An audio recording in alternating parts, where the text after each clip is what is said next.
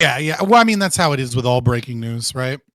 What? Yeah. It's like, I challenge anyone. It's like, look, you're an expert in at least one thing, probably. Whatever that thing is, right? Go Being a whore and read news. Yeah, whatever, right? Go and read news articles about the thing you're an expert in. And then what you will see is that they have literally no fucking clue what they're talking about. Like if it's the thing you're an expert in. And then people will know that, internalize that, and then completely forget that the moment they read any news organization, right wing or left wing, right? This isn't a specific issue to one side of the political spectrum or anything. And they'll be like, well, I trust Fox News and CNN on what's happening in Iran today. And it's like, dude, you just told me that you were an expert on this thing and every journalist got it wrong. But now that you're talking about something you have no idea what's going on, you're just expecting to be well informed by these people. And then on top of that, you add breaking news. So when people are like, breaking news, this just happened, and like the AP reported it, I'm like, okay, that's fucking meaningless to me. Like, do they have video proof of the thing happening with the context in it? No? Okay. Then, all right, well, we'll wait a couple days and see if that's true. You know what I mean? Like, yeah, it's a nightmare. I agree. That's why I'm pretty cautious wading into these types of topics. Luckily, we have all the video proof we need. Do we? All the AI-generated video proof? Nah, we have plenty of actual video proof. Plenty. Copious amounts, even. Well, yeah, I mean, like, certain things can be verified by video in on the ground, developing situations. But the thing that can't necessarily be verified is context and scope, right? So it's like, and I think the media, you don't know to what degree something is representative of the whole, just because you have individual anecdotal video of a thing, and then you don't necessarily know the context in a thing, right? So like, I watched some chick on Hassan's show, right? Or on Twitter, and he from his stream where he was like, I was shot in the arm because they targeted me and my comrade told me, to watch out. And then my arm's broken or fractured or something. I don't know. And it's like, okay, well, what's the actual content? Like, was she doing that? Is that just a lie? Like, where's the other video? You know what I mean? Like, so it's like, was she crazy and running up to people, or are they targeting people? Like, you don't the context is missing. And then of course the scope is missing. Like, to what degree is that representative of what's happening everywhere? And then to what degree isn't it? Right. Like, I think we heard so much with BLM, and we're hearing it again with mostly peaceful protests, whatever. Right. It's such a hilarious thing. It's like, that's pretty funny. Right. Well, it's technically that's true. You know what I mean? But that's true of every riot, right? That's true of every protest, right? And so it's it wasn't until much later that we got a mostly full accounting of the damage to know that hundreds of millions of dollars of property had been damaged. That's the number. 20 billion is going to be estimated. Let's hold on. It depends on how you count it, but sure. Let's hold on to this for the actual topic, please. Yeah, we can do that. Don't worry. I did see that video of that Australian woman getting shot. That didn't seem to be. But I'll hold on. I actually hold on to it. I actually had a. We went away from what I was saying. I actually had a border patrol outfit I was going to give Garfield today. I thought it would be very appropriate if we gave him an ICE uniform before we brought him on. Oh, God damn it! I've got a question for Lactoid. And then I was going to have my other cat with the Mexican flag. I thought that'd be pretty funny. So I was told that was insensitive. You took issue with my conversation with Wick, apparently? Or at least that's sort of... Are you talking about the video? Yeah, I spoke to him about that video. Yeah, I was losing my shit in the chat. Did you see that? No, but someone came in afterwards. Wick brought in a third person, and they mentioned you of you wrongly disagreeing with me. Yeah, just give me a moment while I get set up, and then we'll I'll take some issues with some of the things you said. Take some. Okay. Fair enough. While we're waiting on Lactoid, he's channeling his FUBU being so late. Corey. Under 5 minutes.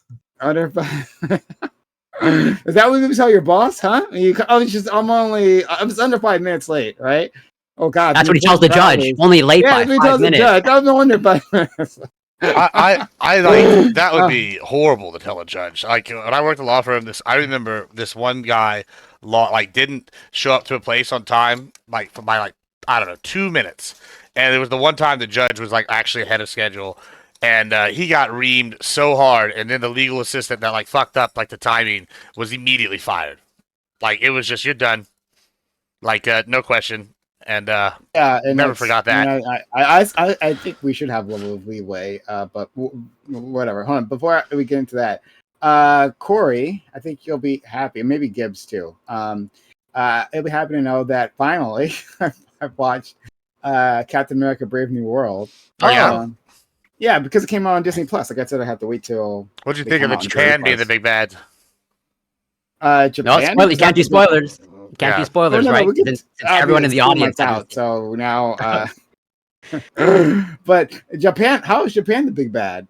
Well, I mean, I guess they were poised against like the American-led order in that one. So like it was like the not so big bad versus, the not so good. They were never the enemy. I mean, like they were another party. Well, that's an interesting take we could dive into right there. Like who was the good guy in Captain America: Brave New World? Captain America? Yeah, Captain America. Real shot in the dark there. Captain America was the good guy, He was trying to promote American interests abroad, as he should. Well, I mean, yeah, sure. Okay. And so was the president. Like, when these types of movies happen, like I have to like turn my like anti-imperialist brain off, like to enjoy a movie, honestly, I'll just have to like ignore all these parts and like, oh, this is not how America acts at all. But beyond that, I have one complaint about the movie, but overall, and I'll share it with you in a second. Overall, I thought it was a solid movie, right? I don't think it was perfect, but I thought it was a solid movie. I agree with that. Great action scenes. The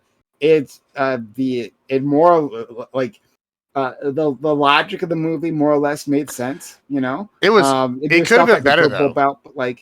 I'm not saying my biggest issue is they cut out B+. I would probably rate it like B somewhere in the B minus B plus range. I would agree with that assessment. I do have my one big complaint is maybe it's just because I'm a big Seth Rollins fan, but the fact that they cut apparently they cut a lot of scenes with the Serpent Society, and then what's his name came in and only filmed like his scenes after they'd already filmed a lot of stuff, and so apparently a lot of the stuff with like Seth Rollins is left on the floor.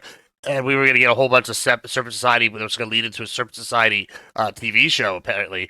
But apparently they cut all of this, and it's like no longer in the works, according to what Seth Rollins is saying. Which I get, and then so I guess the WWE gave him a big storyline instead. But I'm a little disappointed because I think he would have been perfect for whichever snake he was supposed to play. He would have been perfect for that role. Marvel did announce a Serpent Society. I had seen like the announcement thing. They did announce a Serpent Society property. I know it was a show or a movie, but in any case, and so yeah, they did seem to pull back on that. And I think was it Louis Esposito or something like that? I forget exactly. Juan Carlo. Yeah, he's a great actor. Juan Carlos Esposito, excuse me. Yeah, he's amazing. No, he's amazing. I love him, but like I think he was wasted here. Yeah, he was just inserted in or something. I don't know. Yeah. He didn't really fit in his last Disney thing either. Like when they put him, I enjoyed him as the big, a bad guy for in the Mandalorian. But when you compare him to the bad guy for the first season, the client, which was Werner Herzog's character, when Werner Herzog, which the director, he gives that played that guy, whatever. When he gives that speech at the end of that first season, where he's like, safety, security, economic prosperity, what metric? This is something I could see an actual guy giving, and the guy then he turns and looks at the camera and then looks at you and say, I like to see the baby. Holy shit, this guy's terrifying. And then to have Juan Carlo Esposito come in, I'm like, okay, this is a big bad I can believe. And he just kind of was goofy as the big bad. And I was in the Mandalorian, I'm just man, I really would like to see him as more. They didn't give him enough power, I don't think. They didn't give I disagree with you on this one. I thought he was great in that one, and I didn't think he didn't read to me as goofy in the Mandalorian at all. But I mean, I respect your opinion on this. I respect you guys' opinion. I just Yeah, I thought he was in that one he was better, especially contrasted to this. I mean, like it just seems like he like they gave him like a fight scene, and it was just like, well, Captain America can barely fight this old man, and I don't know, it was just like it's kind of pointless. Kind of pointless. I agree, and I think an actual Serpent Society thing would have been more interesting. I don't know much about the Serpent Society. I'm not like yeah, they're not mine. Big into that level of the Captain America lore, but that would have just been like better. Like they just like threw a name. Like, okay, let's pull out of our IP bag, right? What do we have here? Oh, I guess it's the Serpent Society. So we'll plaster that on like the group. But it could have just been like generic terrorist group A, right? Has stolen the MacGuffin, right? And you got to beat them up. And that's as much as it had to do with that. So like it was completely pointless there. Like they should have really just changed the name to anything else, and it would have been better.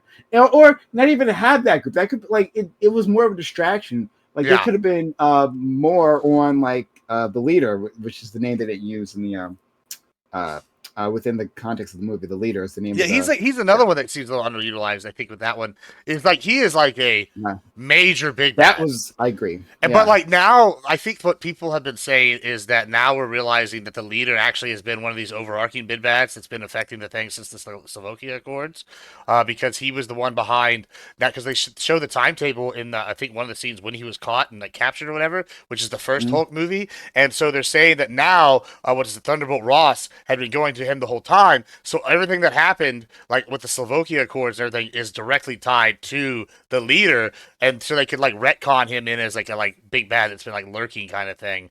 But he felt a little wasted. Well, if they were trying to do that, then they didn't fail. Like, impress upon the audience that yeah, you shouldn't have to discover that. Yeah. I think if they really wanted us to feel that way, then they would have like made it like abundantly clear. But it doesn't matter anyway, Trey, because he was like not memorable. Like he was like, oh, I can tell all the probabilities, but then like he was wrong most of the time any which way. So okay, whatever, right? Like we didn't really get to see like how incredibly smart he was. He just like made some like wild ass statements that like on 2 occasions was correct. Then we're like, okay, I guess he's smart. I don't know. And then he bioengineered the president. No, so here's my big issue with him. Overall, again, I think it was fine. Like the things we're saying now, I think are notable, right? Which definitely keeps it from being an A, right? And the thing I'm going to say doesn't necessarily affect its grade, especially with general audiences, right? But like it's a problem for me. There's literally no point in putting the Red Hulk in if you aren't going to like have a Red Hulk fight. Like if people understand, right? Like, hey, the for Green Hulk, the madder he gets, the stronger he gets, right? For the Red Hulk, it's the madder he gets, the hotter he gets. Mm-hmm. He has a different power set. You could see that they like referenced it slightly because like when he's like transforming, you can see his suit start to burn off, right? Yeah. You see like heat waves coming off of him, but it plays no part in the fight, like not one bit. But like that's his thing. He has temperature raises, and so like he's strong, but like not like Hulk strong for those reasons, right? It's a different type of fight. So like there's a lot you could do with that, right? To make it difficult for Captain America to fight him. None of that was messed with. So like it might as well it was like literally a recolored Hulk. Like literally that's all it was. I didn't like that. I'll tell you one other problem with the Red Hulk. Like, all right, so Harrison Ford is one of my favorite actors of all time, right? However, the guy is damn near like dead. He's like 1,000 years old, right? Like I think he's 83, 80. Yeah, he's 83. How many? He's old, but he's old, dead. Bro. Like almost 1,000. Yeah, almost 1,000. This guy's ancient. Like now, I love Harrison Ford.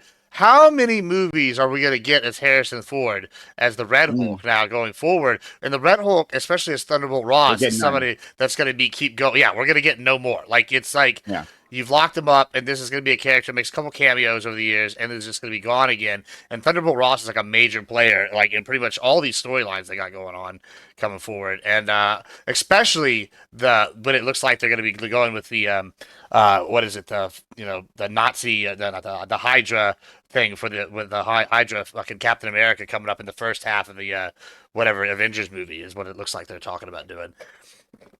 They could just CGI him in moving forward, like the technology's there now. So, yeah, but like I mean, but I don't know. You're gonna have like I guess they could like Tarkin him in, but like you're gonna have like a CGI Harrison Ford. Like why aren't you gonna why wouldn't we just do that with the original actor then at that point? Like I mean we could that's probably the direction we're going in at some point. Like, yeah, I mean like at that point they might as well just made it Peter Cushing and because they already have the rights to him and they could just use him to play Thunderbolt Ross in perpetuity at that point. I don't know why they I don't know.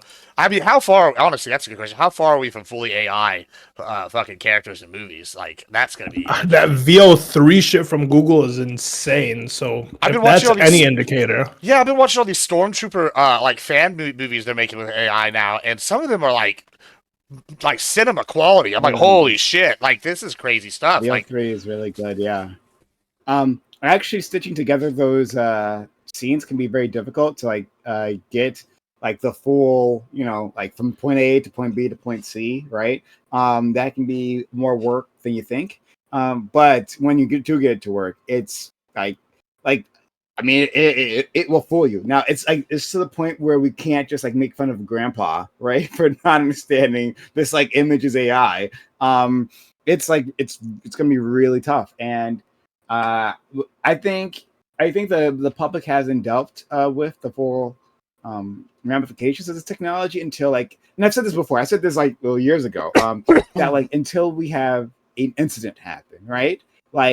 Maybe a significant part of the public is fooled by misinformation, something that otherwise there's no way they would have been able to tell, but they fall for it, and it causes some sort of disaster. Then we're going to deal with it, right? But blood basically has to spill before that happens. I think something that's really interesting is with each successive generation, it appears that the incoming generations and millennials, right, compared to previous generations, are less and less capable of critical thinking or rational thinking, and less capable of reading or being literate, but also more and more capable of recognizing fake content, recognizing AI content, recognizing when a TikTok is an ad for a product, even though it's sold like it isn't an ad. I don't even know that if you show really good AI or really well thought out ads where it's a story about some woman's life. I saw one recently about her husband, and it was literally obviously just an ad for sex candy that they eat, spicy chocolate or something. Oh god. Right. But it was a 3-minute story, and she only mentioned the product twice. And in the story, it's about her being cheated on and all this other stuff, and how her ex was controlling. Right. And so it almost got me. I was because I heard that, I heard it popped up the first time. I was why the fuck did she bring that up? That's so weird. And then she brought it up a second time. I was I just watched a 3-minute fucking ad for some sex candy bullshit. What the fuck? You almost got me. Right. And it's I'm pretty sure that if I showed that to my little sister who's Gen Z, right, she would immediately be why are you showing me this dumb ad? But at the same time, if I show people from Gen Z, if they can't read third person omniscient, they can't. They literally cannot read, they cannot fathom complicated concepts regular ass fantasy literature written 20 years ago, because of the way media and literature has been shaped to their mind, that it's foreign to them. The same way that I think AI, they hate it and they don't get it and they don't connect with it. I'm not saying they're incapable of it, but they just can't connect with it. And I think it's the media landscape changes so that Gen Z is able to see. Scott, I think I disagree with that statement. I think, all right, so I'm trying to come to terms. To be fair, most Gen Z can't fucking read. Let's be honest. Well, hold on. So I'm trying to come to terms with this situation, right? So I've been trying to educate myself on the literature like the literature crisis, the literacy crisis, I should say. And what people have been saying. So like in general, I am quite skeptical when I hear like this next generation is in trouble because, right? That's like what we usually hear. Like each generation, like the cries, like how the next generation is in some awful crisis and things will never be the same and it's the end of society, right? So like I'm very skeptical of this. However, I'm trying to take this literacy thing seriously. And what it seems like is the problem is less that like media has changed, at least from what I'm hearing, from what teachers are saying, is that like with the advent of generative AI, a lot of kids, and with the interruption of COVID, that's also an important part. But like, they're not thinking. Generative AI, they are summarizing text, and they are having trouble like going through and picking out like the important parts of like a text, especially like a long novel. Some people, lots of kids, according to teachers, right? And I actually have a few articles on this. Maybe we should. Yeah. I was trying to. Hold on, I was trying to be descriptive, not prescriptive, and like I delved into the prescriptive a little bit too much. But like what I'm mostly saying, let's get a social media landscape. Let's put that away, right? Okay. There's a million things we could talk about. Like we could talk about the fact that people don't read in school anymore. They read excerpts. They don't actually read whole books. Like they stopped reading. They stopped demanding any level of like thought from kids. And they're just like, regurgitate the talking points from the textbook. Like there's a billion reasons we can go into it. All I'm saying is that we are getting to a point where each successive generation seems less capable, or at least millennials and especially Gen Z and potentially Gen Alpha. It's hard to tell yet, right? Like the ship might be righted at some point, but that they're less literate. And at the same time, they're way more adept at being able to see through AI or even be able to vibe out like when something's not right. Because you show like the most basic AI to boomers and like they're like, oh my God, those poor kittens in the road. Yeah. And it's like, we can look at it and be like, this is so obviously AI. And they're like, it's not real, but it picture. And it's like, what is, it's like you make $250,000 a year at a large corporation, and you can't tell that these cats in the middle of a stormy weather with a car that looks like a cartoon and the license plate is in half English and half Cyrillic isn't fucking real, and the cat has 7 legs, one of them. Like, I can't tell this is fake, and they're like, oh, I didn't know. Whatever. Yeah. You know what's interesting though is like along with that, it's like I think it's 2-pronged, right? Like there's what you described with the AI, right, and then there's like this idea that like these that I see all the time where people like can't like digest content that's not like that's longer than 3 minutes or a minute, right? And they'll tell you stuff like as if it's fact.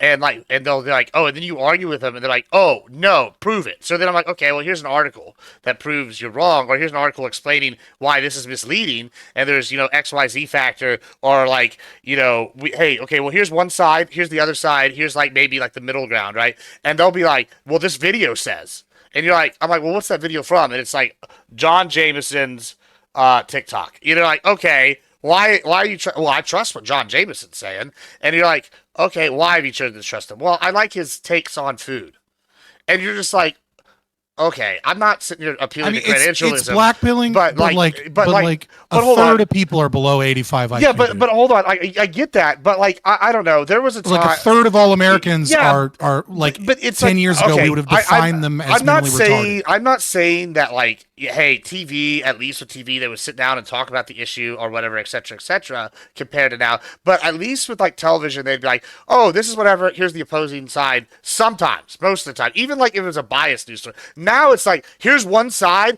it's fact.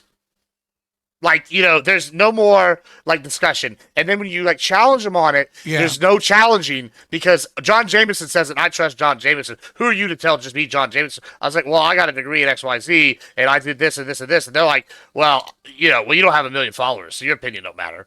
You're like, there's a really cool documentary on Buckley v. Vidal, and that really is the beginning of it all.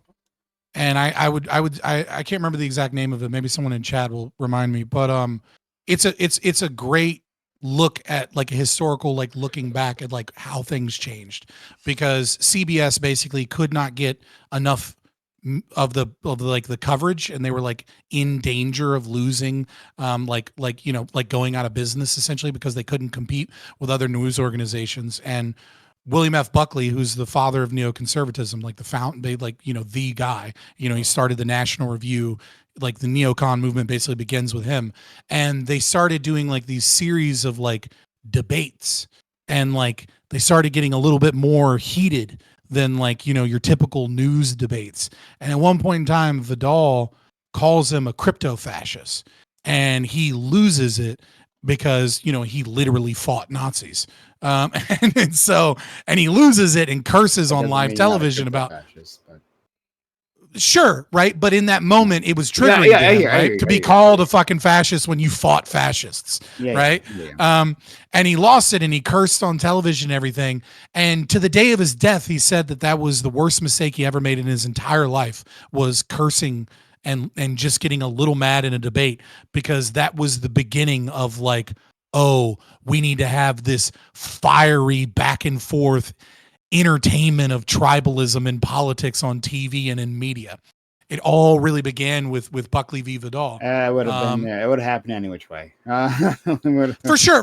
But like to him, he thought that was like a big catalyst, and he was, with him being like the guy that was the neoconservative movement, and having so much respect and clout, and he went on to do like is it Crossfire? Or right, like and so many of those famous interview debates and things. Like what we do here, that's where the roots of that began, right? Like we owe, if you're a political streamer, you owe your history to like William F. Buckley in a way, and the kind of the programming that he did, and the change in the media landscape. I pray to him at my altar every day, actually. So I hear you. For sure. Oh, great, William F. Buckley! Can we please bring some more bombs for the military-industrial complex? We must fight communism with Lockheed Martin. So. Gibbs, are you talking to us or your audience? To your audience? I was saying, yeah, probably just tell them it goes back to Socrates. There's Donald. That's what we can thank the fiery rhetoric today when they're committing suicide at panels right there. Nothing is more fiery than that, bro. What are you talking about? I mean, he didn't, but okay. I get the Socrates was forced suicide. Well, yeah, exactly. How base is that? No, it was the loser not really. gets suicided at the panel. Well. Not really. Like it was literally a punishment that they knew wouldn't be enacted if he just left Athens, but he chose to commit suicide to make a martyr of himself. This sounds like framing. Sounds like framing. I like my framing better. Well, it was basically banishment, and if you don't accept the banishment, then you're gonna have to drink poison, essentially. And he was like, "Fuck you, I'll drink the poison." What he should have done is drank a bunch of poison all month and like got his body used to it, and then gone and drank the poison. Or done like a Napoleon thing where you drank so much poison that you vomited up, and then you're like, I'm immune. Blackfoot is actually doing that right now. He drinks little bits of poison. That is alcohol. There's that guy that does snakes. True. He's the universal antivenom now. I'm eating really spicy Pringles, but I wanted to say, I was watching a show called something about you're out in the middle of the woods. You gotta like survive. Naked and Afraid. Not Lost. Survivor. Not that one. Naked and Afraid. It's like 100 of those. Were they naked? Yeah. Okay. Well, all right. It's one of these shows. Man versus Wild or something. No. Okay. There are a lot. So it's a nature show. It is great objects for your memory. Yeah. No, for sure. Is it called Los Angeles Today? No. It's definitely. Oh, nice. Yeah. Surviving out in the wilds. Yeah. Anyway, you basically get like dropped off in the middle of nowhere, and you gotta it's like something like Alone. The show might be called Alone. No, it might be literally called. Literally, like it's one singular person, and they have to I think it might quite literally just. I think you are correct, and it's gonna be pretty sad if I remember that better than you do, but whatever. Well, I said it first. So you had this basically everybody's alone, but they have like a bunch of different contestants at different areas in this giant wilderness, and they got to like survive. And there was like 10 of them, and there was one guy who was like from Mexico, and he grew up drinking the water there, and he was the only one who like didn't get horrible intestinal parasites and had to like get flown out because he was also the only one who didn't boil the water. Everyone else was boiling the water. he was just drinking the water straight from the river, and he's the only one who didn't get like the parasites and sick from the water, and he won. He won the challenge. No, like he already had the parasites in there. Yeah. He was just used to it. Well, there was a so Survivor there is something episode, to what you're saying, Gibbs. There's a Survivor I've episode. never seen a television show prove that somebody needs ivermectin more than what you just described. No, you say that. They had this Survivor episode. There's like this. There was a 60-year-old. I think he was 64, and he was a former Navy SEAL, like Special Forces guy or something like that, right? And everybody's dying. They can't get the fire going, so they can't boil it. And he keeps coming back like, how are you hunting stuff? And how are you like doing stuff? How are you fine? He's like, oh, I've been drinking the water over there. You're like, oh, it's still water. He's like, no, it's moving. And they're like, bro, there's like all sorts of stuff. And he's like, watch, it's totally fine. And they're like, and then so like two other people do it, and they had to get like Halo flighted off the show because they had like got caught like dysentery like immediately. They're like, how are you doing this? Well, I was Navy SEAL and I did all these things. Yeah, he basically told me he was built different. So they immediately voted him out the next fucking round. They're like, we're not gonna be able to beat this guy. He's the only guy. No water for anyone, I guess. Yeah. I saw they made that thing that's going to turn all salt, like turn any salt water into drinkable water in like 5 seconds now. That you got that new filter they're talking about. They say it's going to end the world water crisis. Yeah, I've seen that. They come out. They come out with the water filter. product. Really? I'm sure they'll say that to the investors. Yeah, they have like live straw. There's all sorts of different like survivalist things that they sell. People like me. But I wanted to ask Corey something real quick because he brought it up earlier, but then I had to like fix some stuff, so I never really got back to it. Could you remind me what your position was exactly again? Because when I was watching I think you finally got to the point where you were like, yeah, she's pretty awful, but like there was more to it. So go ahead and describe a little bit more what what I'm talking about and what your position is. Sure. She was pretty awful. I agree, not a good partner. But at the end of the day, okay, she has no obligation. Could you roll it back so other people okay, yeah, okay. So your mom. No, go ahead. That's fine. You can use her as an example. I don't care. But okay, so there was this clip going around on social media of a TV show. Okay, called Girls. The show's called Girls. Of a couple. Yeah. Whatever. Man and woman. Adam Driver happens to be whatever the partner. Not that matters. But okay, whatever. Oh no! Hold on. They're having conversation on the couch. I'm like, Adam Driver's looks like he's trying to initiate some sexual relations, and she says, "No, can't have it because I just had an abortion," and that's news to him. And then he asks, "Well, was it mine?" And she said, "Yes." And then he freaked out and got, I would say, very angry. And she was very nonchalant about the whole experience. She was nonchalant. And then they went back and forth, and he said that, oh, these are things that you're supposed to consult each other on, and that you are evil for not telling me. And then she said, well, yeah, you don't understand why I didn't tell you. That's, in a nutshell, more or less what transpired. And in addition, she was smug and dismissive more than nonchalant. In addition to his anger, he was just why would you even care? He was breaking things. He like cleared a whole table, and I think that's. And it was, I think, around like a 7-week relationship. Okay, and so my position is at the end of the day, she had no obligation to tell him whatsoever, and I did not view it as a moral transgression. Wick, I believe, did, although I don't want to mischaracterize the position, but that's the impression that I got of like. I know he does, and I agree with him. And he as far as I can tell, my understanding is like Wick understood that level of anger to the point of like throwing things off the table. Pretty much like reasonable crash out. Yeah, we're 30 minutes in, and I get the yell, "Women ain't shit." That's what I'm talking about. We're only 30 minutes in. I staunchly disagree. Both disagree with having that level of anger, or at the very least not expressing it that way. You can be however angry that you want. But yes, you should not ever be throwing things or punching a wall, unless you want to act like a toddler. That's totally fine. And then also, yes, at the end of the day, not a moral transgression in my mind, and she had no obligation to tell him. He's trifling hoes, bro. Since Wick even agreed with me in terms of, at the end of the day, it is her choice. And so if it's not going to affect the outcome, then it's like, well, why? I mean, I guess it's okay for all guys to make sure they take women out on horseback riding after they have sex with them too. I guess that's what we're gonna have to instigate from now on. We'll call it. Is that supposed to cause? Could you elaborate? Causes abortions. Okay. Yeah. All right. But like just after having sex, I don't know if that's true. What he was upset about. Yeah. Like, listen, what? No, we're gonna make it even. Wait, hold on. I thought the horseback riding that had to do with like the what's it called? The skin, like it's popping the hymen. The hymen. Repeated jolts. No. It repeated no, jokes. I don't think horseback riding isn't like a fucking. It's the same as it's the same as falling down the stairs, bro. Tear the hymen. That's true. That part.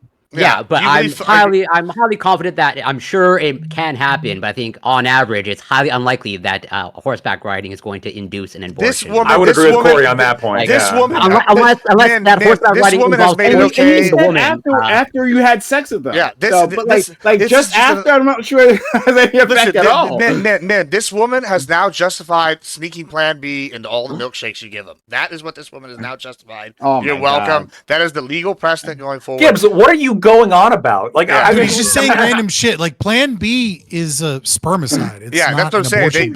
What I'm saying, you should give. He's saying if they don't have to tell you about the abortion, you don't have to tell them about the abortion either. Yeah, wait, hold on. You don't have to tell them about drugging them. That's the same thing.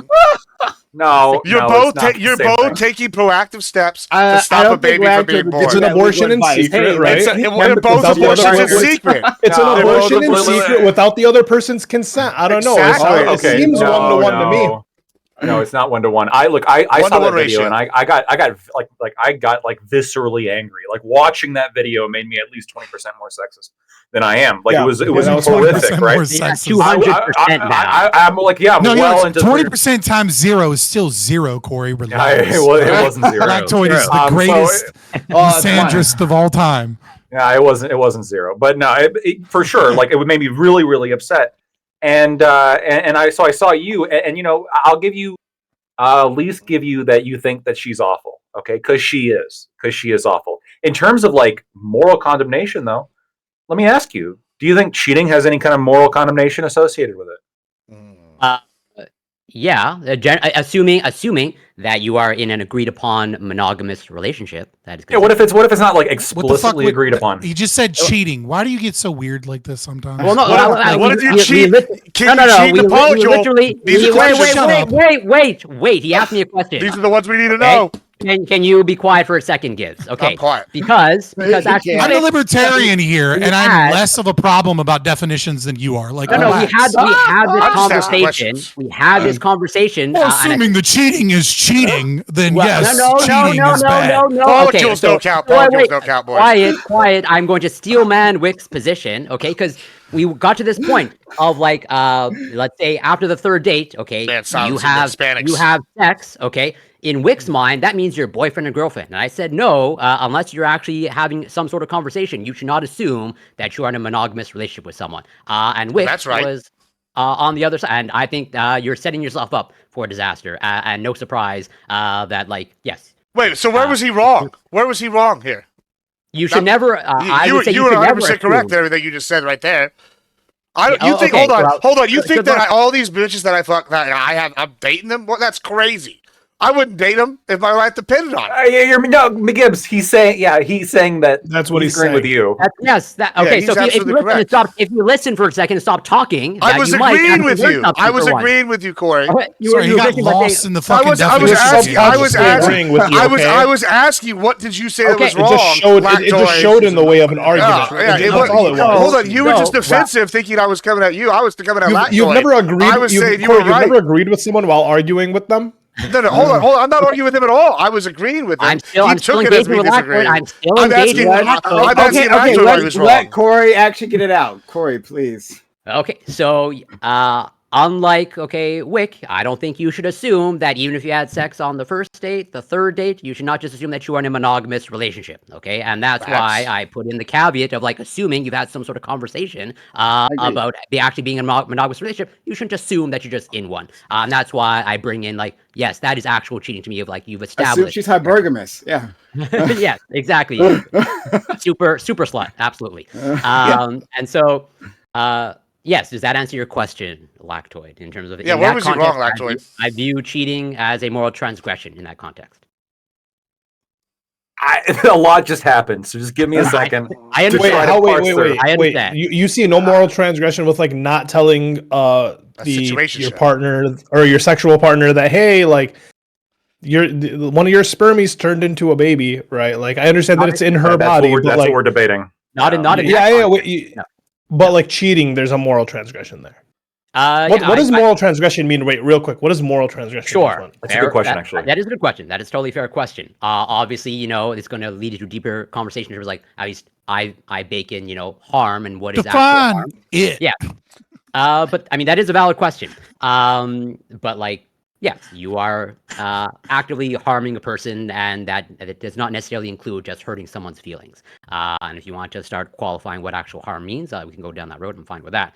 But the reason why, and I had this conversation with Wick as well, in terms of if there was a prior discussion of like, hey, before we actually have sex, if I happen to get pregnant, I'm going to have an abortion, or like I'm not going to tell you. Basically, if there's some sort of predetermined agreement, then like yes, that and she obviously people don't have that discussion, right? People, had that conversation again with Wick of like if you're not having that conversation, well then you reap what you sow, and you shouldn't just assume that your partner that you select is going to tell you of whether or not they get pregnant. And if they don't, like I said to Wick, if you have sex with someone and they don't tell you that you get pregnant, that's on you. You chose that person. And let me ask you. Wait, real quick. But in the context of the video, it wasn't that they didn't tell. It was just like they told them they got an abortion, right? So like they made it clear. She's like, hey, I got an abortion after the fact, right? And so even if they don't tell you that they're pregnant, that's on you. Okay, you selected that person. Them not telling you they got pregnant wouldn't be an issue if they didn't then tell you that they got an abortion. And so what you're saying kind of like in that regard is that like the receiver of that information isn't entitled to like a response or like a moral judgment on the other person who they feel they were wronged by, right? Like that's the issue. The issue is that like if she didn't say anything, no one would know that there is no harm caused. But she told him, and like you're kind of telling the person. Wait, I'm saying harm to the party who was ignorant of the fact, right? Like if I don't know you got an abortion, there's no harm done to you. But there are some scary hypotheticals we can go down. Sure. I'm just saying that like in the context of this video, guys, like but like if she told him, and you're saying like the way it sounds like you're saying that this person's not allowed to have like a response to that information, and like that's what the people are talking about, right? Let me clarify then in terms of they can feel any type of way. They can be however angry they can be red in the face. But they're justified for it. But I would take issue of like how they express that. I take issue with the actions and behaviors. I don't care if they feel angry or sad or enraged or have a bloodlust.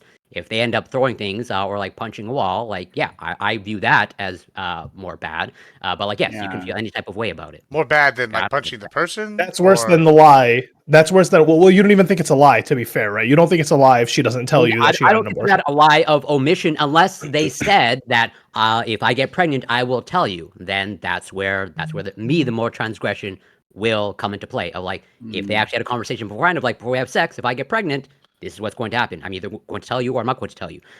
Something to that effect. It's on you. So I think that's a weird standard considering like I'd assume like 99% of people don't really have that. I want to most people are overweight and obese. Like doesn't mean anything to me. I'm going to ask a clarifying question. Yeah, and then I'm going to follow up with a... Yeah, sure. So the very first clarifying question here. So when you say it, I think, quote, actually harming people, but not necessarily their feelings. Can you give me an example of like what is the differentiating factor when like a moral transgression involves harming somebody's feelings, and then when can you harm someone's feelings without it being a moral transgression? Yeah, that's a good question. I'm not sure I have a concrete example offhand. Basically, I don't think in and of itself hurt feelings is enough to cause. I wouldn't call that. Yeah, I would not. I guess maybe I think it's probably better to define harm, to be honest. Oh god, yeah. As opposed to hurt feelings. Well, so it's probably the differentiation. Well, here let me explain. Right, so I was actually about to get into kind of where I see harm here, because I think harm is a multitude of different like avenues. We can go down that road, but here, so I think that she did morally transgress, like very viscerally. I feel like she morally transgressed, right? But I also agree with you that in of itself, like just hurting somebody's feelings isn't necessarily moral transgression. And so one of the comparisons when I look at this, I think about like cheating, right? If somebody, let's say you're in a relationship with somebody, I think 7 weeks of dating is enough. Where 3 days is enough. I think there's some gray area there.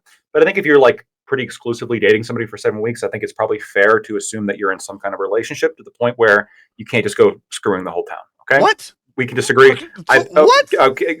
Yeah, fucking Dionysus in the flesh aside down here. Okay. No, I disagree with him.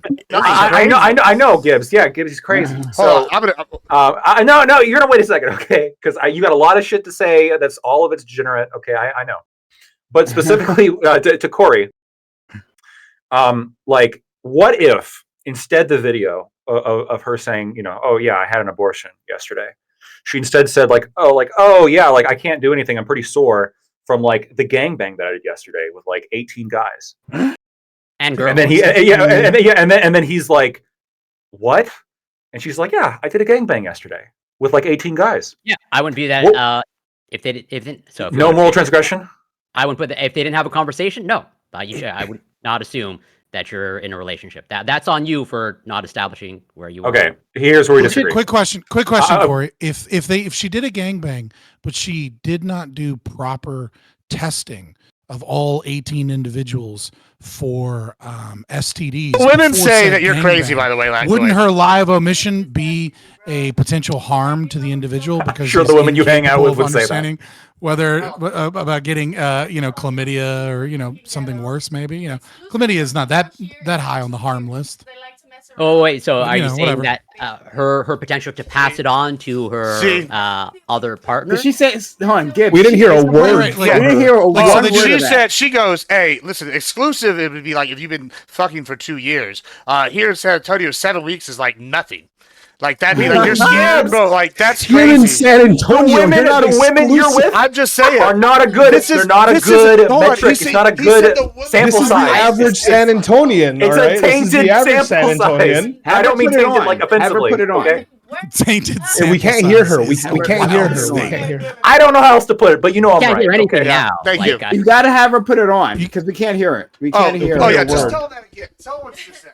No. Yeah, put him on. Bro thinks his headphone mic is a fucking condenser. Well, it was close enough, but like she basically just said, the men are just as bad as the women here. It's like 7 weeks is nothing. 7 weeks is crazy. That's literally sick, like a month and a half. I don't even talk to some of these people for like in 2 week time. So you'll message them, you'll hook up. I won't talk to them for 2 weeks because I'll be working because I have jobs. Like, what do you do? Like, I'm not doing you. He was saying consistent, exclusive dating. Consistent, exclusive dating for 7 weeks straight. Yeah. So what are you calling dating? Even like, I could just be like, hey, I just got off work. Why don't you come over? Like, I mean, that's fucking. That's what we call fucking. Okay, cool. So then I go, hey, let's go out to eat, and then like we go back to the house and fuck. Is that a date? Like, okay, yeah. What if we go to the bar? Is that a date? Like, this is ridiculous. We're talking. Okay, so let's try to contextualize the relationship. So I didn't see this scene, right, because I dropped out of that show long before Girls, right?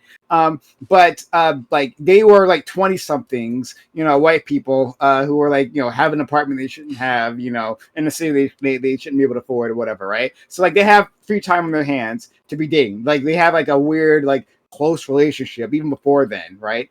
So that's the context, right? It's not even strangers who started dating. There were like people who knew each other previously, then started dating, and had time to get to know each other, right? So we'll move forward with that. Okay. Now, I think, and I have one more question that I think would consistency test Corey, but I don't know if I can ask it because of TOS. Maybe you can type it to me in Discord if you want, and I'll. Can I? I'm just. I don't think it's that bad. So just clarifying question, just basically yes or no, and then I'll explain where I disagree with you. Should a passing trans person have to disclose to you that they're trans before they have sex with you? No, I think that's on you to do that vetting. Okay. So, well, hold on. That is no. Like, wait, what? Oh, to blood. Yeah. Okay, so here's where we disagree. I think that that honesty comes not only from following explicit agreements, but it also comes from recognizing people's reasonable expectations and clarifying if they're mistaken. So, for example, I think that in the cheating example where somebody had a whole gangbang, I think it's a very reasonable expectation that should be understood, okay, amongst a sane society, that this person would have a problem with that, or might have a problem with that. Very reasonably and rationally, this person might have a problem with that. Very high likelihood, because the vast majority of people would. I think this is also the case when it comes to the trans person. I think this is also the case when it comes to STDs. I think this is also the case when it comes to a variety of things. That when you begin to, or even with stealthing, we're seeing, right? If the woman's under the expectation or under the impression that you're using a condom, let's say you like pretend to put it on, you never agree specifically that you're going to use a condom, but like you make it kind of look like you're putting one on, but you're actually not putting one on. This is still stealthing because you created, even though not explicitly, you've created the expectation that you are going to use a condom when you're actually not going to use the condom, right? In this case, I actually think that, like, I don't know how you guys feel on like the level of this, but I think there absolutely is an expectation that, like, if you get somebody pregnant, they talk to you first before you do anything about it. Firstly, especially if if you know this person. Definitely after 7 weeks, I would say I would actually even go less than that. Oh, maybe not a one night stand. Maybe not a one night stand. I'm iffy on that, honestly. I think even a one night stand. I agree that one night. I agree one night stand's like a little bit more difficult, but I would say at all. I would say if you get pregnant with somebody's kid, I think you have an obligation, a moral obligation, to have a conversation with them before you do anything about it, because it obviously incredibly affects their life. What decision you choose to make legally, ethically, morally, in terms of their personal and even philosophy, for their own education purposes, all that shit, to learn how to move forward, right? Like I think emotionally. Yeah, I think what Lactoid's like trying to do is like you should like you either operate in good faith or you don't, right? And like the assumption has to be that like, hey, if I'm doing something that the average person would probably deem immoral, I should probably like relay that information, right? Yeah, and one last sentence. To me, this video, like, it made me so upset to the point where I would rather a woman that I was dating like go through a gangbang of like 20 people than do this to me.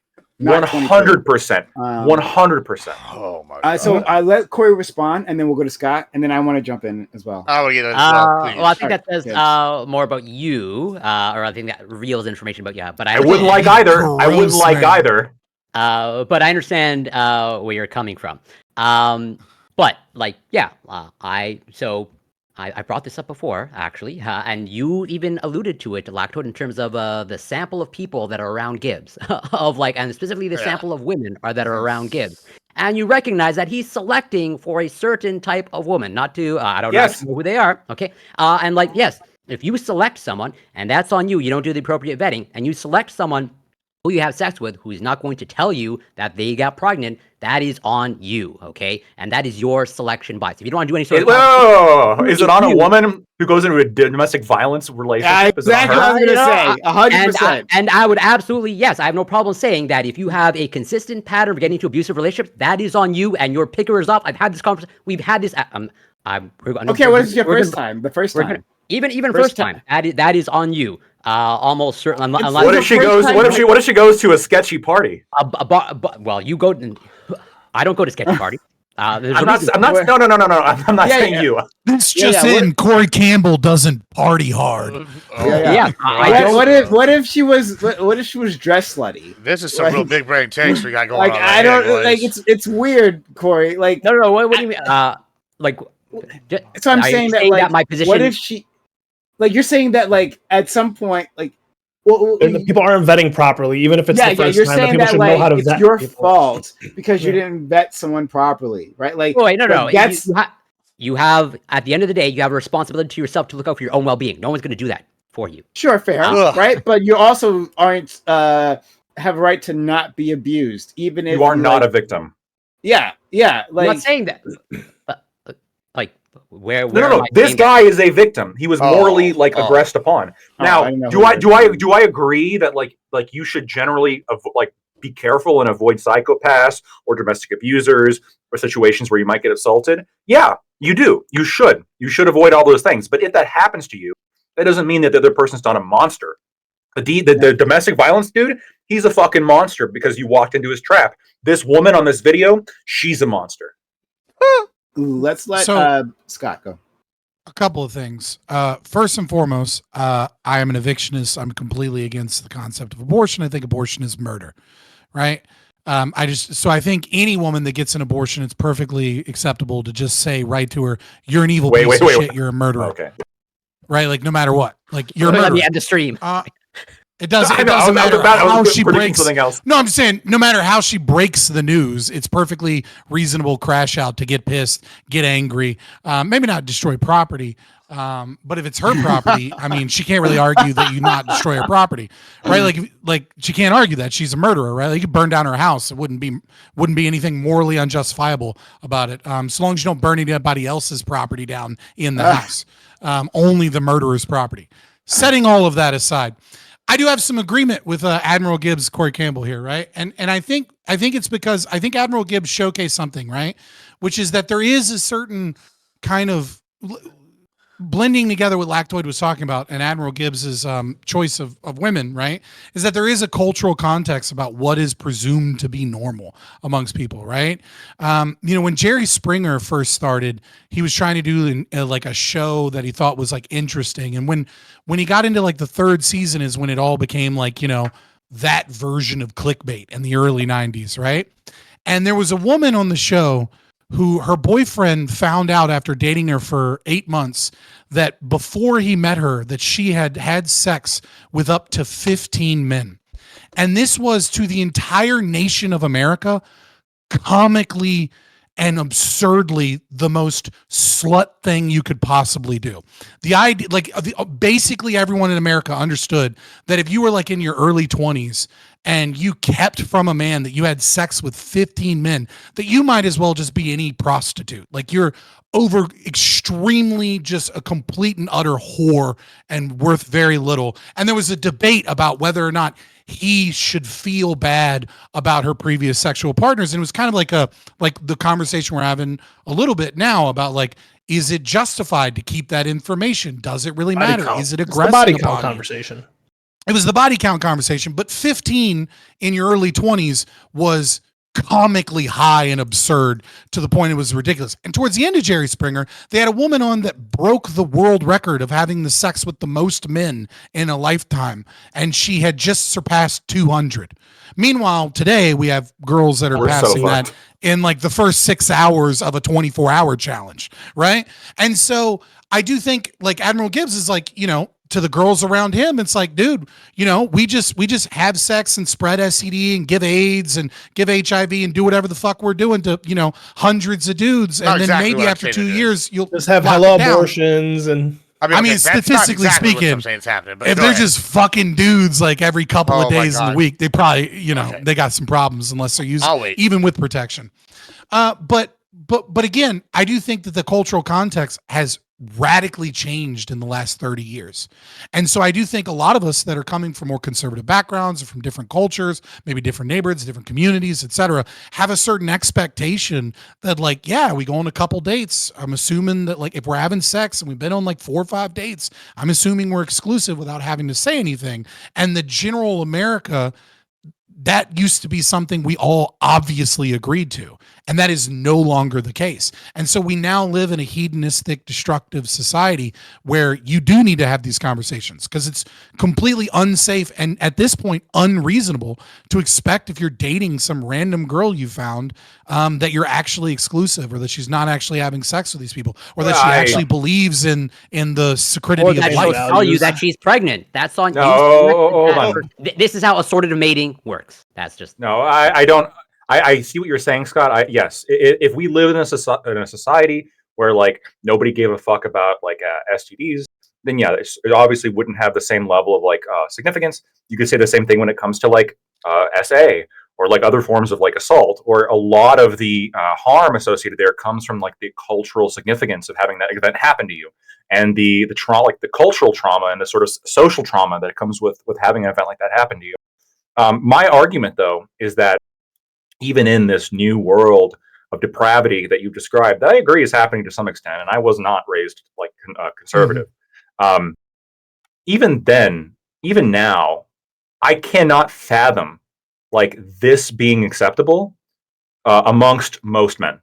That like they're not going to tell you about abortion. You're taking the inverse. I agree with your argument. What I'm saying is you as the man having sex with a woman and not having those conversations, that you're not acting rationally in your own rational self. No, okay. You exist in a world where all of this shit is, and then you're missing like, what I'm saying. To be completely surprised and floored. There's a new normal, and you're abnormal in the new normal. Yeah, but I don't think that's what they're saying. I understand. I'm saying the normal is evil, and I agree with you. But I don't think this new normal is that evil. I disagree with you. I don't think this new normal, like it's. I don't think women in today's society are so like fucked up in the head where they can't fathom the idea that if they get pregnant, they should talk to the person who impregnated them if they've been together for at all, in my opinion, but at least 7 weeks. I think in the vast majority of men's opinions, right? To me, this is but again, so clearly I'm talking about the male on one side perspective in the position. I'm not talking about the female position. I agree that like she's not engaging in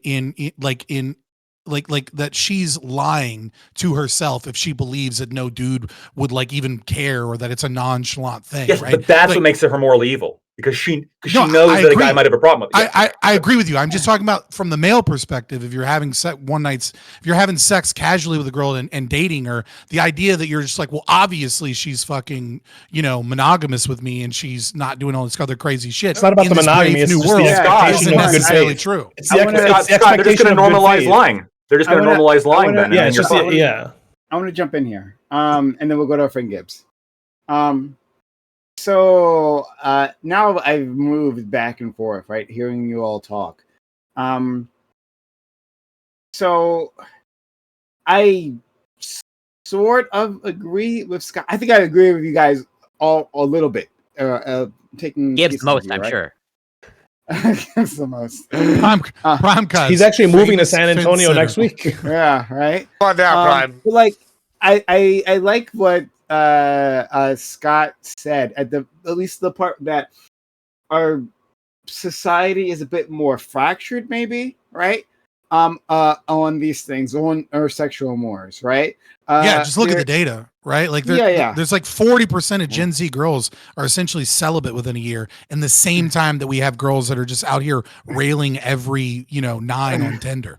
Okay, calm down.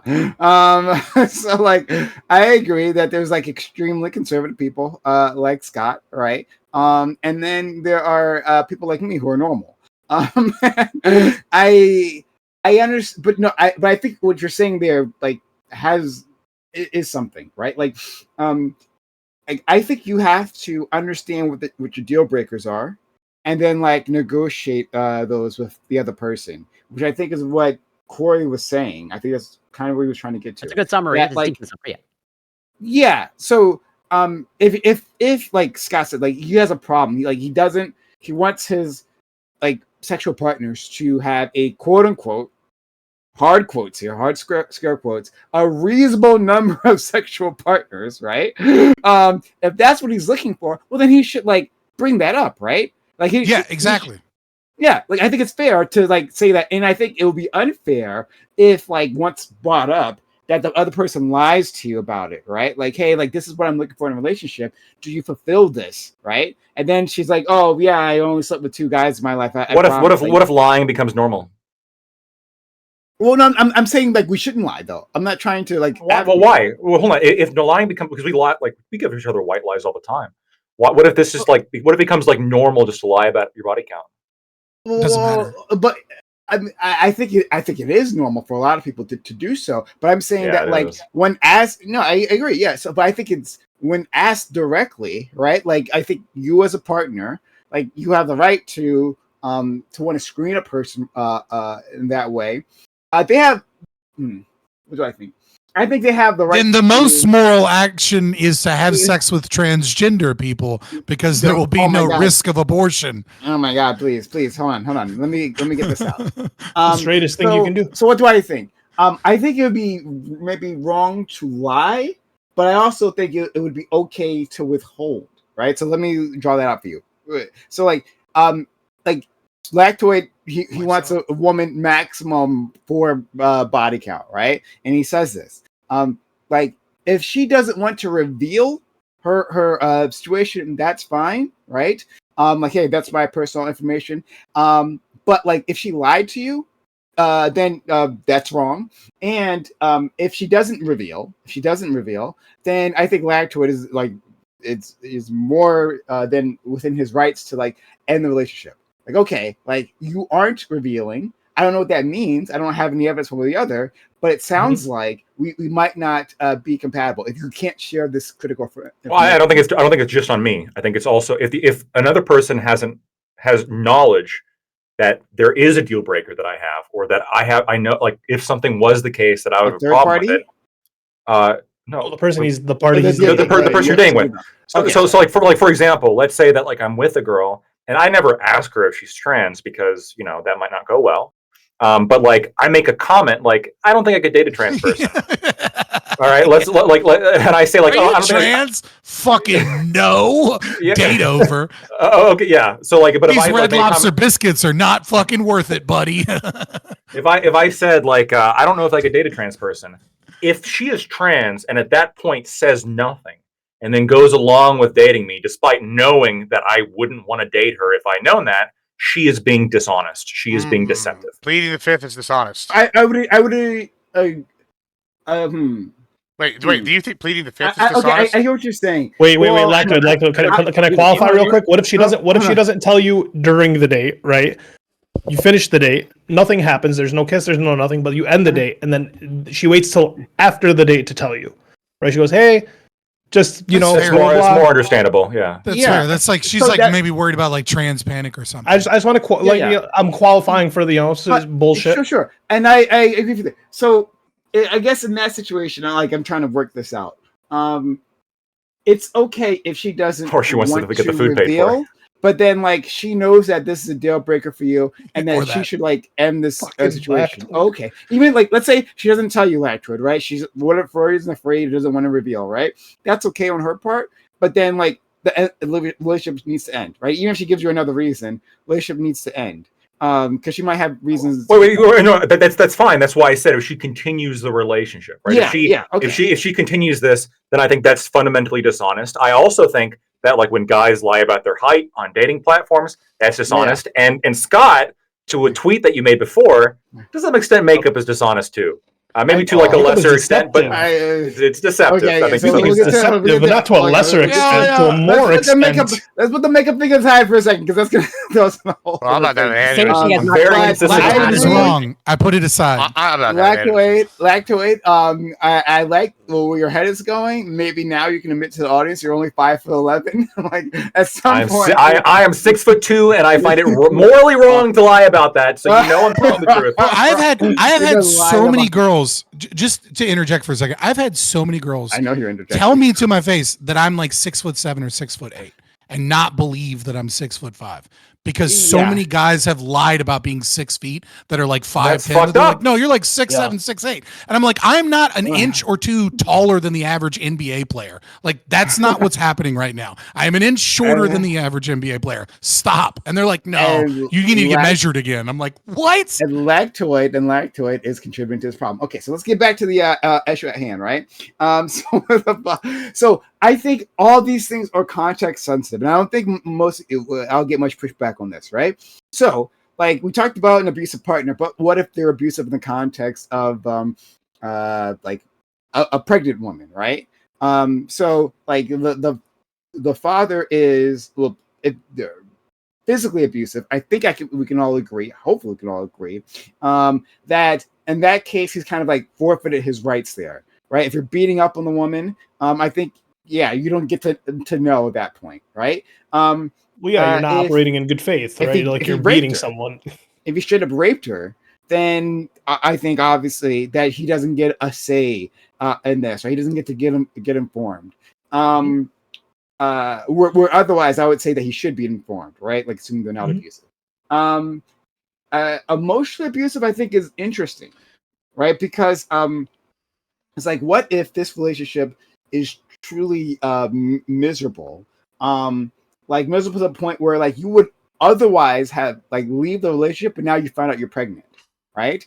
And that would trap you with this individual for a long time. Now they don't put your hands on the lady, right? They don't do any of that, right? They don't force themselves on them, but they're being psychologically such a psychological detriment to her that if she did have this baby, she'd be trapped there and have to deal with that forever. Is that enough? Is she planning on validate? Wait, is she planning on leaving otherwise, or is she going to stay otherwise? Well, she's like planning on leaving. It's an interesting moral question, but also who here hasn't dated girls and been like, my last boyfriend was a narcissist? Like, if you ask women how many men are abusive, narcissistic controllers, it is like 17 times orders of magnitude above those that actually. It's insane. I'm almost done. In terms of the women that you go after, if you're consistently encounter women. No, this is all women. Let me finish. I'm almost done. I promise. I've been going for a while, so I'm almost done. So what if the mother? Well, I've been only going for a while because you guys keep interrupting me. But I like to ask. We're just having fun with this. It's fine. I'd like to ask our friend Corey, right? What if the mother? Poor Gibbs keeps getting... No, I've been Gibbs. I'll wait. What if the mother gives birth and doesn't tell, right? Because before you were like, well, it doesn't make a difference. There's no harm. So when does that end, right? So can she give do the exact opposite and decide to give birth to the child and then never tell the father? Is that okay? That is the exact scenario that I believe Wick also proposed to me. And I said, yeah, that I don't view that as a moral transgression. And if they happen no, sorry, unless there's some sort of some predefined agreement, or you actually have some sort of adult conversation. Do you want fascism in America? Because this is how you get fascism. Takes like that. Wait, you know what? Corey. Women's rights done. The blacks gotta go. Your prescription, you're back and forth at this point. Wait, let me just. I'm securing my fucking lineage with power and violence. Yes. I also mentioned to Wick that I am sympathetic to the arguments of removing all of the legal obligations that men are required to have as a result of getting a woman pregnant. And so if that is set aside, does your position change? And if the answer is no, I'd want to know why. But yes, if you want to go, Ali. Wait, so I know. No. Gibbs has got to go. No. Gibbs. Okay, go ahead. So I gotta say, I mean, all right. Let's just start with a couple of things. I've heard some wild assumptions here. One, it's, Gibbs dates, whatever. I'm going to make that wild statement. You fuckers are all terminally online. And my take is actually the norm. I think the closest take that was correct, around you. Yeah, around you. Sure, that's fine. That's fine, Corey. That's fine. Hold on. I think the closest takes were Corey and Scott's here. Scott with the inverse of Lactoid saying the new normal's evil. He at least is acknowledging the new normal's a thing. Whatever. I want to break down something. Lactoid said, or one of y'all talked about Jerry Springer and 15 people having sex. Everybody laughed crazy. Yeah. All right, cool. I don't know who said that, but that's interesting. That's a really interesting take because let's just examine this. Say you're in college for 5 years. You take a victory lap, right, to get your bachelor's. All right, in that time period, you date people semi-seriously. So you date people for about 6 months, and you figure out it doesn't work. And you date 2 people a year, that's 6 months, and you maybe have one-night stand in that period. In 5 years, you've now hit 15. That's 3 people a year. That's not that unreasonable of a number, right? Okay, that's different than say, Gibbs. You're saying they have a one-night stand at least once a year?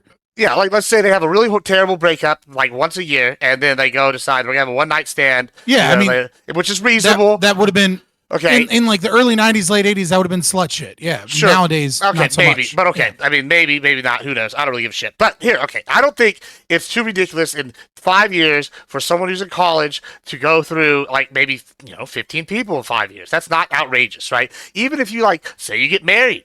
And you get divorced, and you have sex with one person that year, that's your wife, then you fuck somebody else's rebound, then you have a date, and you start dating somebody consistently, now you're at 3. It's not that hard to get to 3 in a year, and over a 5-year period, I think that's not reasonable. So when you're sitting here telling me, Gibbs, it's all the women around Gibbs, yada, yada, listen, I've lived in many towns, I've been all over the world.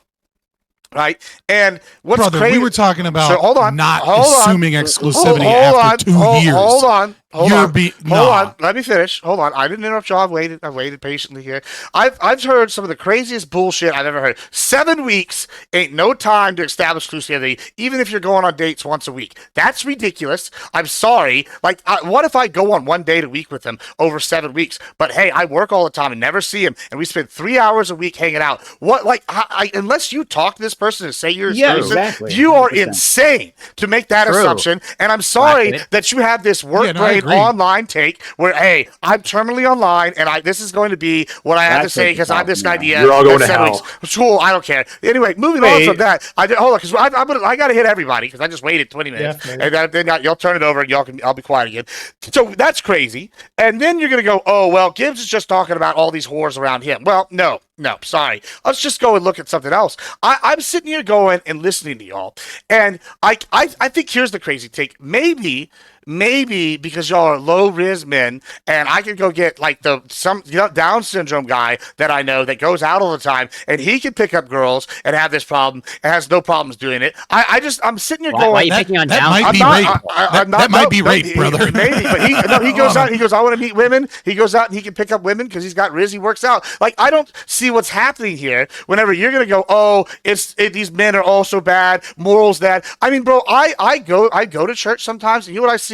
The great hoe reformation. These women have been run through. There's 35 dudes have smashed this chick in the last 2 years, and now suddenly they're trying to settle down and get a man. I see this from the men too. They go to the church, they're like, oh, I found God. I want to have a family. Hold on, I'm not talking about your moral projections right now. We'll get to that in a second. I got something for you too. Don't worry. So we're sitting here going through all this bullshit. This is the norm now. Now, whether or not that's a good thing, and we can talk about that in a second, is a whole different. But for you to sit here and go and act incredulous and go, oh Lord and Lord, it's crazy that people would have sex. I'm sorry, most people that are like somewhat social don't want to just crank it out when they can just go on Tinder, go on Hinge, go to the bar, go to the library, go to the fucking gym and meet people, and then fuck. It's not like fucking's fun. And we got contraception, we got condoms, we got fucking abortion, we got all these things in modern society. Now, whether or not that's a good thing, once again, total different debate, but that's the norm. Now, it might not be the norm for some of these newer generations based on shit, but that's the societal norm. And for you to go, oh, haha, Gibbs crazy, he's just a whore, he's just fucking trashing women and hanging out with trashy people, that's nationwide. Now, I will admit here in South Texas, it's a little different because most people had 15 partners by the time they graduated high school, and a lot of people had kids by the time they were 23. That's a common thing. I'll get it. And that's somewhat cultural thing. You know, you have the Latino culture. It's very big on the cheating. We have like telenovelas. It's fiery, passionate. If it feels right, it is right. This is something that is in our culture. Like, I'm not bashing it. It's just, it's a thing. You have lots of partners. Like, that's what you do. So when you come and sit here and go, oh, you're giving this cultural prescription,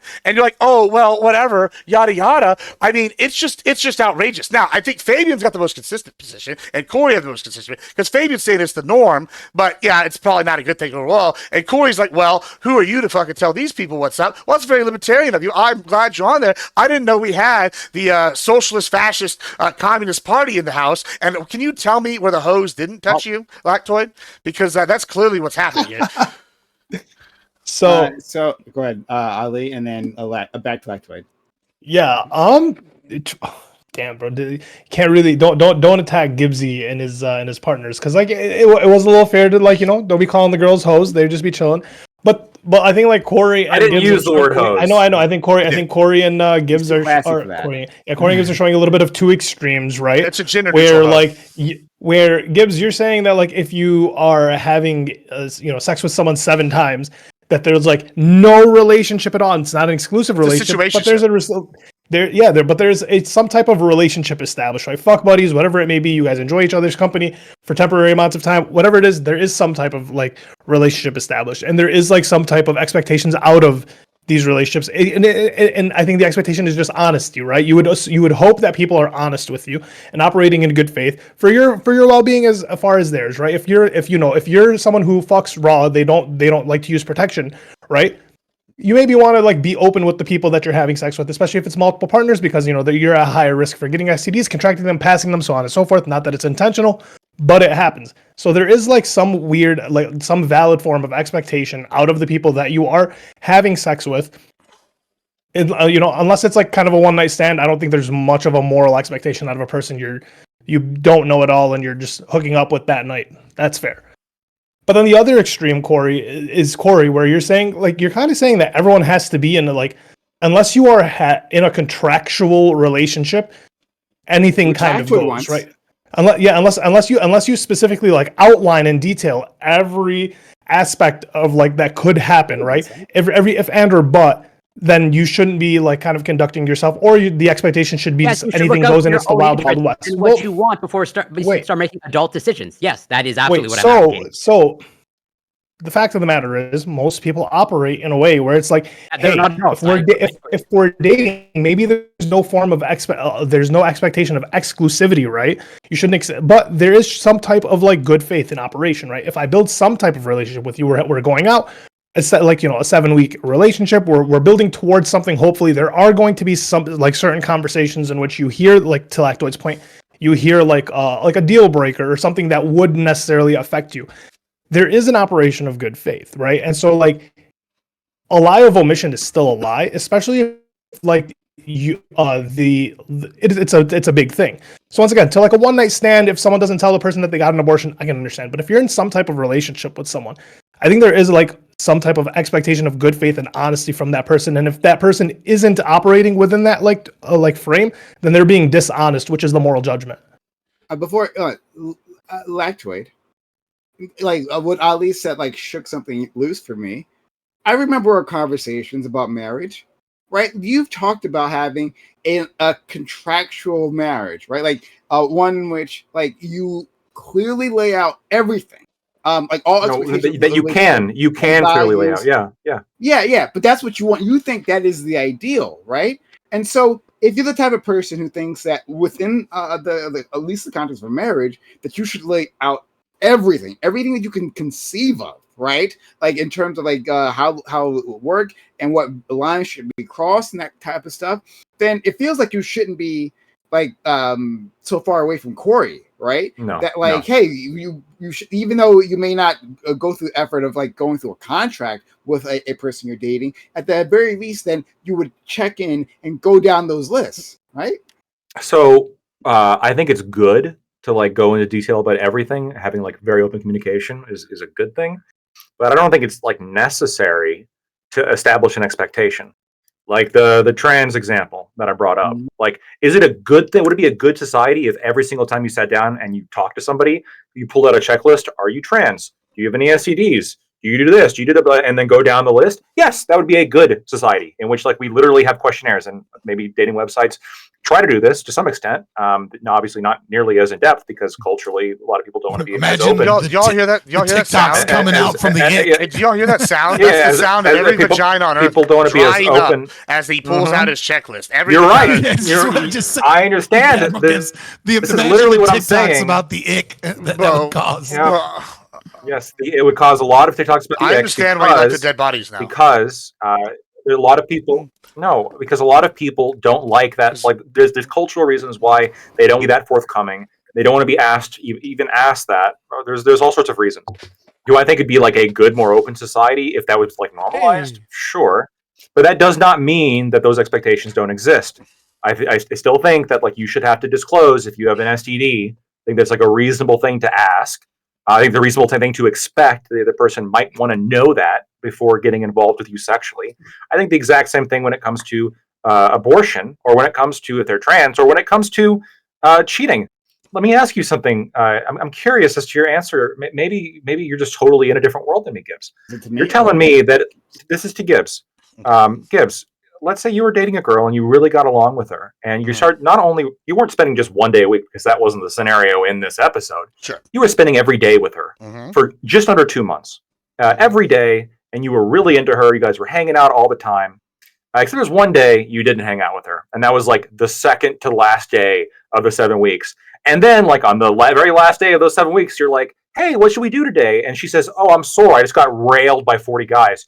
You're telling me you're going to have no feeling of betrayal. No feeling of betrayal. You're not going to look at that and be like, "What the fuck?" You're going to be like, "Oh, okay. I didn't expect anything because we didn't say anything in writing. So I'm just going to go, no, you're going to be fucking pissed." Well, hold on. There's a twofold. No, you shouldn't be. You have no right to be pissed. That's on you. Okay, hold on. There's a twofold answer here. One, there's I have a right to be pissed, right? Because of, hey, yeah, we've had whatever. But if I haven't sat here and talked and agreed it's a monogamous relationship, I don't have an actual reason to be able to be pissed. It's because it's not exclusive. Now, this is why I do break away with Corey here. I think that I fucking hate what I'm about to say. I fucking been yelling at somebody all week for saying this. I will absolutely say, your feelings of betrayal and being mad can absolutely be valid feelings, and you can crash out. But that's because I'm a toxic individual and women love that shit. So what I'm saying is, yeah, I am going to crash out and I'm going to be like, you fucking whore, you got real. Then I'm going to go and try to fuck all of her friends. And then they're going to tell her how great the dick was. And then it's very healthy. And yeah, listen, I didn't claim to be a healthy individual here. I'm just telling you that that's what I would do because I'm honest. Now, finally, I think that you're, and lastly here, I think, yeah, your feelings are valid for this betrayal, because it is a betrayal. Like, oh, you have gone under this thing where you're doing this assumption. Oh, we've been hanging out with it, yada yada. However, big words here. He's absolutely correct. Tough titties. You know what assumptions do? They make asses out of you and me. And guess what? True. She gave up that ass to somebody else because you were assuming. Okay, wait, one more question then. Real quick. Admiral Gibbs and Corey, if you could let me know what you believe is the most comfortable cuck chair by hotel, I would appreciate that. I will. Just in case It's whatever chair you're sitting in when I smash your next-girlfriend. Is it Holiday Inn? Yeah, whatever chair you're sitting in when I smashed your next-girlfriend. That's the chair. Rwanda. I'm just kidding. I would never do that. Okay, so I got it. Got it. So I got a super chat. It's from my main man Doobie, $10. He says, ask Lactoid about the coochie spreadsheet. Oh. If you could. We're not going into that. No. We're not going. I see your face got red. Right now. That's a different conversation. Wait a minute. Do you have no. Of like the different women, their attributes? Was like to sleep with them, like the characteristics of their vaginas? Are you Dennis? Are you Dennis from Always Sunny in Philadelphia? He's got the Dennis system, bro.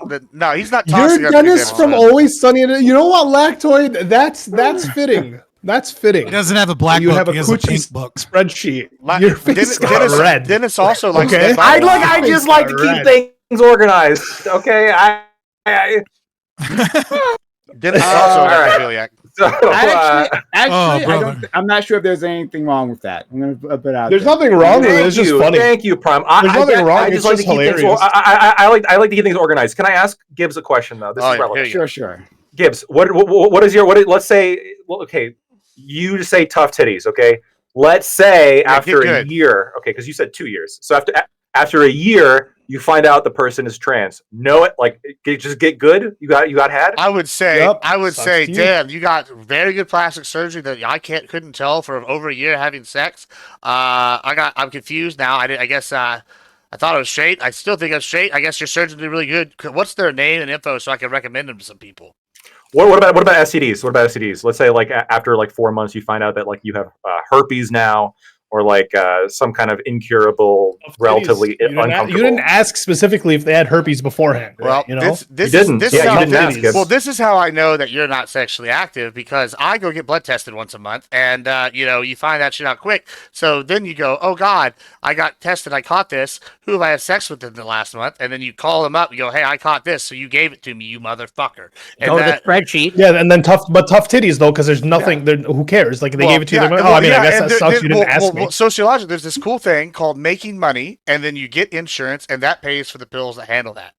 It's amazing. It's amazing. Jesus Christ. Yeah. I mean, listen. Once again, I operate in the world that Corey is kind of like describing. Right. I understand that the world is nuts, and that you should probably have a little bit more conversation with the person that with people that you're going to be sexually active with. Right. So, Corey, I agree with you in practice.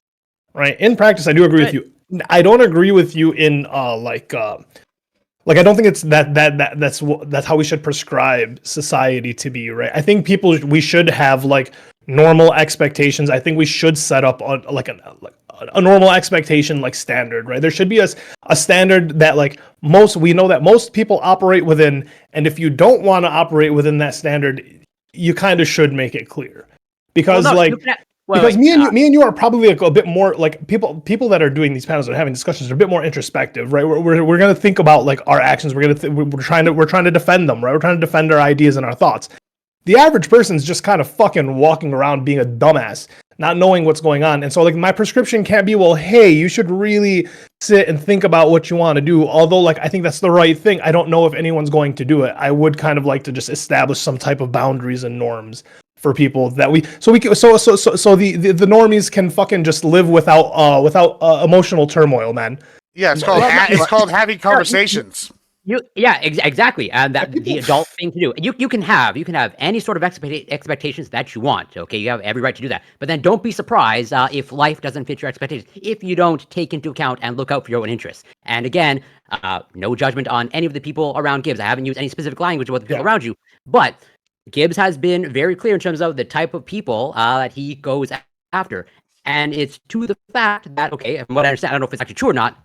He has to encase certain things in his house so that they're not breakable, given the fact of the particular women that he chooses. And that is on him, as in, given the fact that he makes those choices and therefore he has those expectations. As a result of his choices, he has to be accountable for that. And that's baked into his life of like, well, I now need to put my degrees in bulletproof casing because I go after. But then there's people who operate in normal. Let me finish my point. If you don't want to vet the people that you sleep with, then it's on you that they don't tell you that they're not pregnant. It's on you that they don't tell you that they got an abortion. Okay? If you don't want to look out for your own interests and you want to assume, that is on you. That's right. I agree. I agree with you to an extent.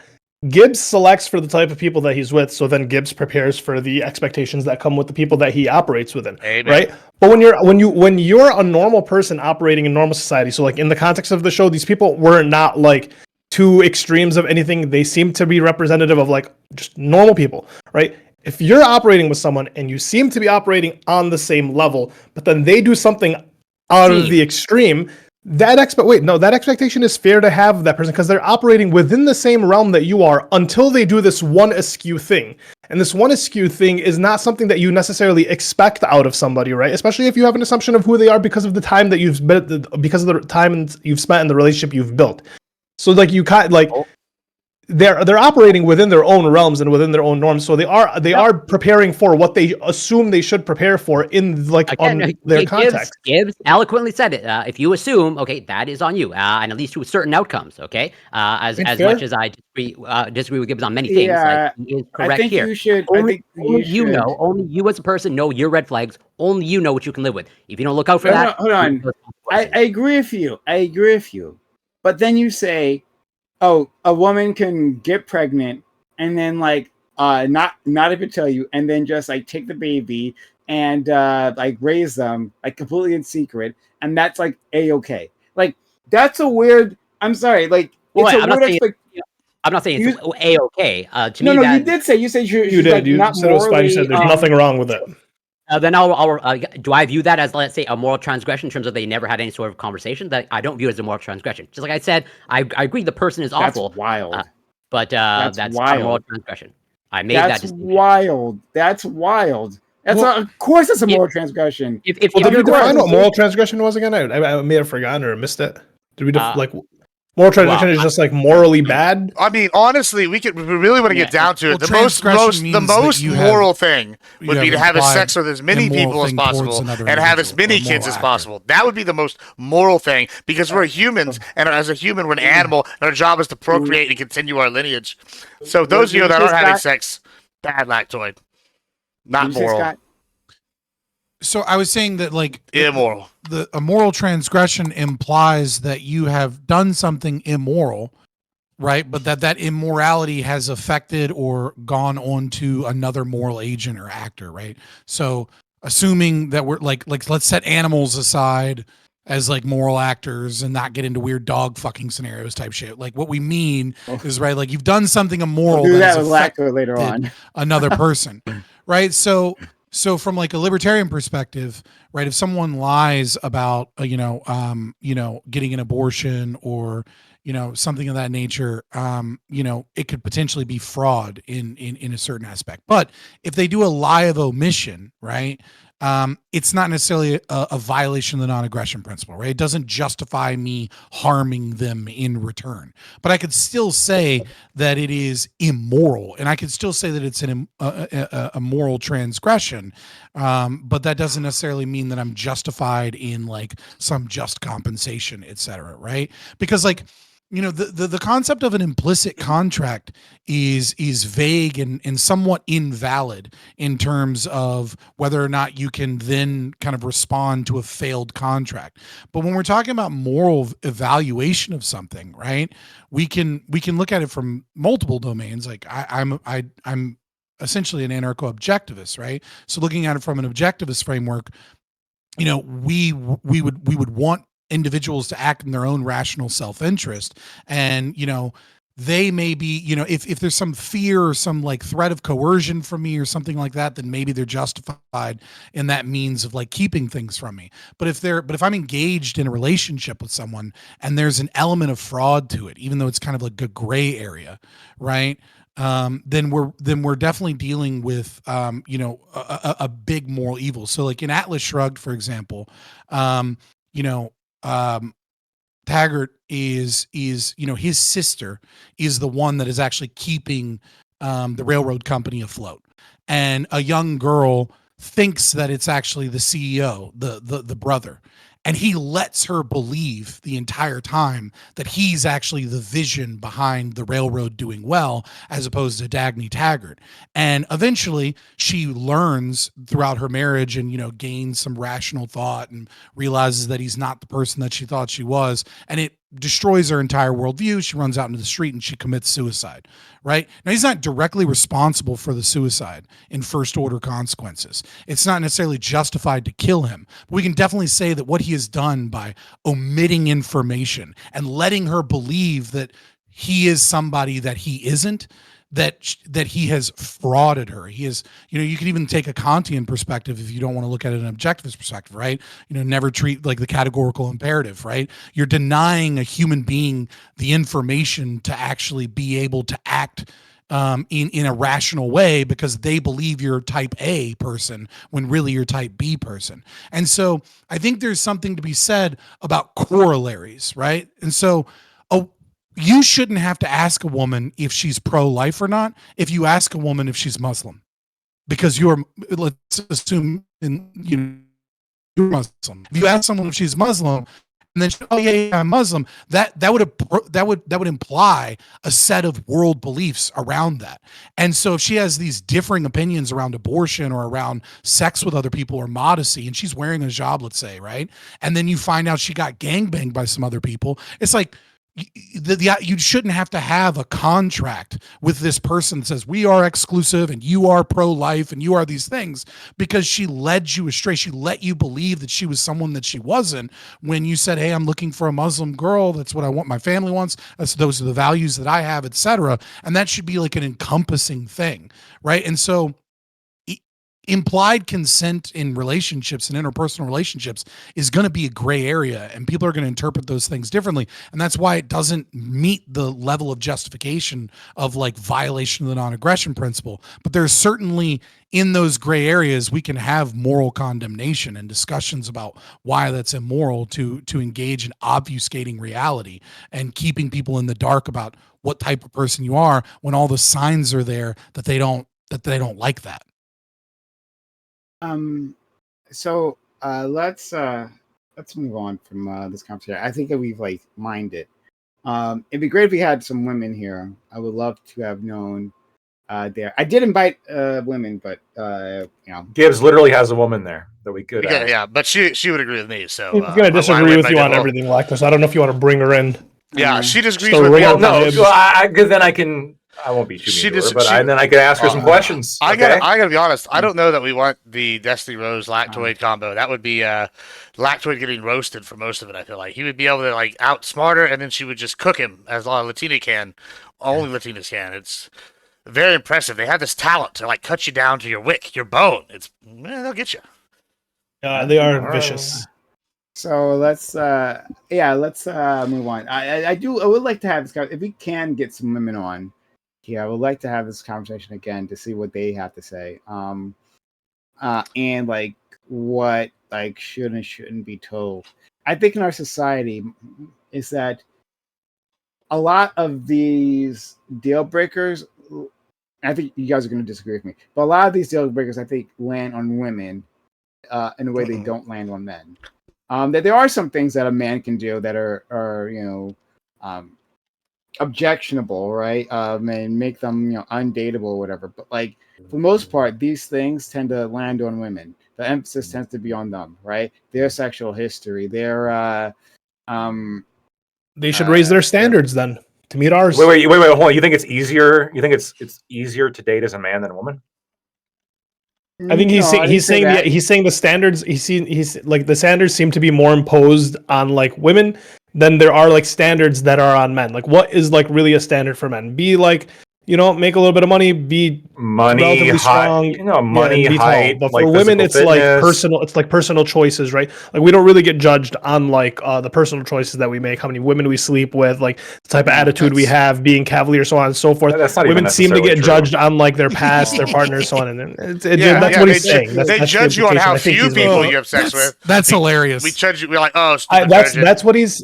That's why I was like, no. That's what I necessarily agree, but yeah.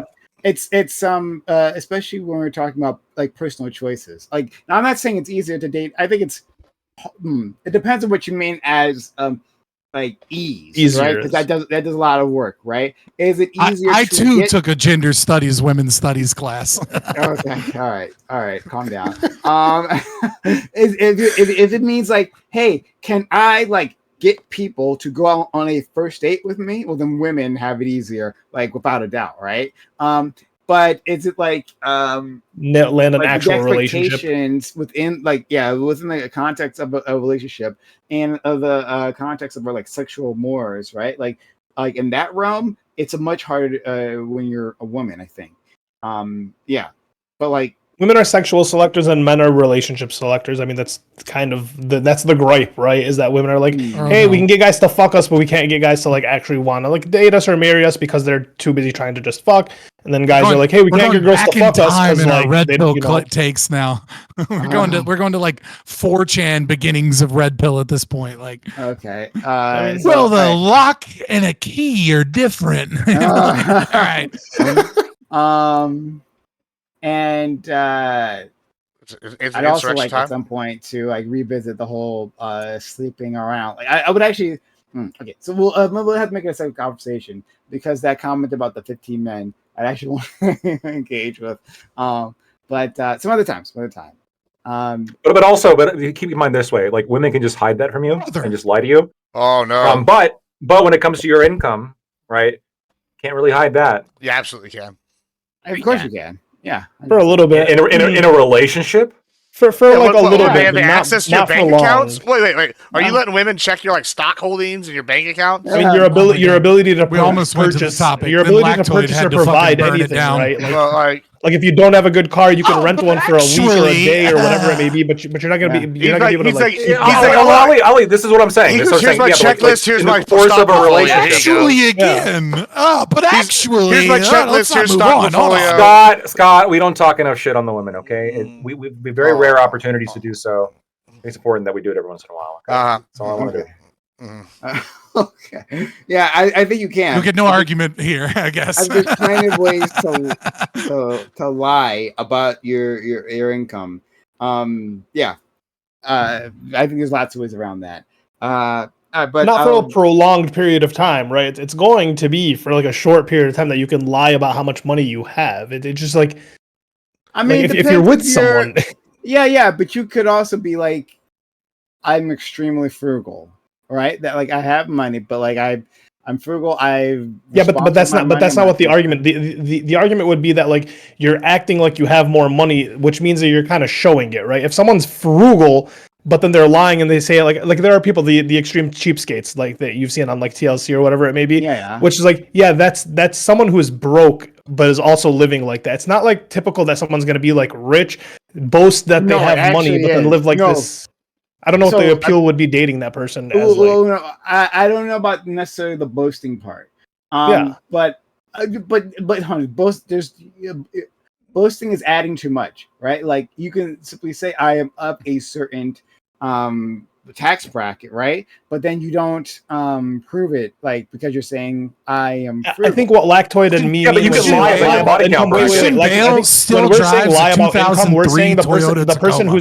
The person who's putting on the perception that they have a lot of money and they don't actually have a lot of money. Sure, you can be rich and lie and say like, well, you're frugal, so on and so forth. But the idea is that like there are people who go down to Miami, rent a Lamborghini for the week, Yeah, right? I know what you're saying. They take the pictures, and then like that's the lifestyle they portray that they have. You can sustain that for like a week, a few days, but like eventually, if you're in a relationship with someone, you're not going to be able to lie about that. No. I hear that, but I'm saying no. I'm responding to the base statement that you can't can keep it up. Let me rephrase. Let me rephrase this. I think the implication was the lifestyle one that I was talking about. Yeah. Like you cannot. You should deport the next person that tries to continue this topic. I like that idea. You can perhaps misrepresent like your exact income, but you're going to be like within a certain bracket that you're not going to be able to misrepresent. Meanwhile, you can just say like, oh yeah, I've only had one partner when you slept with like 80,000, not 8,000, but like 80, 90 people, right? Okay, sure. All right. It's easier. That's the new average is 80, 90 people. Okay. That's the next norm that Gibbs is going to want. Hey, listen, if they're doing the twist and swirl, they probably have been with more than one person. All I'm saying. The twist and okay. All right. Okay. Next topic, please. We will move on. Hey, everybody. If you enjoyed that conversation, hello, hi. This is Reverie Roundtable, which we have Mondays 8 p.m. Eastern. We got a great group of guests here. And excited to talk about the real topic. And I think it's going to be a lot of fun. But if you've enjoyed that, consider supporting the channel. Subs to the channel, give bits or give subs. We definitely could use your help. So consider doing that. Subs to the channel, give bits or give subs. Also to the follow button. You're not so yet, right? If you just stopped in here, this is a lot of fun for you. We definitely wasn't planning to talk about slut shaming, but here we are, and I guess it's not too surprising this group of guys that we would start that. If you Tectone, use your Amazon Prime, says Prime Gaming, if you have one, right, use that here. Support the channel, free for you. It does a lot for us. Use that here. Support this community. We do need your support. So if you're out there, help us out. Super chats. We're out there, super chats. So like our friend Duba gave a super chat earlier. We'll read your super chat. It'll be great. Maybe it'll cause us to laugh. Maybe it'll cause us to gasp in horror as we dig down into the farthest reaches of lactose persona. But consider supporting the channel one or the other. In however way you like. Okay. So let's get to the topic. All right.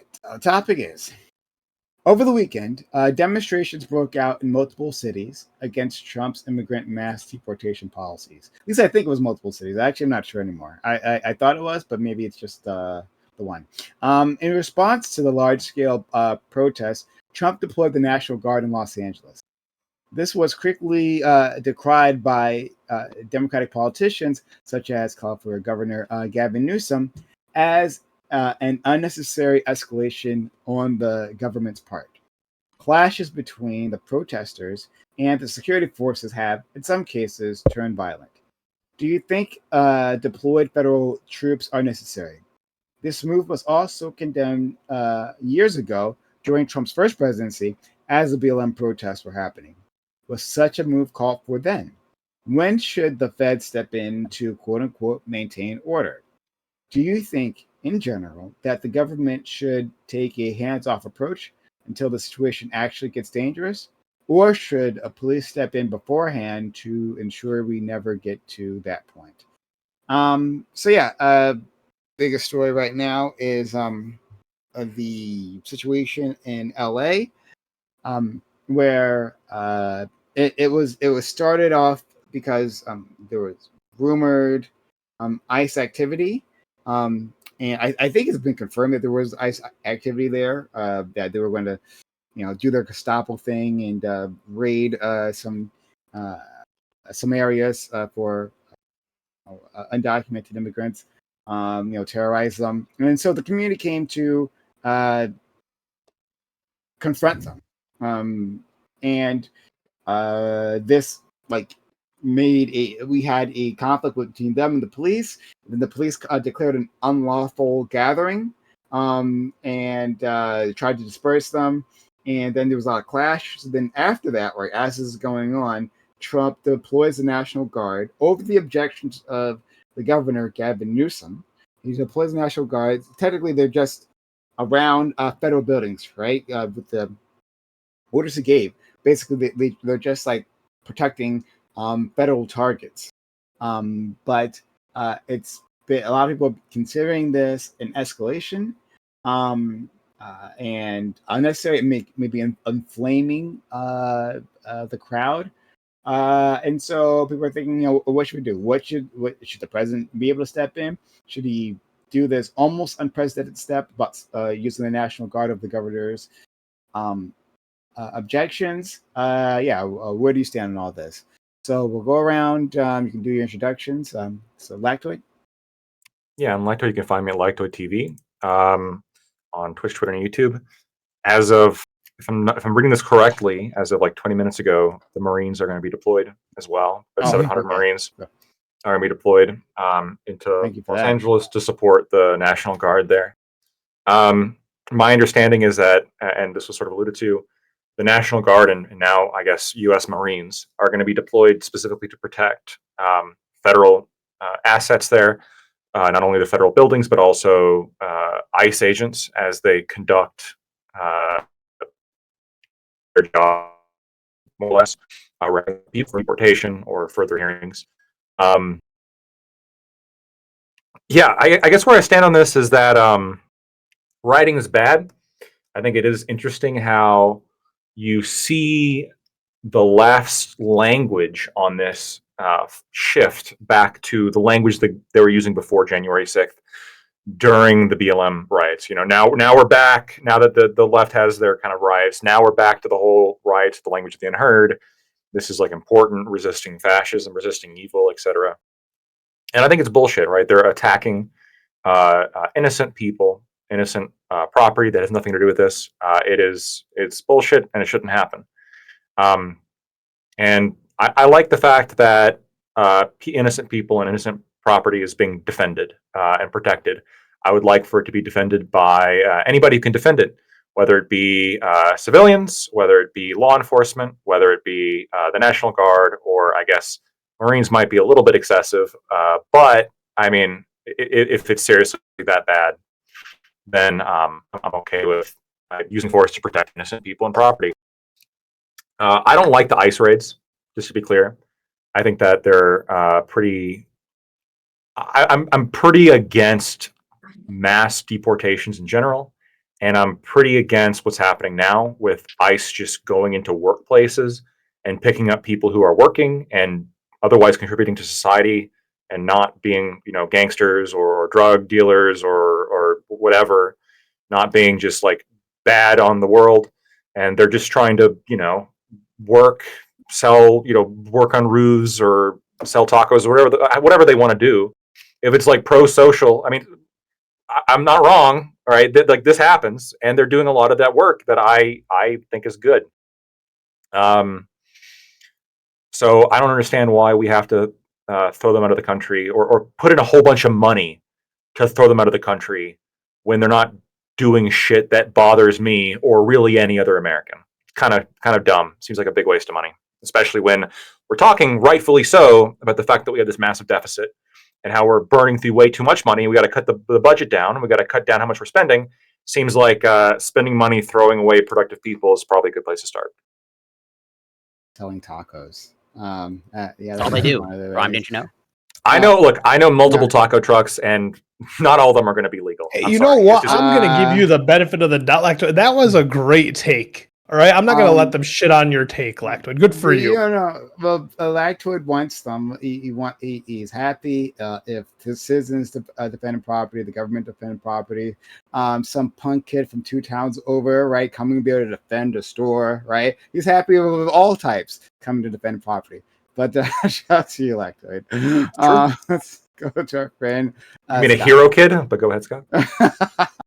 Yeah, so I think many of the protests are an example of like how the left is sometimes accidentally based, right? Because they don't have any moral foundations for most of the things that they believe. They kind of just shift into the current vibe that's happening, right? Like, oh, Palestine and Israel is a big deal, and then they just kind of, like that meme of Homer Simpson going to the bushes, and now it's no human is illegal because this is the cool thing to do in the moment, right? I mean, they don't give a fuck. Most of these protesters don't actually give a fuck about the deportations because Obama was deporting twice as much as Trump is, right? Trump's really bad at deportations. He's not getting nowhere near as much done as Obama was. I think the Trump administration's a bit in a rock and a hard place here because there is a recognition that the next Democratic administration is likely going to push in anything they can to give citizenship to people that have been here for 5 to 10 years, right? And so the hordes of immigrants that came over, that were brought over, forced integration via, welfare and taxes and given hotels and cell phones and shipped around the country. Those people, when the next Democratic administration comes in, they're going to attempt to give them citizenship, and a majority of them are going to vote for the Democrats and even push for more progressive politics and socialism.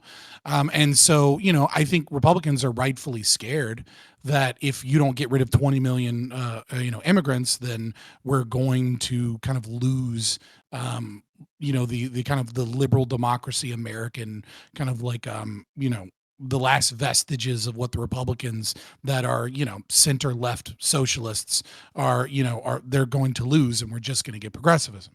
That being said, I've said on this panel before, even before Trump was elected, right, that, mass deportations is a policy that will never work. It's way too expensive. It's not something that is feasible. And I said before, like, look, you want to go into hotels and you want to pull out, or, apartment buildings or bad neighborhoods and pull out Tren de Agua. I don't give a fuck what happens to Tren de Agua, right? They're terrorists, and, so are ICE. But you want to grab Lupita from your apartment building who's been here for 10 years and is like not done the right paperwork, but has a job here. Number one, she hasn't really aggressed upon anybody intentionally. It's the state that is the aggressor by creating the welfare systems that she's used. And so it's a violation of her rights. And so, the only way to solve immigration is to get rid of the state. There is no right non-aggressive action of immigration policy. The only non-aggressive position is private borders. Open borders is a violation of our rights. Closed borders is a violation of rights. Deportation of people is a violation of rights, unless, of course, they are criminals that have done property damage. So, I think in a way, some of these, I think much of these protests, like I said, are kind of based. But it's a shit show. I think, Karen Bass is probably trying to make it more of a shit show. I think, all the Democrats are pouncing on an opportunity to say Trump is the evil fascist dictator because he's doing the same thing we supported a few years ago. I think it's hypocrisy. It's media narratives putting out something. But at the end of the day, like, do I think the state ought bring in the National Guard to protect ICE deportations of people that are nonviolent, that haven't violated anybody's rights? No. What I think they ought do is they ought fucking stop these ICE raids, only target gang members, and actually focus on shit like they promised, like Doge cuts and reducing the welfare state and reducing some of these incentives. But instead, we have the big, beautiful bill with a couple of fucking slapped on, we're not going to stop Social Security payments to states that have illegals. And it's like, yeah, sure, that's a start until you raise the fucking debt limit by another $5 trillion and fill a bill up with nothing but pork. Trump is on track to be the worst president in U.S. history when it comes to increases of taxation and when it comes to increases to the budget deficit. Like, if he doesn't fix this tariff thing around, then he will be the worst president that we've had probably since FDR. And that's the reality. And I recognize that Republicans are afraid to engage in that way because they know in 4 years it's likely a Democrat will be in charge, and everything that they got done to reduce the size and scope of the state will be reversed. But it's really the only way to actually fix this.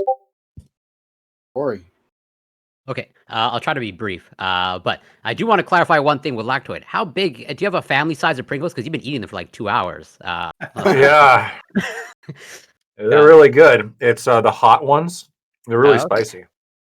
You're only eating one tube? Yeah. Oh, okay. He's only eating like 1 or 2 every few minutes, usually. They're thin. They're really thin. Okay. All right. Fair enough. By the way, this is that white people definition of spicy. Mm-hmm. No, I eat Mexican food. This is like actual Mexican food from the trucks where none of them speak English. And I'm telling you, this is spicy. Okay, but either way, I largely agree with Scott. Where definitely damaging people's property, not good. And like actual protests, good that don't destroy people's properties. And like yes, also the ICE raids seem to be largely inefficient and generally like going after people that probably almost certainly should not be targeted. Pretty much just like everything that Scott said, and just like pretty much like a waste of money. And also, from what I gather, if I remember correctly, I think there's an explicit clip of Trump saying that like you should only call in the National Guard if the governor requests it, unless he's changed his position. It seems like yes, he's actually doing he's pretty much either he lied or he never actually meant to say that. And so he seems to be pretty much not surprisingly, being hypocritical. And like, yes, this seems to be largely an escalation, maybe a distraction for other things going on, and just a waste of money. And I'll leave it there for now. Yeah, thank you. Let's go to our friend Grid. Grid, nice to have you here. I haven't seen you in a bit. Yeah, good to be back. Yeah, good to be back. Been a minute. Been traveling and whatnot. You can find me at An Unreasonable Man on YouTube, and I do cool stuff on the YouTube every once in a while. So I have kind of a different take on this. First of all, as near as I can tell, and nobody's shown me anything different, the ICE raids are targeted specifically to people with existing orders of removal, past felony charges, multiple immigration violations, so on and so forth. They're not targeting the Lupita from your apartment building, trying to make fajitas down at the local taqueria. Hey, but you're roboting. I'm roboting? Is that only for me? Yeah. It's you. I think it's only for That you. was just you. He's fine. Yeah. Okay. You're the robot. Give me a second. I'm gonna leave and come back. Go ahead, Grid, I think. Oh, yeah, sorry.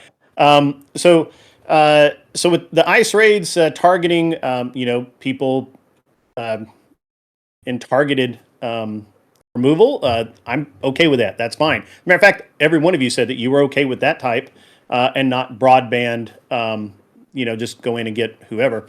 So let's just, the ICE people were doing their job.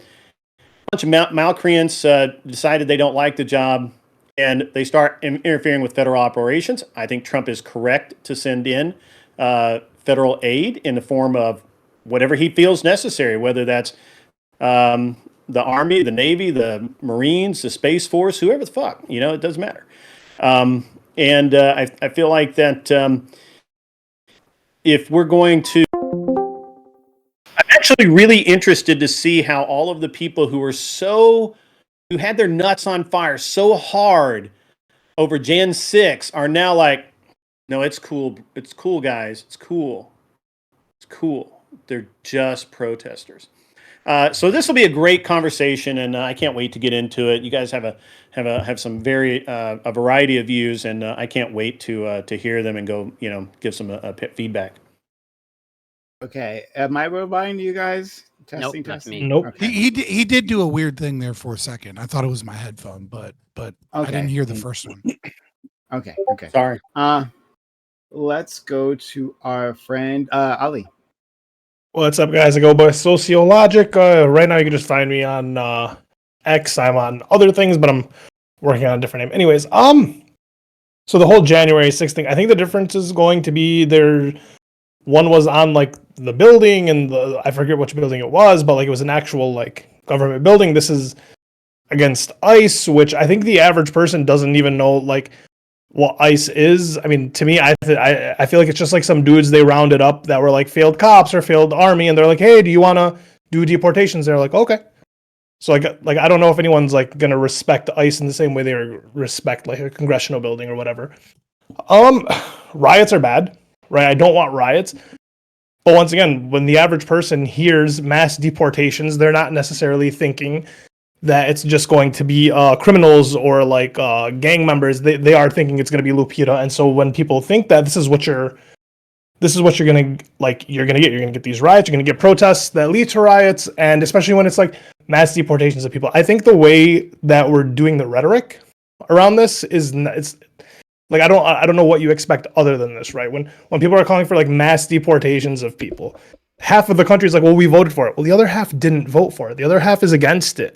And if the other half is against it, and it's like it's in their principled beliefs, then they're going to fight against it because they believe that their country is being lost. So I just don't know what you expect out of it. And I don't believe that the ICE raids are just targeting criminals and gang members. I do believe it is just like a mass deportation effort. And finally, our friend Gibbs. Yeah, I think it's pretty crazy that, once again, we have the Dems making the states' rights big cotton arguments. It's like, hey, don't send the federal troops in, 1861, 2000, whatever, in 2025. It's crazy, but hey, whatever. I see this akin to when the last time we did this was when Lyndon B. Johnson sent in troops to protect the civil rights movement in a college in Alabama. I feel like this is a similar moment in history. Trump is absolutely morally justified.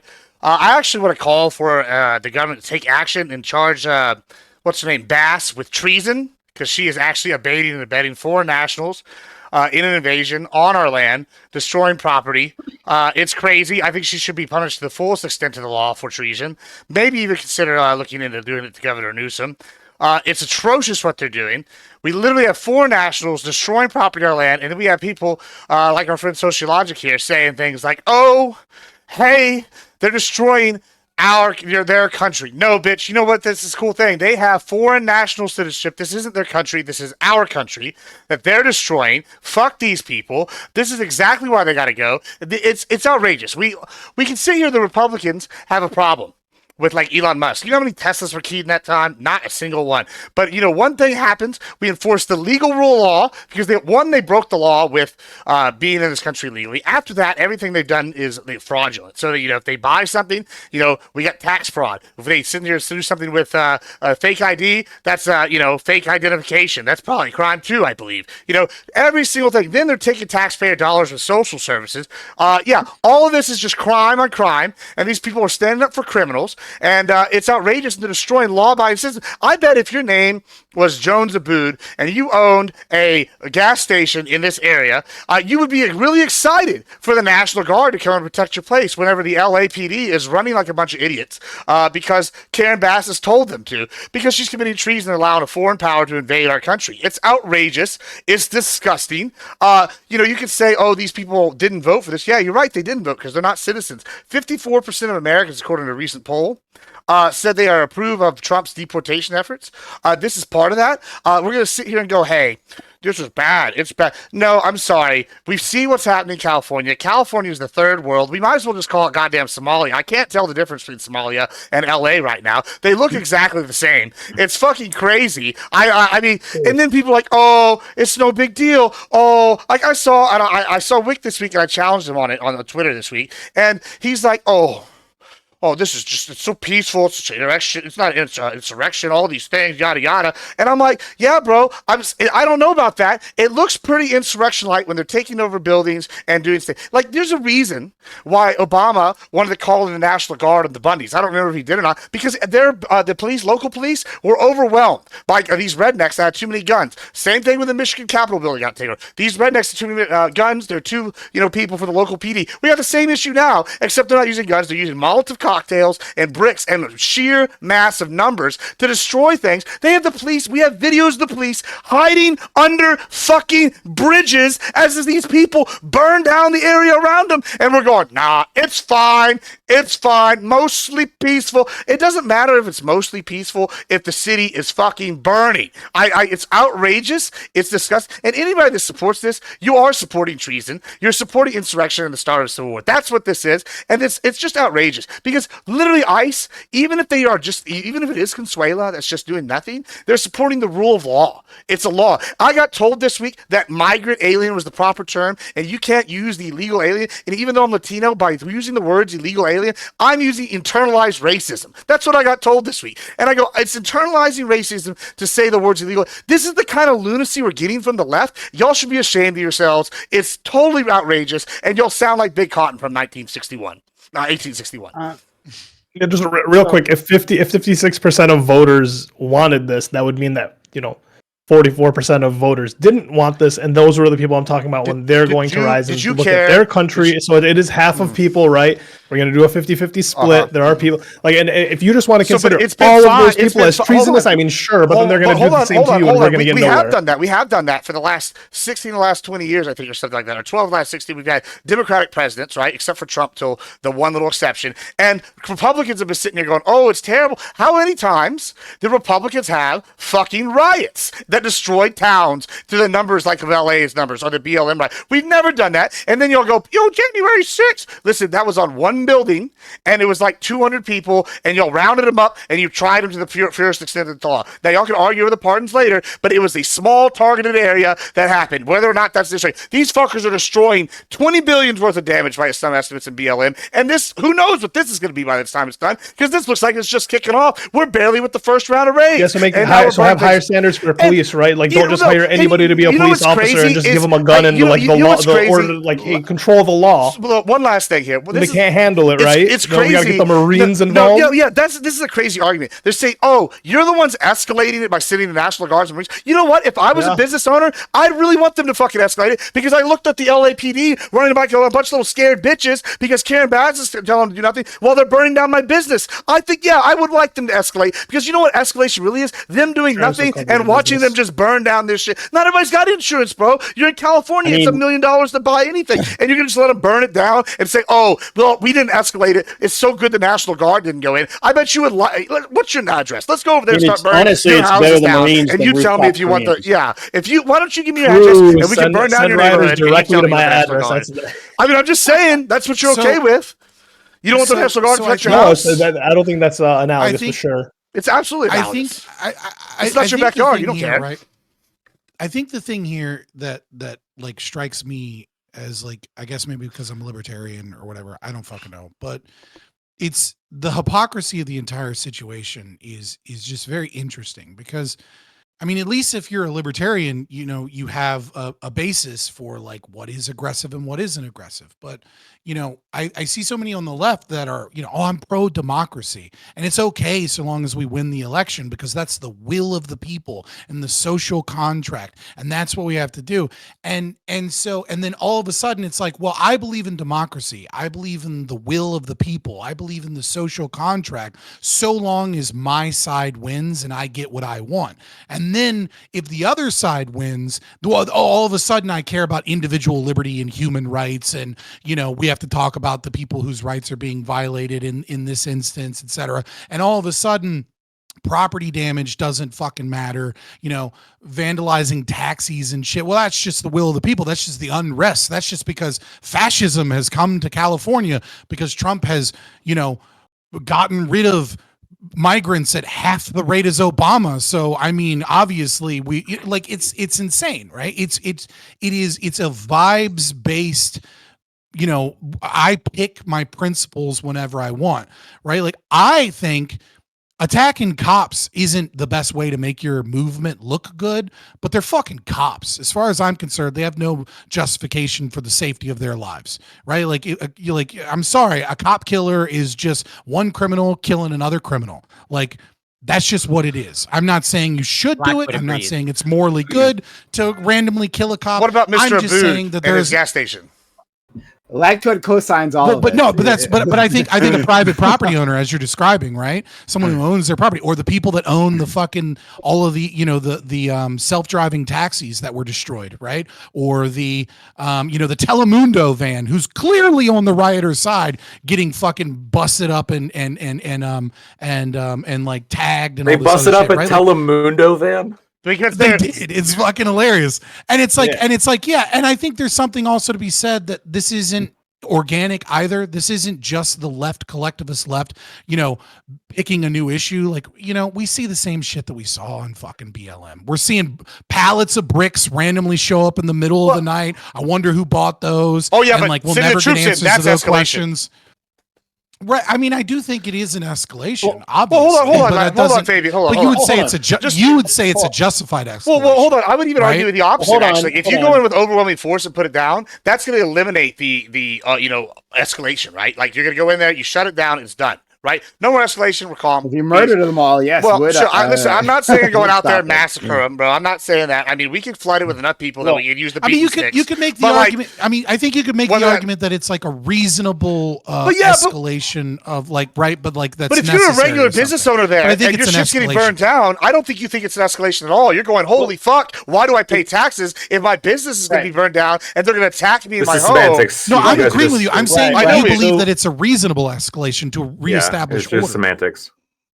Right, like I'm not saying. So back in the original LA riots, the Rodney King riots, you guys may I remember those. I don't know, maybe I'm old, but you're the only one. I'm the second oldest here, and I was a fucking like toddler. Right, so back in the Rodney King riots, they were burning things, looting things, and the LAPD did exactly what they're doing now, which is nothing. And so but the government didn't do anything. They didn't send in the Marines. They didn't send anybody. But you know what happened? You know what? Who stood up? Rooftop Koreans. They were literally armed on top of their roof, going to shoot people if they came into their neighborhood to loot them.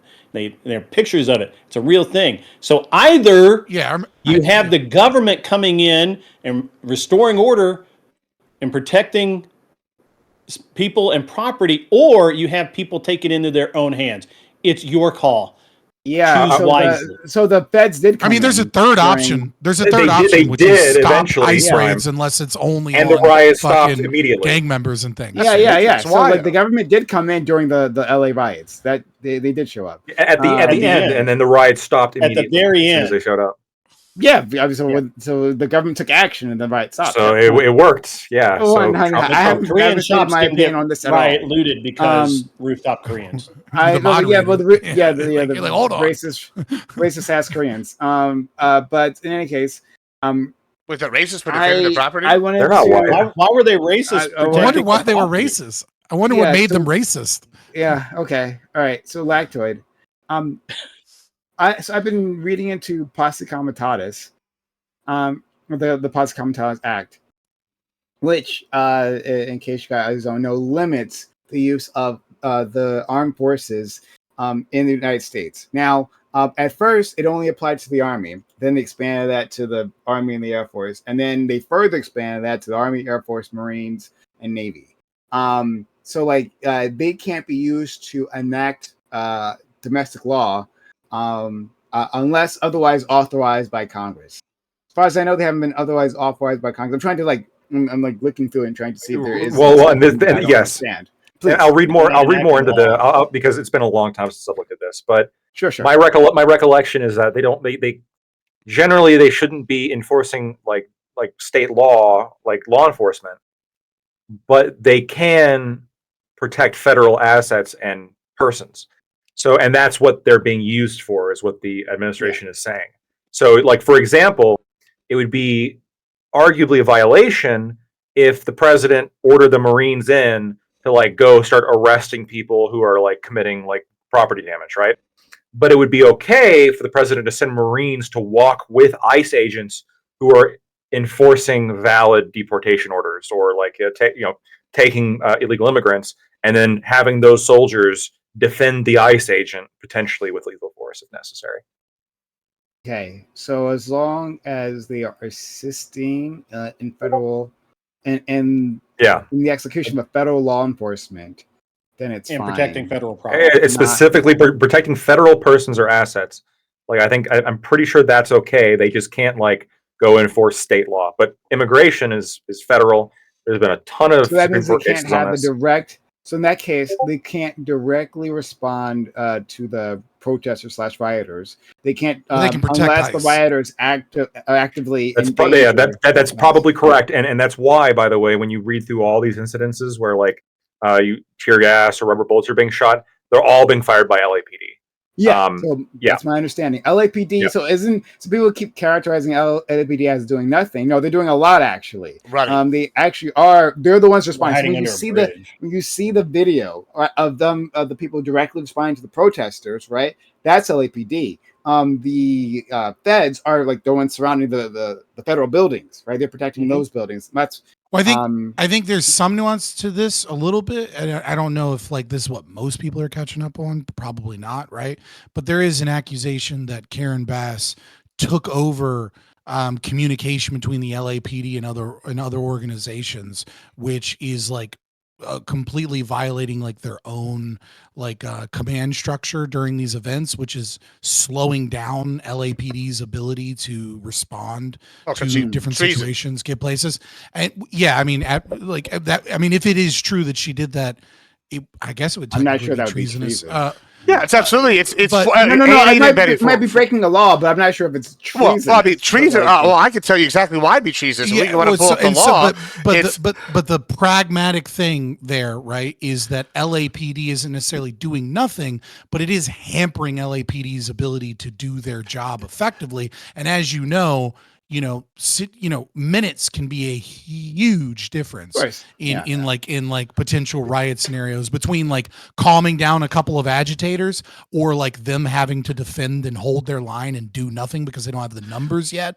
And so then mob psychology can very quickly take like one or two people destroying a car, but they can't move from their line because they don't have the numbers to stop those one or two people. And then all of a sudden it becomes a mob that's uncontrollable because someone else is interfering, I don't know if she's trying to get some glory or if she's trying to do it intentionally. If she's trying to do it intentionally to slow down LAPD, that would be treason. But if she's just trying to get like the glory of like, I'm in charge, whatever, I don't know that that's necessarily treason. Maybe Admiral Gibbs has more information. Well, I'll tell you why. Because first of all, Mexico's president has already called for more avid and resistance to be called for happen in LA and other cities. That's basically call to arms. So did fucking Kamala Harris. Hold on, but well, there's an important difference. Kamala Harris is the president. This is the president Scheinbaum of Mexico. This is a foreign power on our southern border calling for Mexican nationals in another country to resist and protest and be violent if needed. Right? These are what.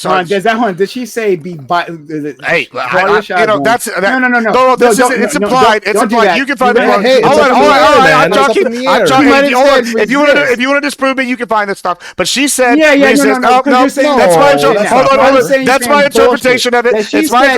Don't be. I didn't interrupt anybody else. I waited. I'm not. Violent resistance. It's extreme resistance. I'm not going to prove the negative. You got to. You're proving the negative. I've already made a statement. You can prove the negative. Now here's the point. I made a statement. She's already made the statement. She's already made the statement. It's already on paper. She hasn't made the statement. She's made the statement. It's all the. I'm sure she said resist. She made the statement. I can believe she said resist. That's a foreign power. A foreign power. Hold on. Let me talk. It's a foreign power. Real quick. Quote, it must be clear we condemn violence wherever it comes from. Quote, we call on the Mexican community to act peacefully and not fall for listen, okay, Trump didn't ever say anything the first time either as lactoid. Okay, so you were wrong. You're wrong, correct? I'm saying this is a direct equivalent to the peaceful and patriotic thing. No. Actually, what I'm doing here, Prime, if you're catching on, is I'm making a direct equivalency to January 6th, where y'all are saying, oh, so you're admitting y'all were lying about the peaceful and patriotic thing. About Trump, because this is the direct equivalency. No, I did not. I'm trying to make a point here, and you won't even let me make my point. You just keep interrupting. I said you lied. Hold on. It's not a lie. Hold on, Prime. First of all, this is the problem. If you would let me finish a point, then you would know that I wasn't lying, because the whole point that I was going to make was that this is the direct equivalency to President Trump saying peacefully and patriotic, and y'all called this an insurrection and treason. That was going to be my point, but since you interrupted me, as happens regularly, I know that y'all are excited. You have to let people finish points before you can object to them in their entirety. Oh my God. Hold on. You had already made the point. I haven't finished. It actually does, Prime. It actually. Hold on, Prime. It doesn't matter. Hold on, Prime. I didn't take it back. I didn't take it back because you didn't let me finish. You didn't let me finish. Yeah, no. Hold on, Prime. You keep saying that. Prime. I'm literally in the middle of making a point. Prime. I'm literally. Hold on, Prime. I never interrupt you when you make all your points. And it's not going to work. Prime.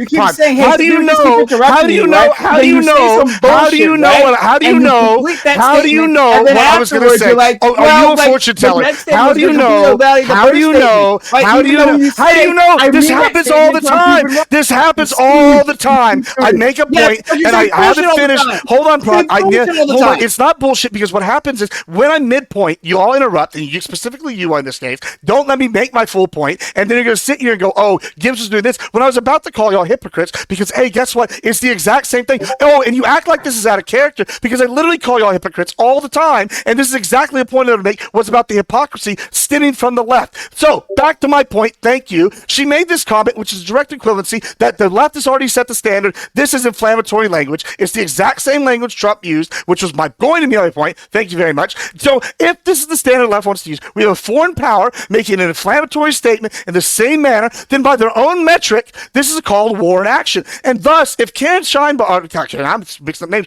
Bass is going to sit here and aid these people and allow these people to destroy American citizens' properties while being foreign nationals, that's treason. Not only that, she should also be convicted of charges for being so incompetent during the LA fires. So we're seeing these, and now I'm wondering if it was actual sabotage for a foreign power. She probably softened up LA for this beforehand by overstretching city resources, and now we're allowing to see the full evil, nefarious actions of her game plan. It's crazy. First she depleted the water rivers, then she burned down the air. This might be some nefarious attempt by the Uniparty here to try and take over land. I don't know. It's terrible. It's literally treason in every regard. It's outrageous. And then you're going to sit here and go, oh, it's peaceful patriotic. When we see videos of guys on call, Socialite posted in the group chat and said aura farming. It's a guy holding a Mexican flag while the city burns behind him and cops are going, oh, holy shit. Like, it's called aura, man. I'm just saying. Aura. It's called terrorism and insurrection. That's what this is. Terrorists have a lot of aura. I don't know what you guys keep doing the sickest shots of them doing the most insane things. And you want people not to rally behind them. I don't fucking know. I don't know. Yeah, I mean, they get the best shots when you have an evil, illegal person that's sitting here working for a foreign power treasonously to help set them up with the biggest publicity stuff in America. Yeah, because Karen Bass is helping to make it look like Marvel villains because she's being inept and just making the police do stuff. It's terrible. I call on you, if y'all the lefties have any integrity, after y'all said all this bullshit about Trump on January 6th with his peaceful and patriotic thing, same thing that Scheinbaum did, by the way. Once again, hypocrites. Thanks, Prime, for interrupting before I can get to that. If y'all are going, hold on. If y'all are going to hold Trump to this standard, then y'all have to hold the Mexicans to this standard, specifically Mexican nationals,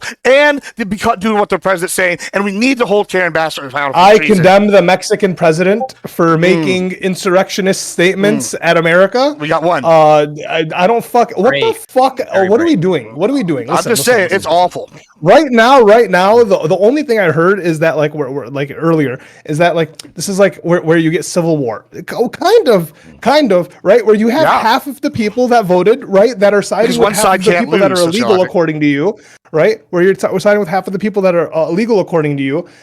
This is how you get, do you want the Habibis and the essays to come together? Because this is how you get the Muslims and the Mexicans to kind of just do you agree whenever your side right? Against mass deportation, against racism, all the Semitisms, whatever all the antis. This is what you're gonna get, right? It's the rhetoric of I don't care if it's Lupita. You want everyone, but you agree though when your side wins, it's fine. Hold on. Dr. brought this up. When your side wins, all right, you're perfectly fine. My side? Or whatever side you voted for. Okay, when you vote for that side, I didn't vote. Hold on. Well, then that's your problem. Right, when this one side wins, it's not my problem. Okay, hold on. When the left makes it wins, right, and they enact the laws, we don't see mass burning down of cities like we do on the right, right? Like with the right. Okay, because you guys have no reason to. We're not deporting you. Okay, cool. Right, listen, we don't. It could be for any reason. It could be for any reason. There's all sorts of reasons. We don't see this activity, right? And then we come over here. Then we come up over here. If you want to bring up the BLM riots, people are saying consistent. that there's violence coming from the police towards black communities.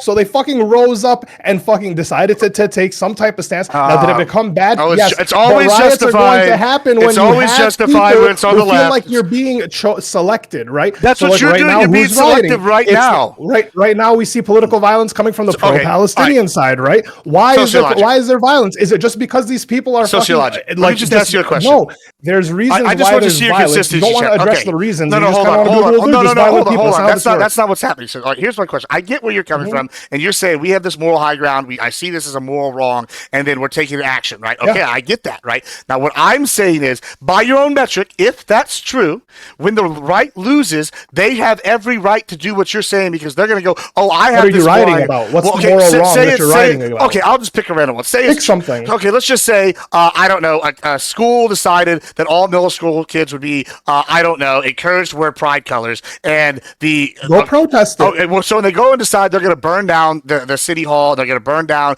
the public school head facility, and they're going to tear up all the neighborhoods. Now, you're going to hold on. You're going to say that's fine because they see this as morally wrong. Oh, see, you're not even consistent. This is the hypothetical. I'll engage with the hypothetical. I'm actually really good at engaging with hypotheticals. Okay. If there's a school in your district, ridiculous hypotheticals. Go ahead. I've done it. Listen, if there's schools in your district, right, and they're like, hey, everyone has to wear a pride shirt in June, right?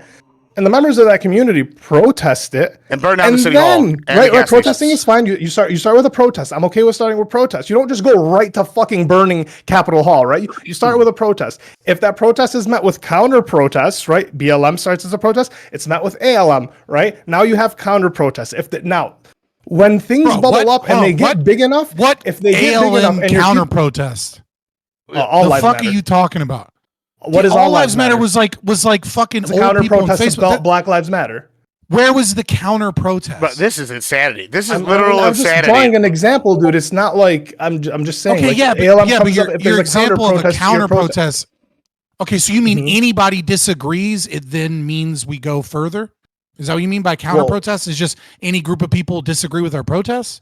Or do you mean when you say counter protests, with the protests you mean clashes and shit? But there were basically counter protest doesn't have to be counter protest doesn't have to mean necessarily clashes. You can counter protest, right? But the way he's using it is like an escalation of things. Like basically the entire media and state apparatus was saying that COVID couldn't be spread by BLM because BLM has this magical property. Unlike you, dare going to the gym. You're killing grandma if you go to the gym. I mean, all I was trying to get to is eventually there was basically no counter to BLM. Like they ran rampant on their own. I'm saying if there's a group of people who feel like their rights are being infringed upon to a point and no one's listening and you go through certain processes and it gets to the point where even your protests aren't being listened to and a riot happens, I'm going to be understanding of the riot happening. I'm not going to say it's good. I'm not going to say you should do riots. Riots are bad, right? Like riots do not solve anything. But for people to just not have any understanding of why a riot would arise and just kind of blame it to just violence for just violence sake is kind of stupid. We have a word for that. It's called inconsistency. That's what the word is you're looking for right there. You're not being consistent. No, it's just the right doesn't have anything to necessarily riot for. Of course we don't. We don't have anything to riot for. The big thing. Once again, I don't necessarily know what insurrection even fucking means, so I don't go around condemning J6ers for doing that. I was like, whatever. I don't personally care about what happened during January 6th, right? Whatever. But if people consider it a riot, they look at what the right felt, or Republicans or MAGA felt like the vote was actually stolen from them, right? They was like, hey, we don't agree with the election results. So then they rioted. And that's kind of all right, if you believe that the election was literally stolen, I mean, I guess I can kind of understand why you'd want to raid a building. That's not that crazy to me. So when you're talking to me, I don't necessarily... Okay, so let's just use January 6th. How many gas stations got burned down on January 6th? I don't know, probably none. Okay. So here's my question then, right? So if you pay taxes, do you pay taxes? I'm assuming you pay taxes, right? Don't answer if you don't. So we all pay taxes here, right? and if we're all paying taxes, right? And they come up and you own I don't know, Sociologic's gas station, and everybody in your neighborhood's gas station is getting burned down. Hey, listen, whatever. Gas stations. I assume he's such a classy businessman like Amaranth, who owns a bunch. Anyway, I'm just saying that he owns this gas station, and all the gas stations, the CVS's, the Chick-fil-A's, the Walmarts are all getting burned down because people are mad about. I start putting up Mexican flags all over my gas station. Yeah, it's just cool. But they're mad because the taxes got raised. I give out free water to the protesters. Hold on. Taxes got raised by 3%, and the Republicans are rioting, and they're burning down everything in the neighborhood. Would you like the National Guard to be deployed in front of your gas station to protect it from being burned down by the Republicans? No, yeah, you're a liar. You're a liar. No, you want to know why? You want to know? Because now my community is a community where the fucking Marines are walking around, right? It's better than you dying, bro. Right? It's better than you dying. Because one of a few things has to happen when like the Marines are coming into town, right? Martial law, everyone has to go home, or we're gonna kick out a lot of fucking people. A lot of people are gonna go into jail, right? My business probably isn't gonna be doing so good. If you were a smart business owner, right? You notice the riots happening, you see the rumblings happening, you put up mad Mexican flags, you buy cases of water, and you put them outside of your business, and you hand them out to fucking rioters and protesters. Give them a Red Bull if you have to, but then they avoid your business. They destroyed right? a Telemundo van. I don't think that plan's working too good. I don't fucking know. Why'd they blow up the Telemundo van? Because they're destructive. Because they're rioters. We don't. They're not good people. They're insurrectionists, bro. That's why they're terrorists.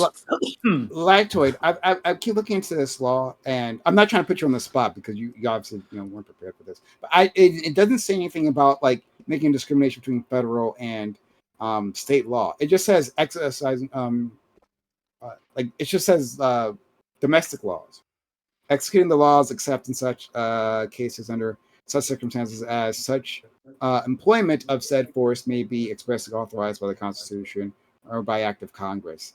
So like I'm just like trying to figure out like where does it expressly say that it can do those things? Like the Marines. I mean, I'll have to look through. I know that you can obviously use like federal employees to protect federal employees, right? Like ICE are federal employees, and so if you can send them in, you can also use like other federal assets to protect.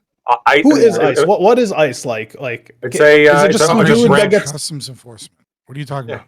No, is it just some dude like agency?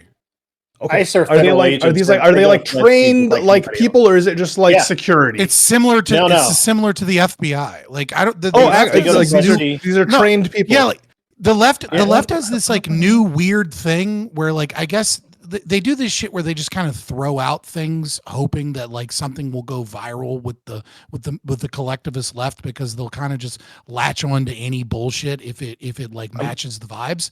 But like one of the new things they're doing on social media is pretending like ICE agents are like these Gestapo. Kindergarten mall cop people as Nazis. I thought that's what and it it's was, like they're I don't know if the Nazis, they're like they're not as well trained as, let's say, field agents in the FBI, but like they're federal. Are they like agents. better like, trained than cops? They're better trained they have to than go like to your FLETC, typical police officer. just like every FBI agent. Once again, I actually don't know, and I was just asking because I know too. Like what the fuck? How am I supposed to know that they're akin to FBI agents? I didn't fucking know that. In my mind, they were just kind of security guards that got round up. I don't know. No, they're actual federal agents. They go to FLETC. They have to go through selection. They have to do all of those same things. They're no different. I'm getting a robot. I'm getting a robot. Am I robot? I'm not getting anything. I think it's something with Discord because we're all having problems on and off. Yeah. Oh, let me pull them back in. Yeah, as far as the Marines go, I mean, I'm not sure about the Marines, because you're going to get some Lance Corporal that's been out in the fucking desert raking rocks for the last 6 months. He's going to be jacked up on Monster and have like a row of Zen in his lip, and somebody's going to say something to him, and he's going to light it off. That's what's going to happen. Yeah, So, I missed something, but Marines are usually better than cops and other people at de-escalation techniques. Yeah, because they call in the bombs. Listen, you either stop or I blow your ass up. So like, okay, my question is, do you see a world where the protests and the riots like lessen, or do you see them as ramping up? And like, what's the response? Are we just going into martial law for all the towns that we're going to be raiding to get these criminals out? Like, we want 20 million people out. Martial law being declared. I know. Yeah. Well, obviously, yeah. But like, if the Marines are coming into town, right? Like, and things escalate, you would assume things are going to only get like worse, right? Like, I don't think it's going to get better. Look, this is a symbolic thing, okay? Because obviously Obama, obviously Trump is not deporting at very high levels, right? Like many Republicans are rightfully, I guess, if you subscribe to might makes right like you do and everyone else but me on the panel does, right? Rightfully, upset that Trump isn't doing the level of deportations that he promised, right? Because he's not even close to Obama's numbers. Like people voted for mass deportations. They are not getting mass deportations at all. I'm against mass deportations, obviously, but like this is a symbolic thing. This has become a Trump goes into California and he's ramped up the deportations a little bit in terms of symbolically, right? In numbers, he's not ramped anything up, but he's moving in on people that have have evaded immigration courts and things like that. Things that are you would consider non-violent crimes, but are certainly violations of immigration laws in our country beyond just coming here, right? And, but he's not going after the people that came in under the Biden administration and got the CPB app on their phone, right? No, he's going after people that have been evading. It's a bit more than that. Right? So we've seen a pattern of ICE going after people going to court, so like showing up to an immigration hearing, a federal immigration hearing. Yeah, and then that shit happened under Obama all the time. This isn't anything new. They go in. That's how that works. They go. No, that's not how this works. Like, I don't get why the whole. Let me finish the thing. Let me just mention the thing, and then you can respond to it. Right. There you go. Tell them. They go into their court, right? For their court date. And then the ICE, the federal government, whoever that representative is, I'm not exactly sure who, they dismiss the case immediately. And then as they're leaving, then they're grabbed. This happened tons of times under Obama administration. Yeah, and part of the argument under the Obama administration was that because the court, because they were, especially people that were going to federal courts, they were like, well, even in your sanctuary city, we have jurisdiction here because now you've shown up to a federal court hearing. So now we aren't technically violating your sanctuary city thing because they showed up to immigration court in a federal court, which then they were like, this isn't a violation of your sanctuary city things. Now, again, this isn't anything new at all. It's just the outrage is new, and it's the outrage from the left that's new on this. Now, again, why is it new? I'm not for mass because it's fucking because more people know about it, and because people there's probably people more politically engaged this time around versus when Obama was around, and all these things. Right? It's not just because people were okay with it when Obama was doing it, and they're not okay with it. Right? Because I mean, up until now, I will agree. I will agree. I will agree that 2010. Listen, I will agree. Deported the most people, hold on. Right? Dude, you're interrupting. But I will agree that 2010 is a different world than 2025. I'm not disagreeing with you on that, right? I will agree that social media has made things more public and more people are seeing things, and that is part of it. Is that it tended to be 10 15 years ago that only the most politically engaged people were aware of a lot of things, but at the same time, right, Obama was clearly was named by the media and by many people that were upset the porter in chief. And now we have a Democratic administration just before Trump that is bringing in more immigrants. We don't know because it's hard to know when you kind of have an open border and you're not funding people and you're fighting Texas from protecting the border and you're fighting Arizona from protecting the border. But definitely bringing in more immigrants relative to population and in absolute numbers than any other president in a single term ever. And so again, the hypocrisy is a serious problem here, and it's just the current thing, but it is a symbolic move by the president. The reason he's bringing in the Marines, the reason he's bringing in things is that he's saying, no, this is what people were voted for. Fuck you, back down. Whether or not that's good or bad, you know what I mean? Obviously you have my opinion and others have their opinion as well.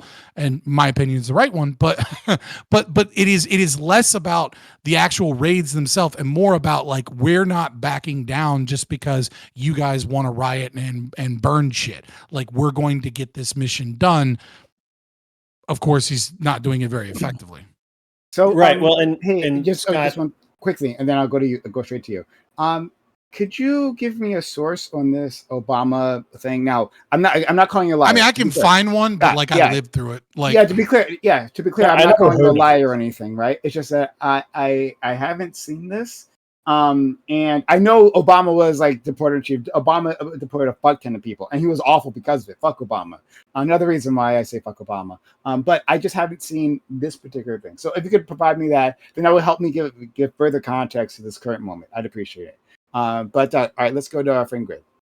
Yeah. So just to kind of also address some of the things that Scott said is Trump is really doing this to draw more attention to the fact that he is deporting people, because there for a while we didn't know that he was at all, and he was doing all of the, if you leave voluntarily, we'll pay you, and all of this, which was not really helping his image with the base, if you will, and while Obama actually targeted people who were not necessarily in violation, as Scott kind of illustrated, that they would go, or Kai's actually, you kind of illustrated, where they would go to court, the case would get dismissed or continued or whatever, and ICE would catch them on their way out and deport them. Trump is being very targeted and almost surgical in how he's deporting people. I don't know why. Honestly, it's a new look for him. It could just be the people under him are doing it this way because that's the way they want to do it. But they're only targeting people who are felons, who have actual outstanding deportation orders, and or are here provably illegally, and they're not just going willy-nilly after people harvesting lettuce in Kansas. That's not what's happening, which has happened before, and where most of the criticism of deportations come is deporting those people. So he's going after the gangs. He's going after the criminals and the people who need to go away. And the fact that you guys can't get behind that and see that for what it is astounding to me. It's like it's beyond TDS, right? It's beyond anything I've actually seen. And the fact that and it's just a fact that you should honestly, this should be an issue that Trump does that you should all be behind, because he is being the most surgical, the most precise in deportations of any president in recent history, and he's getting a lot of complaints from his own party about it, because we would rather him just do the boxcars, right? I mean, to be honest, a lot of us. I'm not gonna lie. This just sounds like it just sounds like Hasbro for Trump. You guys just took IDF talking points and applied them. He's the most surgical. Bad. He's dropping pamphlets before he deports them. Like we're gonna get. Lactoid, would you prefer boxcars? They literally already have deportation orders. Well, I mean, I don't know. Lactoid, who's pretty. Socializing people on the boxcars ain't good. Well, that's a pretty awful thing. That's like, I mean, one of the most disgusting things. Yeah, put them in the boxcars, send them out. Yeah, I'm not trying to send them to Auschwitz. I'll say that. It was fun the last time we did. Yeah, the government should load people on the boxcars and send them out of the country. Right? It was great the last time that happened. Right? A really smart guy came up with that. Worked out well. Sure. All right. Well, anyway, back to what I was saying before. Go ahead. You guys. Yeah. So like, Grid, do you think? Okay. So it's just like you're saying that he's surgically removing these people. It's just like the problem is that like most people don't believe that, right? I don't know how you show or convince, because like even Lactoid, who like once again, it's not he wasn't like MAGA headstrong, right? But like even he came on, who like and was like, hey, I'm not necessarily pro this. If they were doing it more surgically, I'd be like for it, but it doesn't seem like they're doing that. So like how do you contest with that? Someone who is voted for this, wanted this, but is also disagreeing with you. Yeah, because the facts are the facts. The facts are that the people that they're deporting are people who actively have deportation orders. That means they've gone to court. That means they've shown up, and a judge somewhere has said, "Get out of the country, kid. You don't belong here." Okay? Why didn't they deport them right there and then? I don't know. You can ask the courts. Our court system is not the best. To be honest with you. Does anyone on the immigrant side have a counter to that? I don't necessarily have a counter to say that they're not doing this surgically, right? I don't believe it, and that's kind of my that's bias. Well, you don't have to believe it. I'm asking for a counter if there is, right? Like, are they doing this surgically? Is it true, or is it Fabian and Scott both said Lupita were getting kicked out? From what I understand, like they're like rated. Going to a Home Depot doesn't sound surgical to me, but that's just like my subjective opinion. Yeah, no, they made it so like the claim Well, was that, and at that I would go straight to our friend Gibbs. Oh, yeah. The claim was by the Trump administration originally was that we're going to go after the criminals, right? Basically, what our friend Scott was saying before, right? Like we're going to go after Chende Aragua, and then but they expanded it past that, right? Like as people predicted. That wasn't the scope of the limiting scope of what they were doing. They're going after people who are innocent, completely innocent, who only have a immigration violation, which does not make them a criminal. We have to tell conservatives this all the time. That actually doesn't make them a criminal. They didn't violate the criminal code. They violated it's a civil violation. They're not criminals. If all they did was come to the country illegally. And even then, among those people, there might be those who came without undocumented, but like have gotten themselves or in the asylum process or have some other protected status, and that most things are being revoked now, right? So protected status is being revoked, and then those people are now up to the people who lost that status are now up for removal. So like these aren't criminals, not criminals. The people I'm discussing aren't criminals, but they're up for removal as well. So no, this is not surgical, absolutely not. Go ahead, Gibbs, please. Yeah, I mean, I'm not gonna say put them on the boxcars. Let's just go with that. But I do feel like even Gibbs won't go that far. I feel like that's bad optics. Maybe we give them parachutes and we shoot them out of a plane or something. I don't fucking know. Buses. But yeah, buses. I don't know. I thought I froze for a second there. My bad. I do know that I'm one of the more extreme on this panel in regards to the immigration.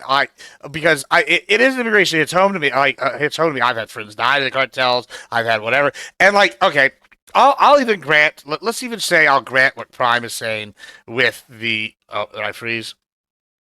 No, you're good. Oh, okay. Yeah, so I'll even grant what you're saying with we back. Okay, yeah, but we can still hear you. All right, that's fine. We can still hear you. Yeah, so I'll even grant what you're saying with these people are are civil whatever, not actually whatever. I would prefer them starting with I don't know, like the Abrigo Garcias or whatever, this guy that's got 100 fucking criminal charges that's coming up apparently, right? Like that's a good guy to start with. Let's start with those guys. Sure, and I actually think there is something to be said for what Grid's saying. I don't know that y'all like memeing, oh, he pulled up at Home Depot. Yeah, what do you think these guys work? Like they're outside. These people, yeah, they might be on here for charges, but a lot of these guys got day jobs. I don't know if you know any people that are actual gangsters. A lot of them have day jobs, and then they do hood shit at the evenings or hood shit when they're free, or they sell stuff out or whatever. I mean, if you have actual charges, cool, let's go and get those people. But what's happening is we don't know even what some of these people have, or whatever, because they're just in the process of arresting them, and we're getting cars attacked, and they go, oh, well, hey, this is an unmarked car. That's sus. That's Gestapo. Well, okay, why are they doing that? Well, they're doing that because if you pull up with a Border Patrol car, they're going to run. I mean, it's obviously, it's just obvious. I don't know how else you describe this. You're already we're going to get them, and you pull up, and you get a Border Patrol, and then, oh, now these people are throwing rocks at us. Now these people are attacking us. And they're like, oh, well, they pulled up in this car. Oh, this is just Gestapo time. It's just blatant hypocrisy and bullshit, and anybody that's in America can see this. And this is why I'm saying this is a bad issue for the Dems to die on this hill on. 54%, we keep talking about this 46% that thinks that there's morally justified whatever, but 54% of people are saying, hey, shit's got to change. This is literally what he campaigned on. He's implementing it, and going about it. And now, since he's going about it, the idea is, oh, we're going to riot, and we're going to just frame everything so badly that if you try to argue about this with anybody, suddenly the next response is boxcars. I don't know. It's concerning. It's concerning. I mean, he said boxcars. Yeah. To be clear, I haven't heard Trump say boxcars yet. That's we're going to leave that to our friend Grid here. So I just want to clarify something that was said earlier before. Sure. The reason why you could have a deportation order and not just get deported right from the court hearing is you could have a deportation order come down later after your court date. You could also have a lot of people simply not show up to their court date, which is relatively among, this group of people relatively common. And so they aren't assigned deportation, right? Like they weren't. I mean, if you don't show up to your court date, it's something like no, you can get a deportation. They actually regularly do show up to their court dates. Now, not that they all do. My understanding is first time. More than they don't. Sorry, right. Well, I think it's first time court date, right? But then I don't think it's 80% for the ones after that. First time court date, 80%. Okay, well then I haven't seen that. If you have more detailed statistics, when you can, sure. Yeah. But like I said, it's going to be some mix of people who get a deportation order following their court date that they do show up for, or it's going to get some mix of people who just never show up to their court date, which maybe it's only 20% don't show up for their first one. I think if there's starting second or third one, I think the percentages from what I've heard do grow, but I'll look into that. And so that's normally what's going to happen, right? And so at that point, they have a valid deportation order, and they just they can't be found until, of course, ICE finds them and deports them.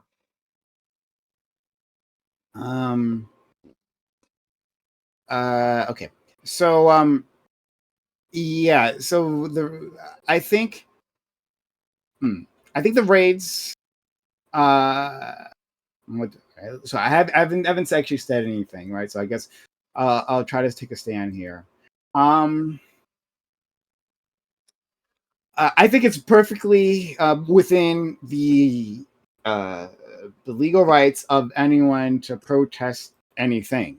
And so when we're talking about the raids that were happening or rumored to happen, my understanding was that they were happening, like the information was correct as to what ICE was about to do. But maybe that was just a rumor. I don't know. But in any case, it makes sense that they should be able to protest that, to show up and to even interfere, right? Now, if you interfere, you face consequences. But at very least, one protesting should be able to protest. And if you want to interfere, like I've seen people stand the way, right, of ICE getting through. And ICE now has to remove them. You link your arms or something, and then they have to remove them to get to their target, right? Anything you can do to slow down the machinery of this brutal regime, then yeah, you should do that. If you're, of course, willing to pay the consequences, because you might get arrested for doing that. So I think all that is fair game. Now, do I support the violence that's happening? The out-and-out violence? No, I don't support that. I think it's kind of funny what's happening to Waymo. Where they're, in case you guys aren't following that part of the story, they are calling Waymos, right, the taxi service, the robot taxi service, to the protest, and then just burning them. They're destroying them. Waymo pulled out now. Yeah, Waymo pulled their people out now too. They're not allowing. Well, they're people. No, there are no people. There are people. That's the thing. Well, that's my I mean, they're pulling them off. Yeah. So I looked up. Yeah. I looked up the ICE training.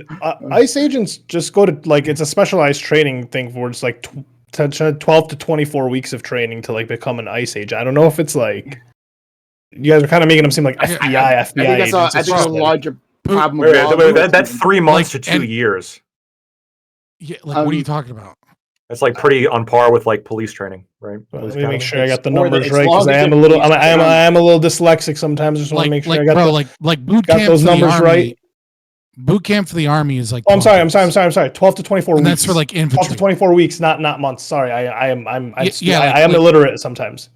No, you may have said that. But if you go basic training for the Army is 10 weeks. For the Marine Corps, it's 13 weeks, right? So what you're saying is, bro, all they do is double the training that a soldier goes through in basic training, right? But basic training. Wait. Basic training doesn't. It's prepare you for deportations and also these are two.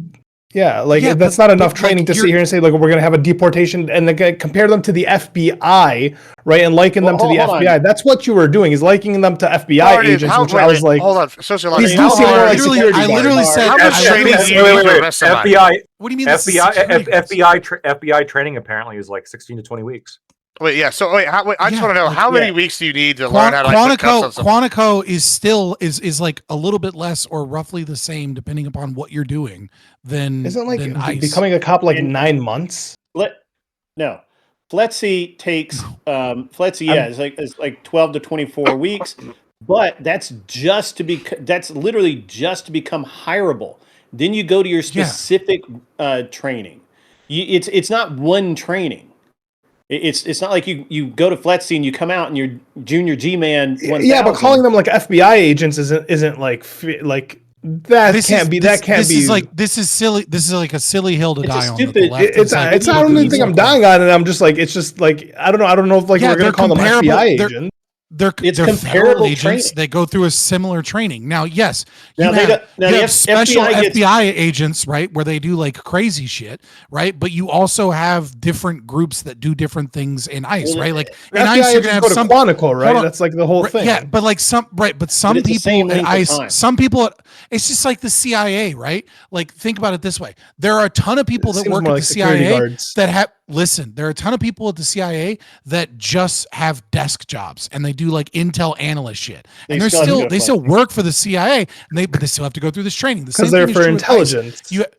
But some people at ICE are just going to be. I'm just saying I could become an ICE agent tomorrow. It's not like this. No, you can't. You'd go to a 12 to 24 week course just to be hireable, and then if you wanted to be an ICE agent that was like carrying a gun and like going on raids in a restaurant, you'd have to go through several other months, and you'd have to go through like combat training, and you'd have to go through the shooting range, and you have to qualify. You'd have to go through fitness tests. Like, listen, I'm not saying that like ICE are fucking Army Rangers or Navy SEAls or fucking Marine Force Recon. Okay, they're not security. This is so dumb. This is so dumb. They are not security guards. This is security guards don't get training at all. What are you talking? Trying to make fun of you got to get certified.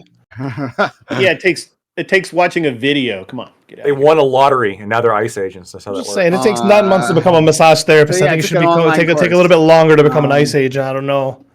I think become hireable. It takes you 24. I think law enforcement in general, right? This is not directed at ICE specifically, but domestic law enforcement agents in general should have a lot more. Should have years of training.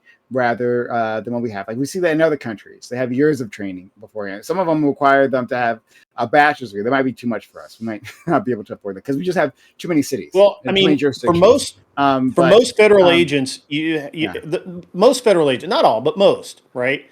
You have to pass a battery of tests just to be considered. Depending on the agency, they're all different, but just to be considered. Once you're accepted as a candidate, there's no guarantee of a job. You go to FLETC.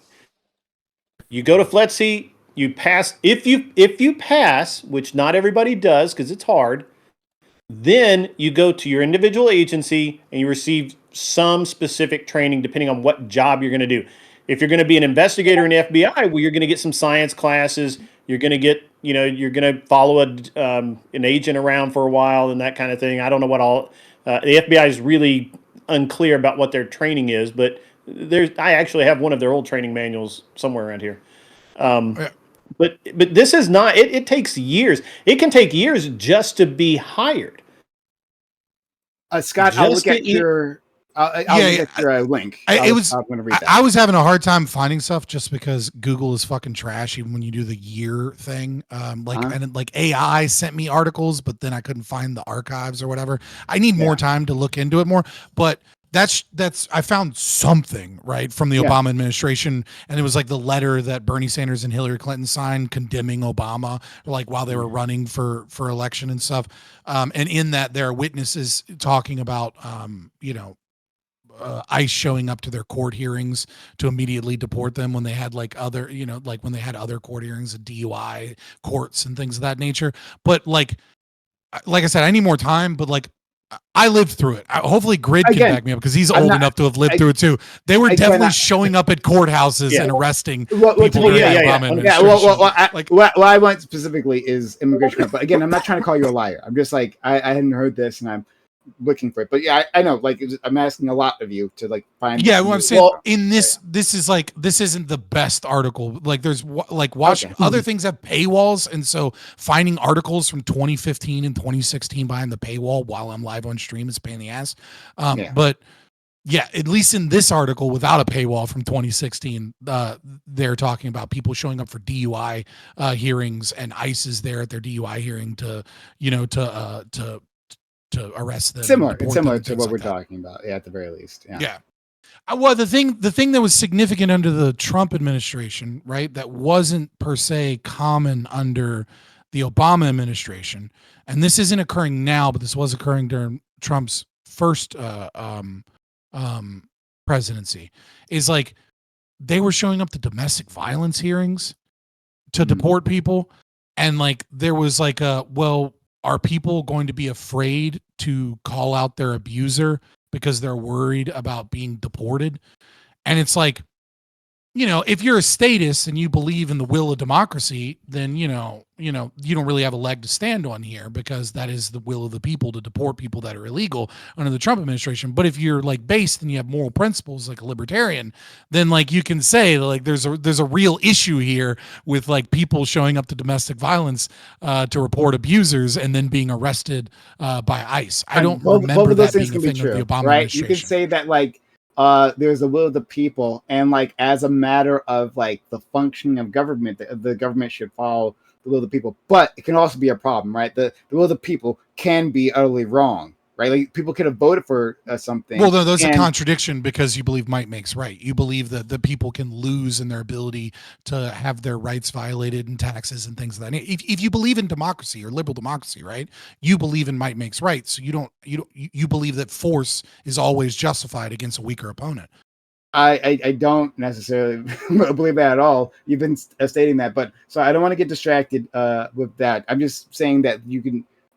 All right, we're gonna just disagree on that. So let's go to. I think Gibbs might have had his hand up before, and then we'll go to Lactoid.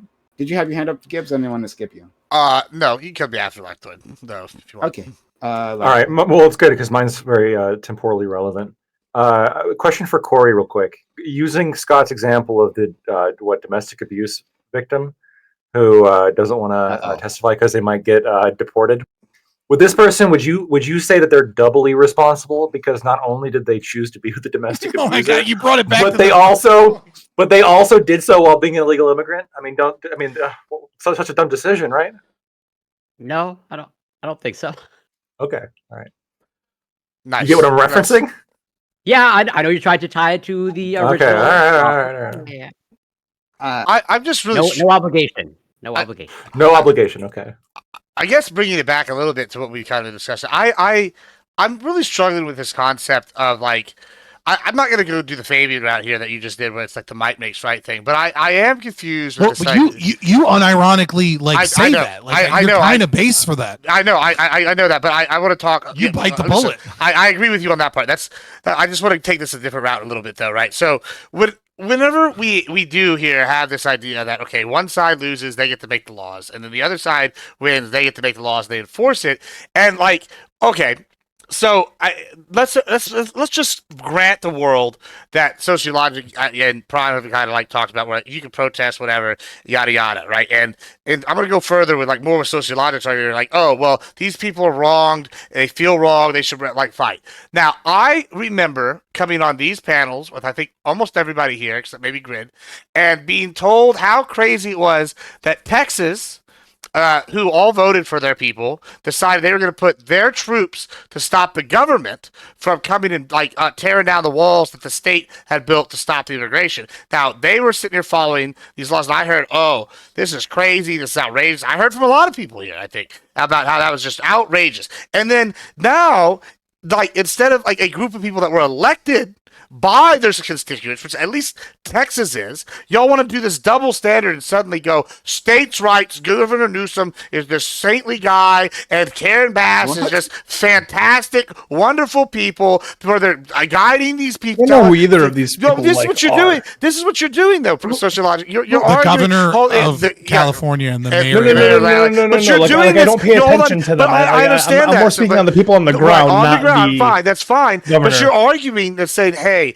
one of these is morally justified because I agree with it, right? Okay. However, if we're in this world where one what? side loses, then you don't have any justification to sit here and go poo-poo when Texas is trying to like do whatever they want to do after we voted these constituents in. What? Gibbs, did either me, Ali, or Cory even mention Cory Booker, or sorry, not Cory, Gavin Newsom, or Karen Bass, right? Only the conservatives here have. I understand that. I understand. No, that's not what I'm arguing. I'm arguing like more towards what sociological is.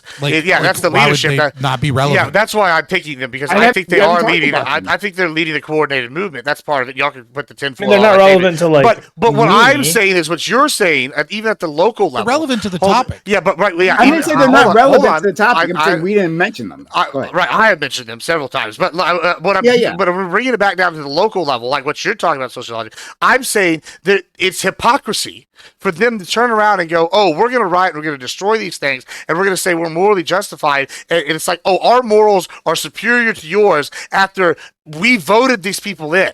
And that's what are supposed to be determining are. Like, that's what a democracy is. That's kind of what Fabian's arguing with the Mike Makes Right argument here, is we are agreeing with our social construct that when a new group takes power, that we're going to allow them to make decisions partially based on how they define morality. And if their defined morality is, hey, we want to enforce border laws, and you're going to sit here and riot, well, and then turn around and simultaneously like, oh, well, the guys doing it on the other side when they're fighting the government are bad, that's literal hypocrisy. Like, do you understand I would have to say the guys doing it on the other side were bad. Like, I don't necessarily think January 6th was that big of a deal.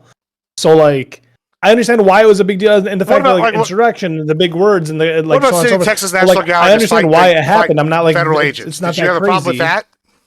I'm sorry. Do you remember having a problem when Texas sent their Texas National Guard to fend off federal agents down at the border and stop them from tearing down property? Do you remember when how y'all were like, "Oh, I'm against that"? You said we were. Just I don't necessarily think I would be against that. I don't. But you know. are against that. We were on panels here. Y'all both, all of them. And you know, I was against this. I need Cory with his fucking memory to come in here and tell me whether or every not one of y'all spoke against was this. for against that.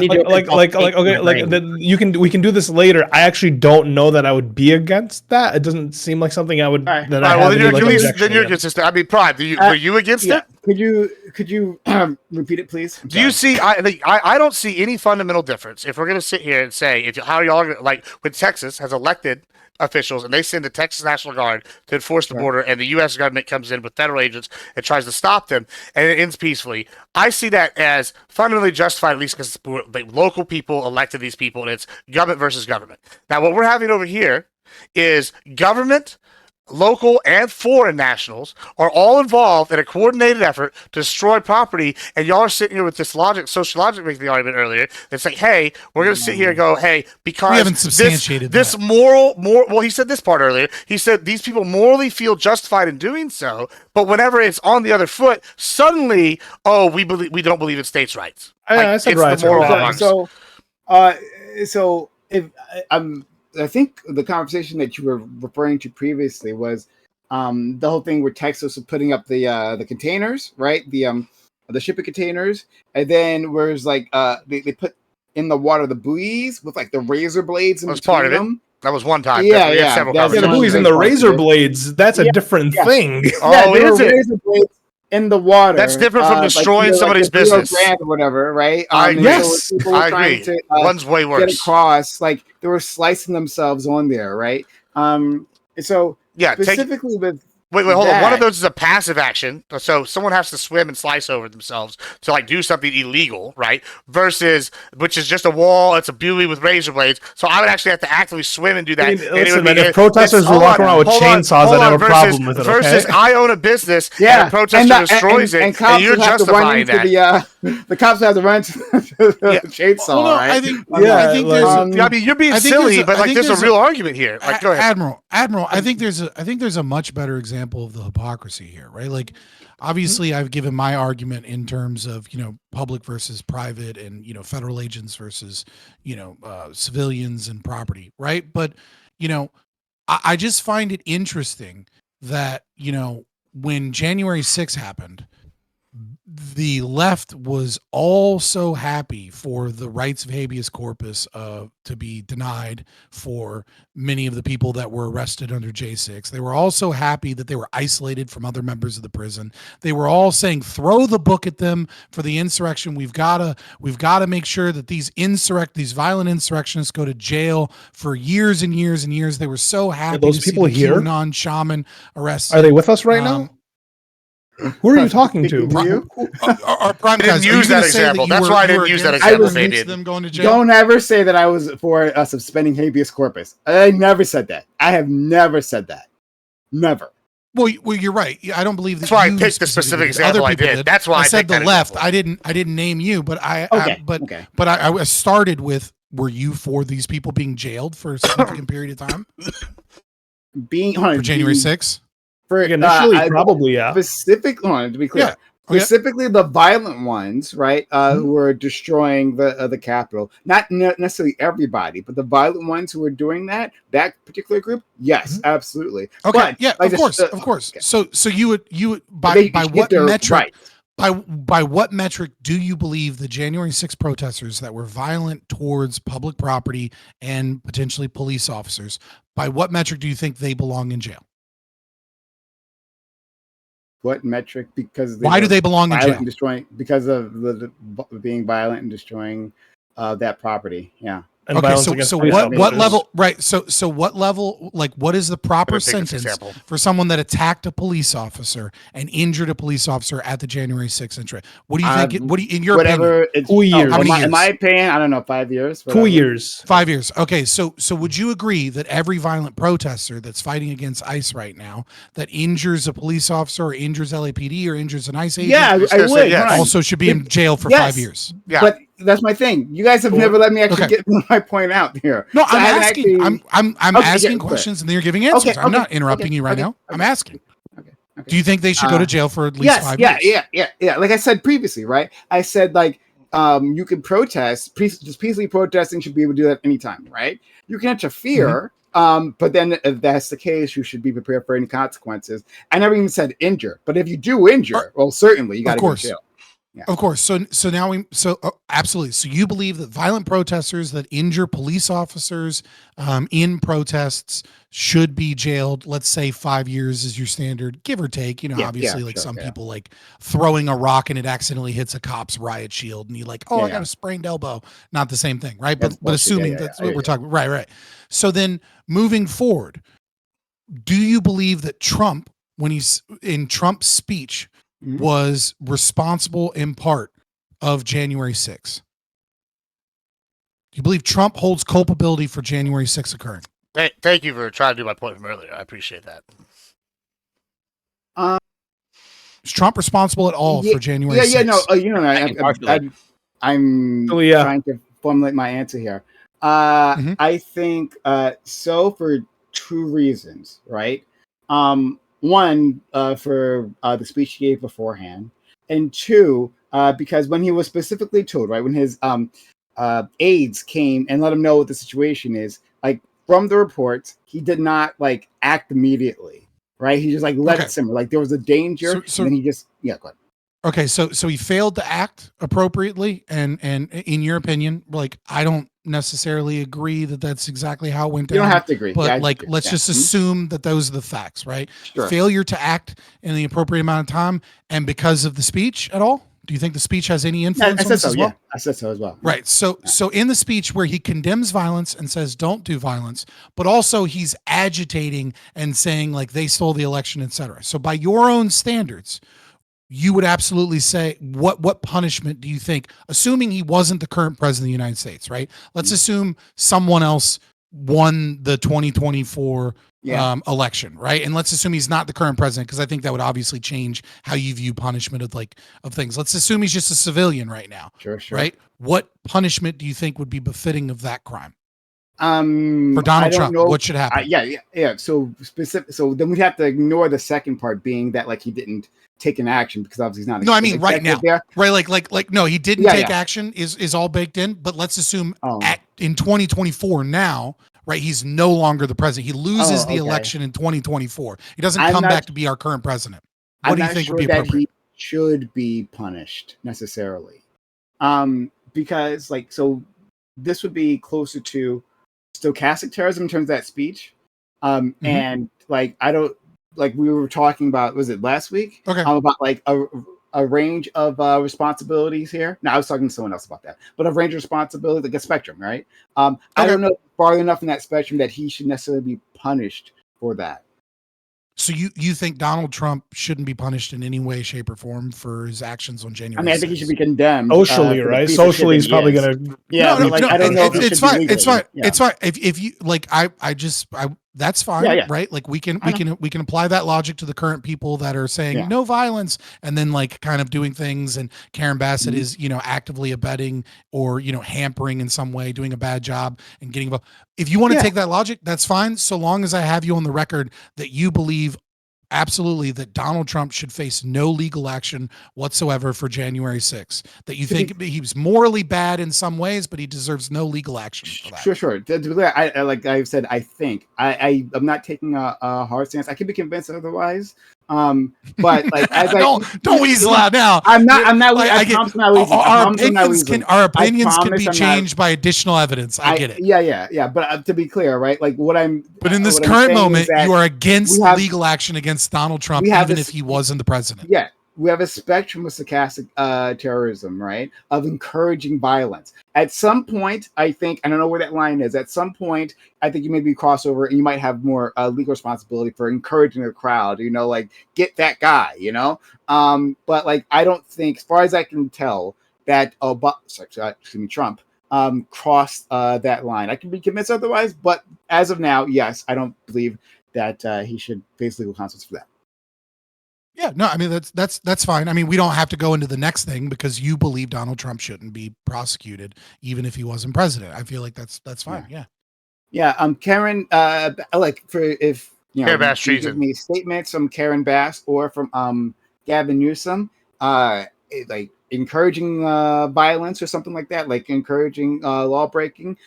I can be convinced. I think it's a similar situation, right? Where they're saying like, we condemn violence is bad, and then they're like, but I support the protesters fighting and their freedom of speech, and like they're egging on the protests in a way, while at the same time condemning violence. Well, and I think there's showing support to freedom of speech and protesting the same as like, hey, they stole the election. There's one key part of that you're leaving out, Fabian. While they're also when they're saying the fascist dictators coming in. Well, yeah, and handicapping the police force.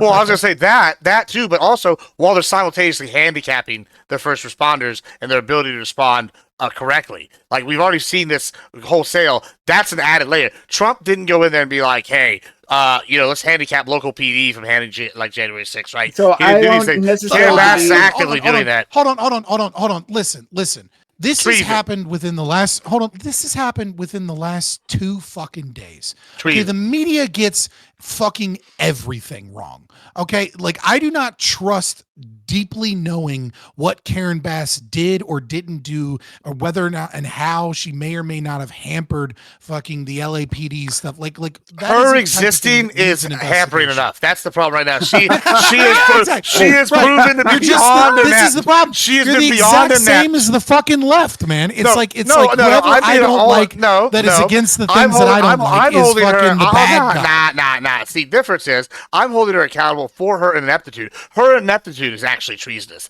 That's the big point here. Ineptitude. Yeah, it rises to levels of treason. You hear this, I'm just holding it right? accountable. Treason. This is a new legal theory I've never heard before. Go ahead and explain, Gibbs. Yeah. How does that work? When you somehow listen, I got to give her credit. She bamboozled the people so much. No, hold on. I got to give her credit. She bamboozled her voters into thinking she was an intelligent enough individual to be able to be put in place for this job. And her ineptitude is so criminally bad. She ended up burning half of the city, burned down on her watch because of her DEI hiring practices. I mean, she literally has a commercial where she has the firefighter woman say, "If your man is too big and he's gonna fire, maybe he shouldn't be in that situation." Outrageous. And that's treason. Hold on. Then she depletes the water.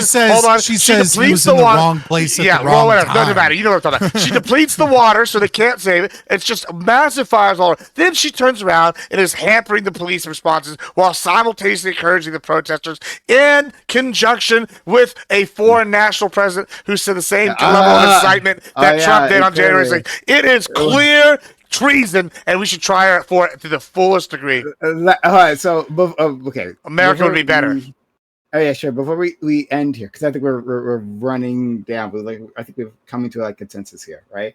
This is slightly, well, it's a different thing, but I wanted to ask Lactoid this, friend, about Obega Garcia, right? He's been brought back. They're bringing him back. Country, right? I have lots of things to say about that.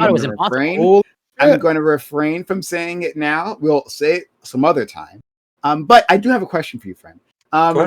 About the charges. The charges against some according to our Attorney General, smuggling. He was human trafficking people. I think she specifically used the word smuggling, but my understanding from her description, maybe I'm wrong, right? So I'm asking you, right? Is that she's saying that he was part of as was described even by the owner of this alleged business, a taxi service in which he would take people from job site to job site. At least that's what he described it as, but maybe not. Maybe he was doing something else to them, but he was moving them across the country, right? And then they're being charged with this. Friend, please explain to me. How is that illegal, right? Taking undocumented immigrants, right, and moving them from point A to point B, even across state lines. Because, because I saw the Texas governor send individuals, right, send busloads of undocumented immigrants to New York and other places, other sanctuary cities. So, if you could explain that to me, it'd be really helpful. Yeah, so he was returned to the U.S., which I'm glad Trump did. I didn't like the fact that he wasn't doing that. I don't think the Supreme Court did order or could order him to negotiate with El Salvador to forcibly force him to bring them back. But I'm glad that he chose to do so. And when I saw the trafficking charge, or people were saying it was trafficking for a while, I obviously thought what we all think when it comes to that. That's not what the allegations are. The allegations is human smuggling, specifically moving illegal immigrants my understanding is who consented to being moved. Mm-hmm. So assuming that he's not actually trafficking people, I think this is much less bad than trafficking people. If he's just human smuggling, right? Moving people around the country. In terms of, is that a crime?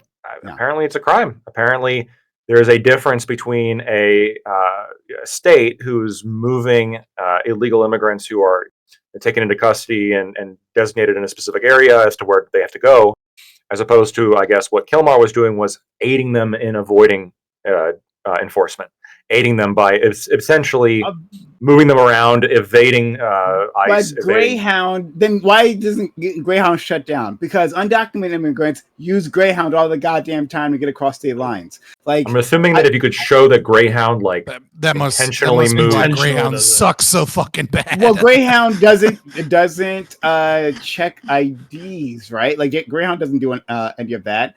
They just you got a ticket. I think actually we looked this up. We looked this up. We looked this up the other week, I think, on here, Prime, and it was 50-50. It depends on the franchise owner of Greyhound if they check IDs or not.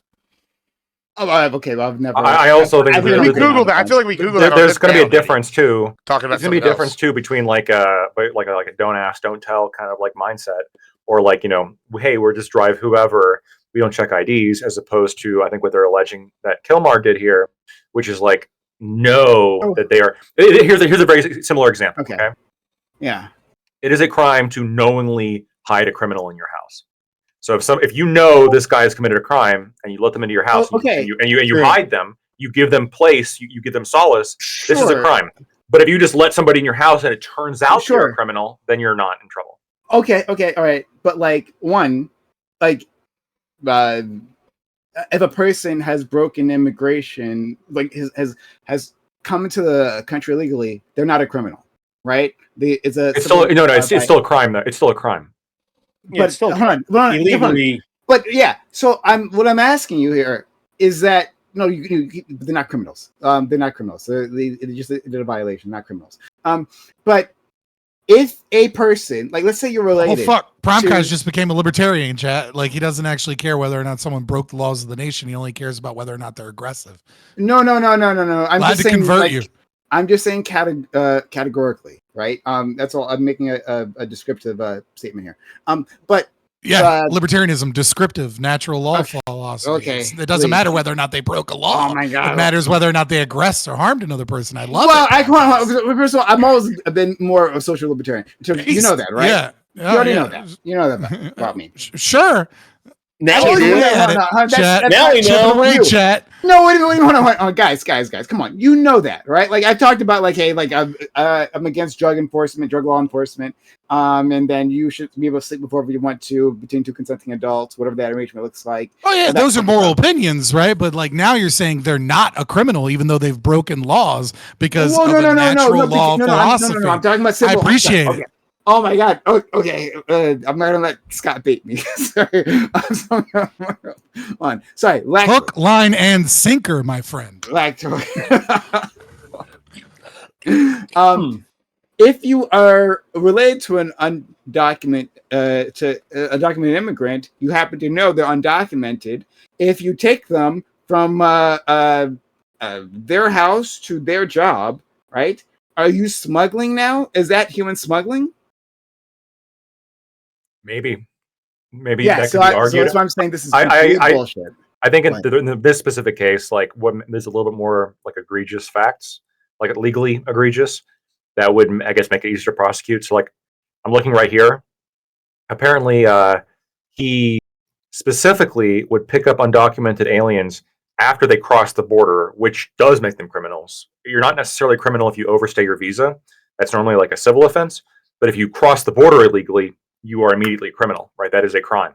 So he would go pick up people who just jumped the border, so he knew they were criminals, and then transport them. So that's what So he was like the American end of the Coyotes, is what you're is what it's looking like. I mean, that's what the allegations are, at least. Mm-hmm. Okay. If that's what you're telling me, then I'll leave it there. That's what NBC News says. So. Yeah, I'm not saying you're a liar or anything. I'm just saying that like I've been trying to understand like what this is, because undocumented immigrants get transferred all the time, every day. Yeah, like Uber wouldn't. Yeah, but okay. Lactoid, are you Is it racist to say illegal alien? Is that racist now? I want to hear that. I want to hear somebody answer that question. That was a good one that's been posed me this week. I mean, no person is illegal, right? That's the whole argument. Well, hold on, but I'm just saying. Hey, I see the side. I got. I just wanted to ask Lactoid a question real quick. Well, I got one more question here. I want you to answer here. It's real fast. I'll answer it quickly. Yeah, it's and dehumanizing. It's dehumanizing. All right. So, are we now saying that people can tell people of other ethnicities that saying certain things are now internalized racism? Is that where we're at? Like if I was to say, you know what internalized racism implies? So if I say illegal alien, that's racist. Would that be like? I feel like that's almost getting to the point where if like someone says the N word, okay, it was dehumanizing. Dehumanizing, that's fair. But like, is that arguably not the same as saying like tell a black person they couldn't say the N word because it's dehumanizing? Is that almost a similar concept here? There's actually black people tell black people don't use the N-word because it's dehumanizing. That's a big thing within the community. So you say they're equivalent, you think? I don't. Maybe I mean, you're dehumanizing people if they believe that the N-word is, yeah, it'd be the same thing. I mean, like, I don't know. My thing is, I don't know how other people look at, like, I know how people, like, especially with the Black community, like, feel about the N-word. What are the two terms? Very clear about that. But we're talking. What are the two terms in question? Illegal immigrant and then N-word. Well, the reason I'm asking is I don't know illegal immigrant versus the other one. So I'm Latino, and I got told it was I got told it was racist to say call people an illegal immigrant, and I'm like, I don't internalized racism. Yeah, what do they want you to say? They want me to say undocumented migrant. Okay, so say illegal immigrant. Illegal immigrant. Now say undocumented migrant. Yeah, undocumented migrant. Okay, now just next time they say that, just say that you're being fat phobic because the other word is harder for me to pronounce because I've got a lot of that's fat a good around my that's neck, a good one. I like and this that. is actually bigotry against people. That's funny, and I give you that one. Cisgender is a hard word for people. I almost think this is like it just seems like who are deciding what are these words and what's offensive, because it's kind of like that Latinx thing. I feel like Latinos are being screwed here with this shit because it's like, oh, we have these uppity elitists telling, oh, Latinx, that's racist. Oh, you are Latino,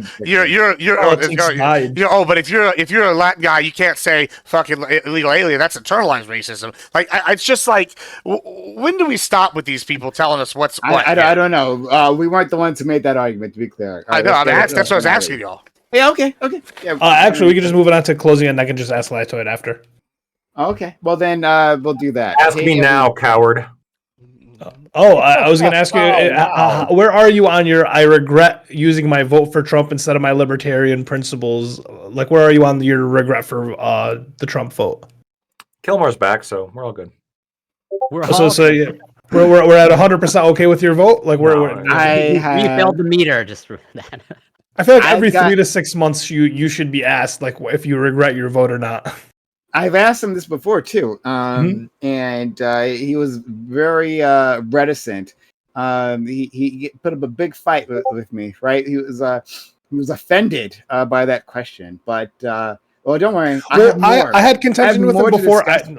I hope he remembers. I had contention with him before. I said I don't think that his vote for Trump is principled, right? I think he should use it for his libertarian. I don't think it's good for his principles, and that I do want to see like if the further we get, if I was correct in that. I had something else I want to specifically. I voted for John Galt, just to remind everybody that I want to ask him about this. I wanted to ask him about this today, but like we ran out of time. But I have it written down. Hopefully, we can get it to him next time. But anyway, hey everyone, thanks for coming through. Hey, if you appreciate, oh wait, hold on. God, what's this happen? Sorry. Well, he can't hear me now, but Sean, thank you for the gifted membership on YouTube. Like I've been having it. Like last time, I had a interruption in my internet connection. Like, and that might be when I was having trouble with grid. Maybe, I don't know. You're offline on Twitch. Really? Okay. No, it says that I'm not. It says you've been online for 5.5 minutes. I just checked. Fuck. So it must have just happened. Okay, whatever. It is what it is. And I don't know what's going on with my connection here. So if you're gonna listen to me, like, hit me over YouTube, Super Chat, or anything. Support the channel. Subscribe. Keep us up and running. We need your help. But I doubt anyone's listening to me now because of this interruption. It's really you're back. You're back. Someone said, "Did Trump deport his ISP?" Yeah, I'm sorry. It's like 3 weeks. Comment. This is like the third time, right? Remember it happened? Yeah, it's like the third time. Sorry. Okay, just blame. You're a good leftist. Just blame global warming and the heat wave for affecting your. There you go. Global warming. Right. It's all about the global warming. I'll just let you guys do your closing statements and be done with this.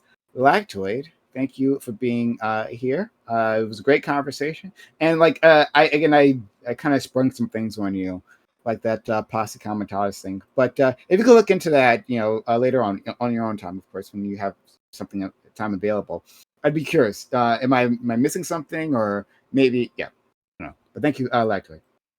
Yeah, no, thank you so much for having me. If you like what I had to say, you could find me at Lactoid TV on Twitch, Twitter, and YouTube.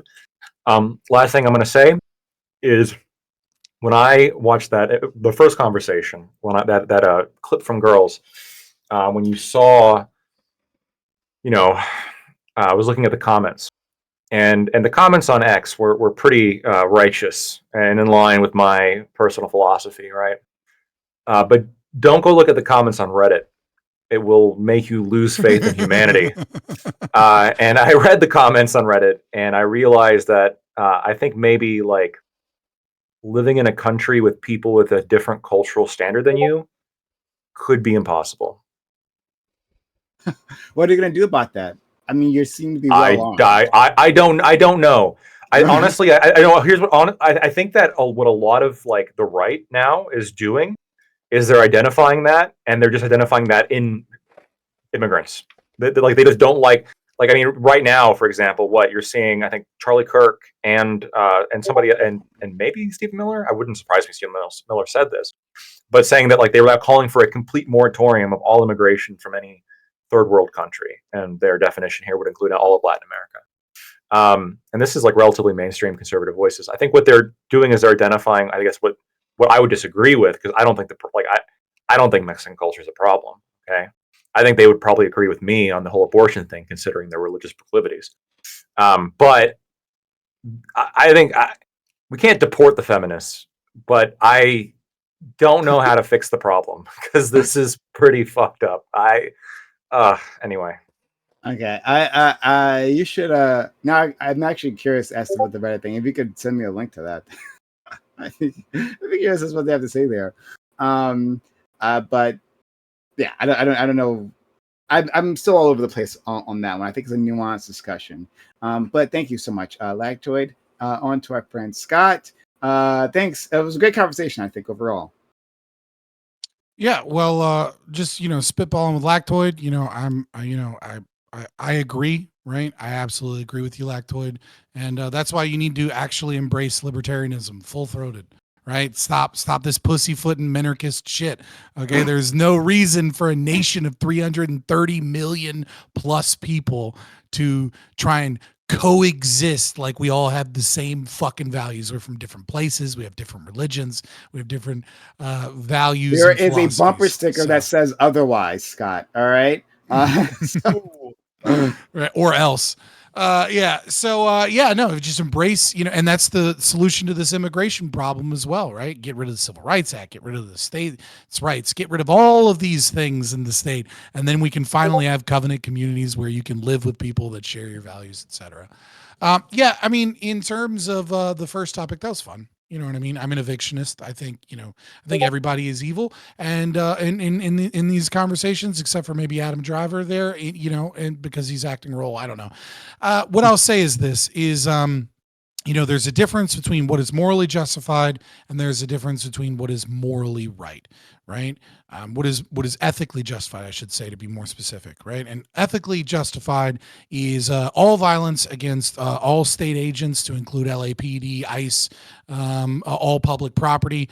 This is that full-throated libertarianism, by the way. That nature, as well as all women who have had abortions, right? All violence is justified against any woman that's had an abortion. She's a murderer, so she can't argue against rape, murder, or anything like that. Now, what is morally right is none of those things. What is morally right is to engage in your own rational self-interest. And so you're winning nobody over by, attacking random women that had abortions or, killing cops. It's just not going to work out in your favor. Many of these protests are, you're not winning over any favors. And so, as much as it sucks, vote harder kind of thing, move to New Hampshire, maybe move to Prospera, separate in a lot of these things and keep fighting to hold Republicans to the standards they pretend that they have, right? Because Republicans, Trump and people like that, they don't believe in individual rights. They don't believe in private property. They don't believe in the non-aggression principle. They only believe in might makes right, just like the leftists. They pretend to be somewhat more consistent, but they aren't. And that's a big problem with what's occurring with these ICE raids. And you can't really call out the hypocrisy of all these lefties that pretend like they actually give a fuck about mass deportations, when at the end of the day, they're just picking up their brick TM from an NGO funded by some fucking leftist billionaire shoved through a bunch of different other, things, because the phrase of the day is no human is illegal. And, maybe we'll get back to free Palestine. Who knows? It's just kind of, put a black flag back on your Instagram filter. Who fucking cares? None of these people have any actual values except libertarians. And if you want to learn more about libertarianism, if you want to actually be principled, if you want to actually be a good person, if you want to actually learn philosophy, come check me out at Fabian Liberty on all the links. Okay. As always, if you need a new religion, find it, Scott. Let's go to our friend Corey, please. Well, Lactoid mentioned, his experience watching the clip on X and all the comments agreeing with him, and then watching the clip on Reddit and all the comments not agreeing with him. And that's not surprising to me. I haven't looked into the exact demographics of people on X, but from what my impression that I get is largely right-leaning these days. But what I do know I'm more confident of is, last I checked, I could be wrong, but generally Reddit skews largely more educated and higher income. Very left. Yeah, and so no surprise that they agree with me and my correct position. You're not entitled to that information unless you actually have that conversation and you actually behave like an adult and actually establish things. And I don't know if you watched, I think, Wick's conversation with, I think her name was like Diane Yap, who is like a noted person on Twitter. And they have the exact same position as me. And which again, from what I understand, they're also educated as well. And I would say if you're upset by that clip, like someone like Lactoid, you probably just have a fragile male ego. And maybe some anger issues if you get to that level of anger as well. And you might want to learn to maybe manage your emotions. But yes, as usual, this is always great. You can find me on Twitch, Corey Campbell 84, Twitter, X, YouTube, Instagram. It's Corey Campbell. Gibbs, Ali, Grid, Scott, Lactoid, always a pleasure. Love you, Prime. I just want to say that my friend Lactoid would not harm a fly, right? He's not a violent individual. Pay no attention to the many, many weapons he has in his house. That's just a coincidence. But in terms of towards women, unless I see evidence otherwise, I'd say he wouldn't take any actions there. But shout out to my friend Lactoid. Let's go to our friend Grid. Thanks for being here as well. Hey, thank you. I appreciate it. Always a pleasure to be here.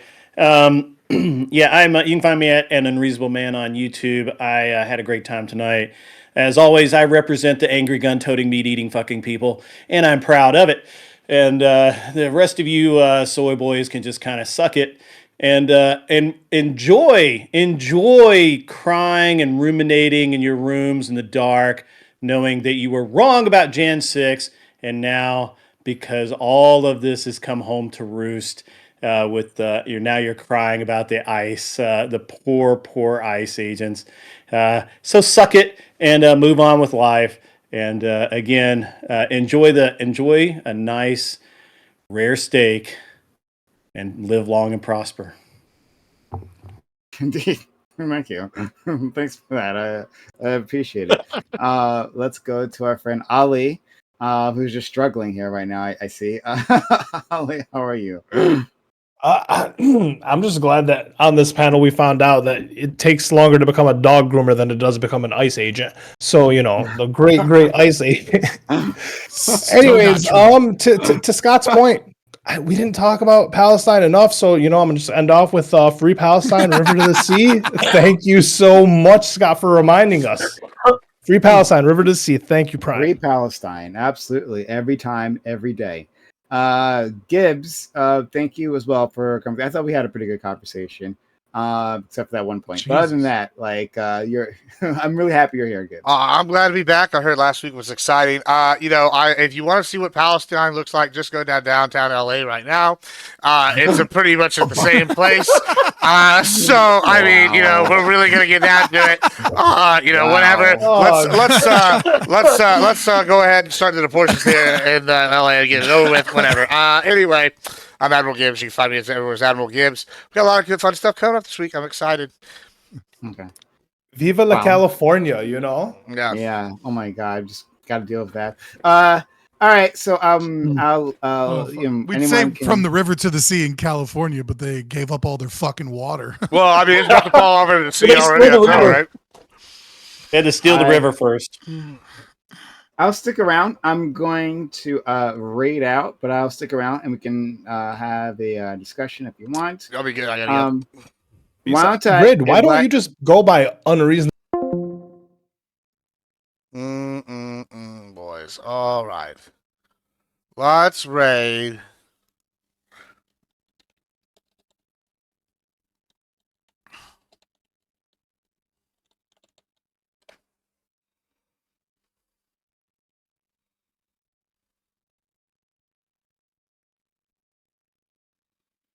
I'm about to go raid.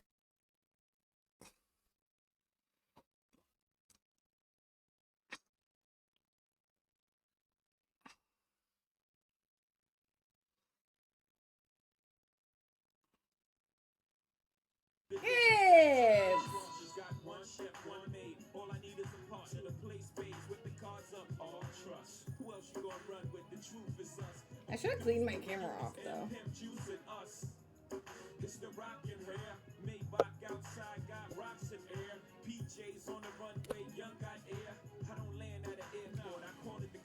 Gibbs, thank you so much. How was your stream? What were you doing? I just learned a TikTok dance. I'm about to post it.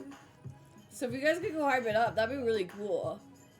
I'm actually going to post it, which I makes me feel nervous. Makes me feel really nervous, to be honest.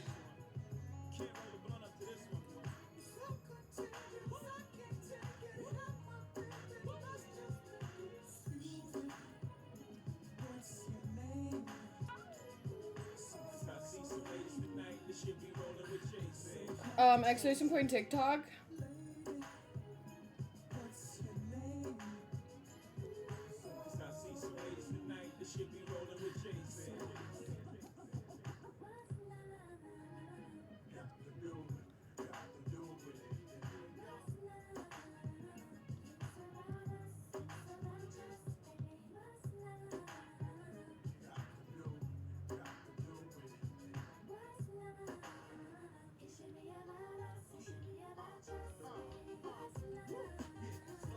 Sorry, I'm posting a TikTok.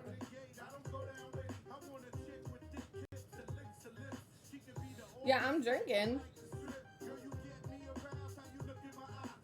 I don't know what headsets to use.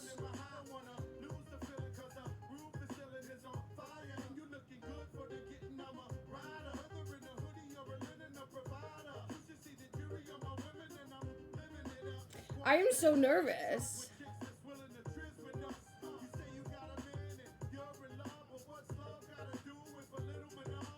Oh, it's the music.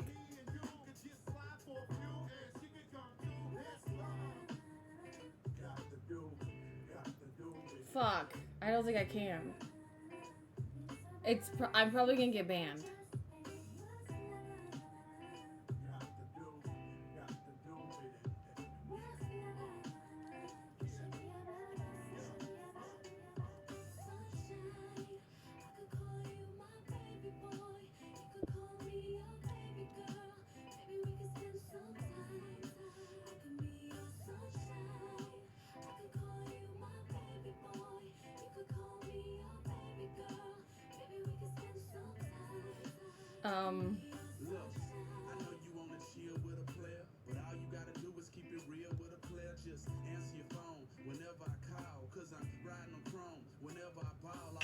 I'm posting it and immediately saving it. I'll post it somewhere else, okay?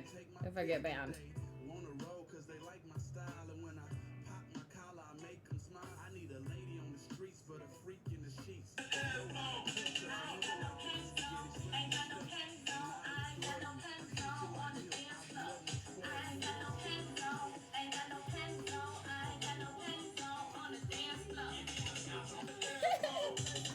I saved it, so we'll see.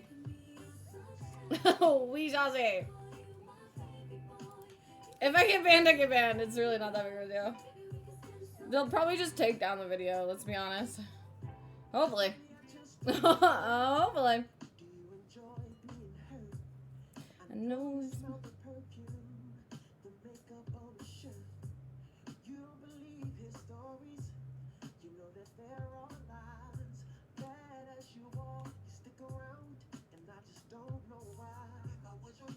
Baby, you never worry about what I do.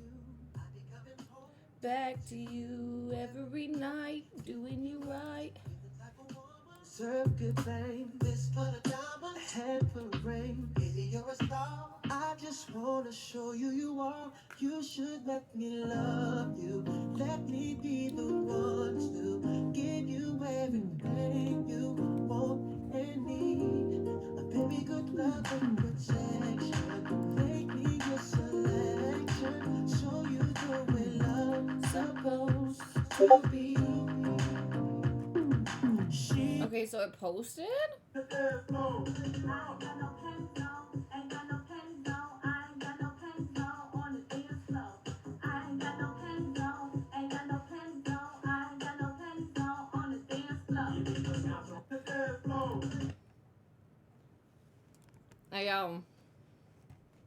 It's not that hard of a dance, but I've been wanting to learn it. So, TikTok Teeny. TikTok Teeny. Cheers, because now you're making me feel weird. Now you're making me feel awkward and weird. Raw.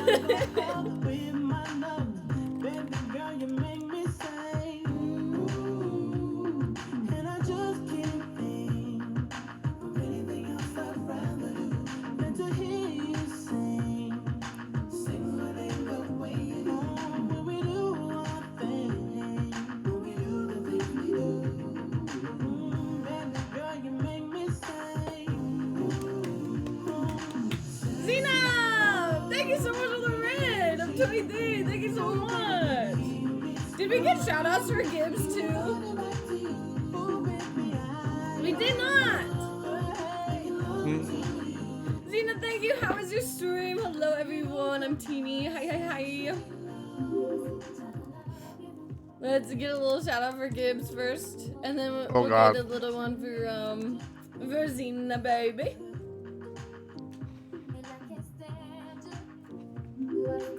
Xena Red, hi! How was your stream? What you're doing? Hello. Yeah, it's gonna be a cute little shout out, and it should be popping up any second right now. Hopefully. Like you, by the way, listen. If I'm gonna tell Mel some shit, I'm gonna tell Mel some shit. And the rest of you know what? I got you. Gibbs, I was talking to. Let's get. You rated me earlier, and let's see Xena. Thank you. Appreciate it. Everyone make sure you follow both of them, please. Thank you. Lunar, I did it already. Now there's gonna be two clips.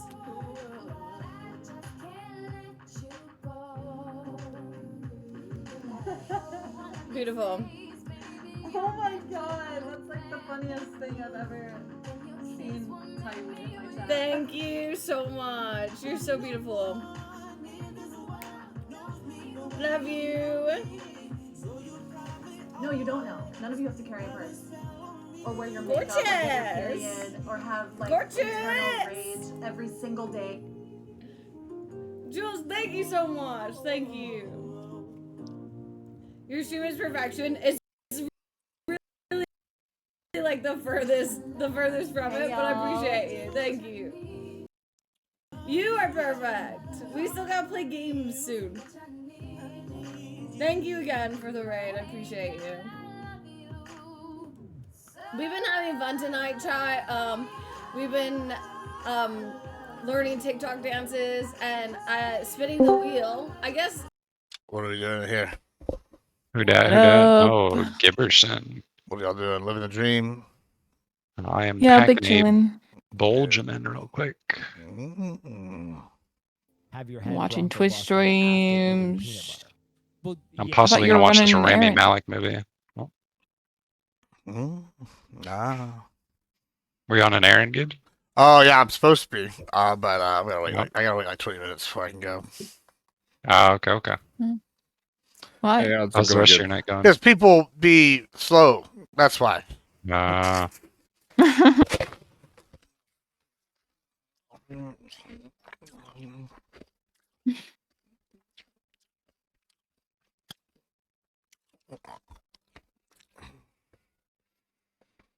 trying to box, Garfield? You want to box? Did you respond to Coach? Coach? Saying he wanted to VC tonight?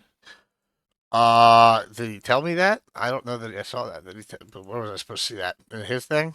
It was at his Discord, yeah. No, but I can.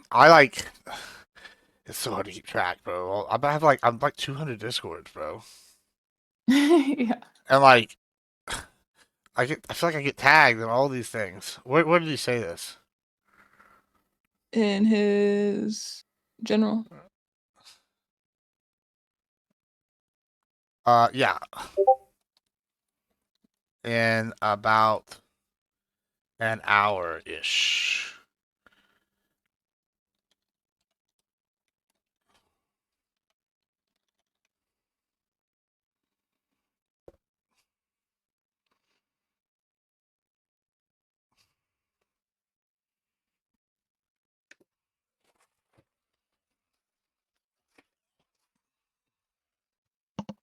How was your gender talk?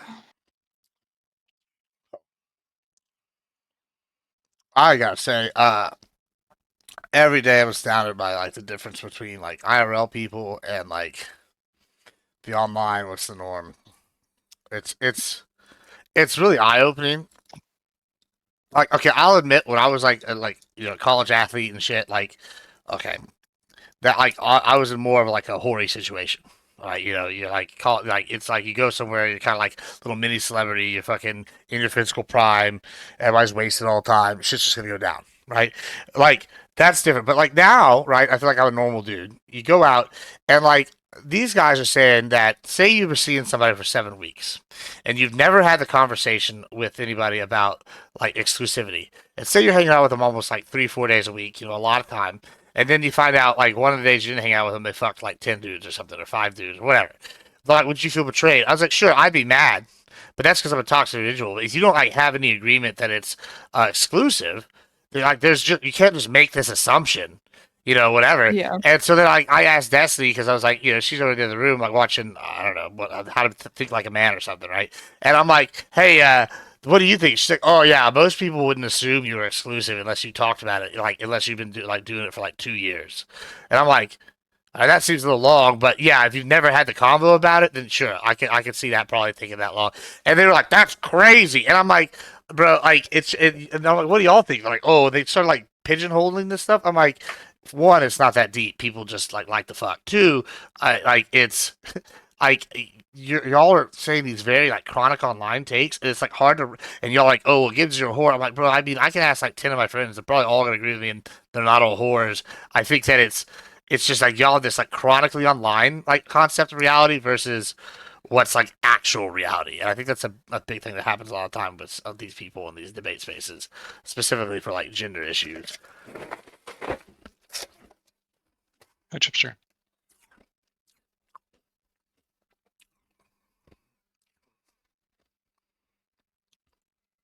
Like, I'll give you a controversial one that's like not actually controversial. That's kind of funny, right? So like, you know how like people like complain about the trans bathrooms, right? I see trans like I see all gender neutral bathrooms all the time. You know what that looks like at the club? Here's why I don't like them, because I don't like waiting in line with the girls. They take fucking forever. Bro, I can go in a single man's bathroom and take a piss and get out. That's the real reason I don't want to mix. Women go in there and have a Coke party. They do their makeup. They take up stalls. They're there 30 minutes. This is some bullshit, bro. Like, I don't know what they do in there, but we don't need to be having phone a friend in the bathroom. That's the worst. But generally, it's just like they have individual stalls, just like a shared like outside area, and it's like not even a big thing. But you come online, and suddenly it's they're coming for us. Oh, I'm like, okay, buddy. Like, this is a chronic online take. This doesn't happen in real life. Yeah, the bathroom stuff is really like such a non-issue, and like, yeah, and I'll like, Yeah, and I'm pretty conservative. I'm saying that I'm just like, listen, it's like what happens in reality versus what happens online. It's just like a totally different worlds a lot of times. There's definitely been more time spent talking about it than there has like time lost in the real world to like whatever weird inconveniences or random shit. Yeah, and like, and then I don't know. It's just ridiculous. Yeah. Like, I mean, like, I thought that was a pretty good, easy like example of like one person takes it like an extreme, and it's just like kind of thing. Then you see it in real life. You're like, this is not something people deal with on a regular basis. But enough about politics and shit for the day. Yeah, that was my gender talk with them. They don't like whores. Whores are fun. I've been to bars where they have both bathrooms and then a gender neutral bathroom.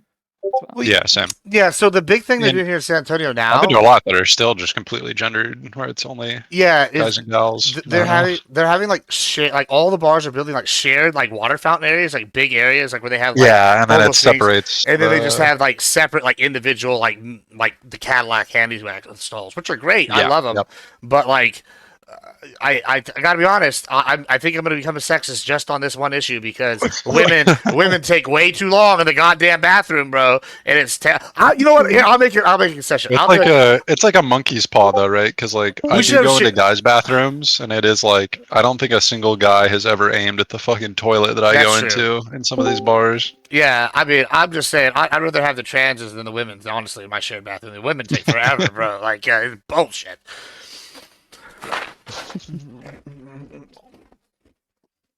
Always the women's fault. You never gone in the bathroom with the boys and had a good yap in there, Gabs? It's always your business. Nah, I definitely, bro. What do you think, bro? Listen, there are several places I go to. All right, this is gonna tell them myself. That I go to, and they have in the bathroom stalls and like the mid, they have like Coke mirrors set up like on the side. The only explanation I come from. People are definitely having little Coke parties a lot of these places. That's pretty crazy. You're over socializing in there. It's not like women though. You're not like, hey buddy, you want to go to the bathroom with me? You're like, hey, it's about sniff time. I met a guy in Colorado. This is kind of crazy. This will tie in, I swear. But a guy in Colorado who's running a food truck. And I went and I got like a burger and some fries from him. And it was real basic bitch food. And it was like him making it right then, right there. Like taking the fries out of the freezer, throwing them in like the little fryer. And I was talking to him and he's like, yeah, every single club you go to here that has a guy in the bathroom working there, I employ him. And I was like, what? And he's like, yeah, I started a business of employing the guys in bathrooms. And he's like, that's good money, I cover all of Colorado, and he was like, it's really good business. And I was like, why are you doing this? Why are you in this food truck? Is what I asked him. And he was like, I bought this during the pandemic and it was just kind of fun and I just like it.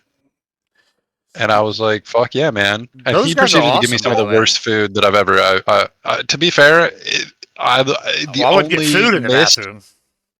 Well, no. Yeah, the bathroom guys are awesome. He was working at a food truck, though. The guy that owned all of the company. And the food he made at the food truck, it was the only strikeout of the entire interaction. The food was just like Costco freezer food being warmed up. And I was like, oh, shit. Like, that is not what I expected. Because the footage, the like photographs of it were like super marketed to make it look like really good. But yeah, he was just like really on about like, he started the business in Colorado for that, and he in like multiple other states. He's got like a bunch of area too, but Denver is like the only one where he covers the entire club scene. And I was like, very specific and crazy. And I don't know. I was gonna ask you, Gibbs, having employee in the bathroom, does that make it harder to like drug coke up or whatever, or is it? Do they not like give a fuck? I mean, yeah, if they see you, they're probably not gonna be a fan. But I mean, we're not gonna make. I've never had a problem.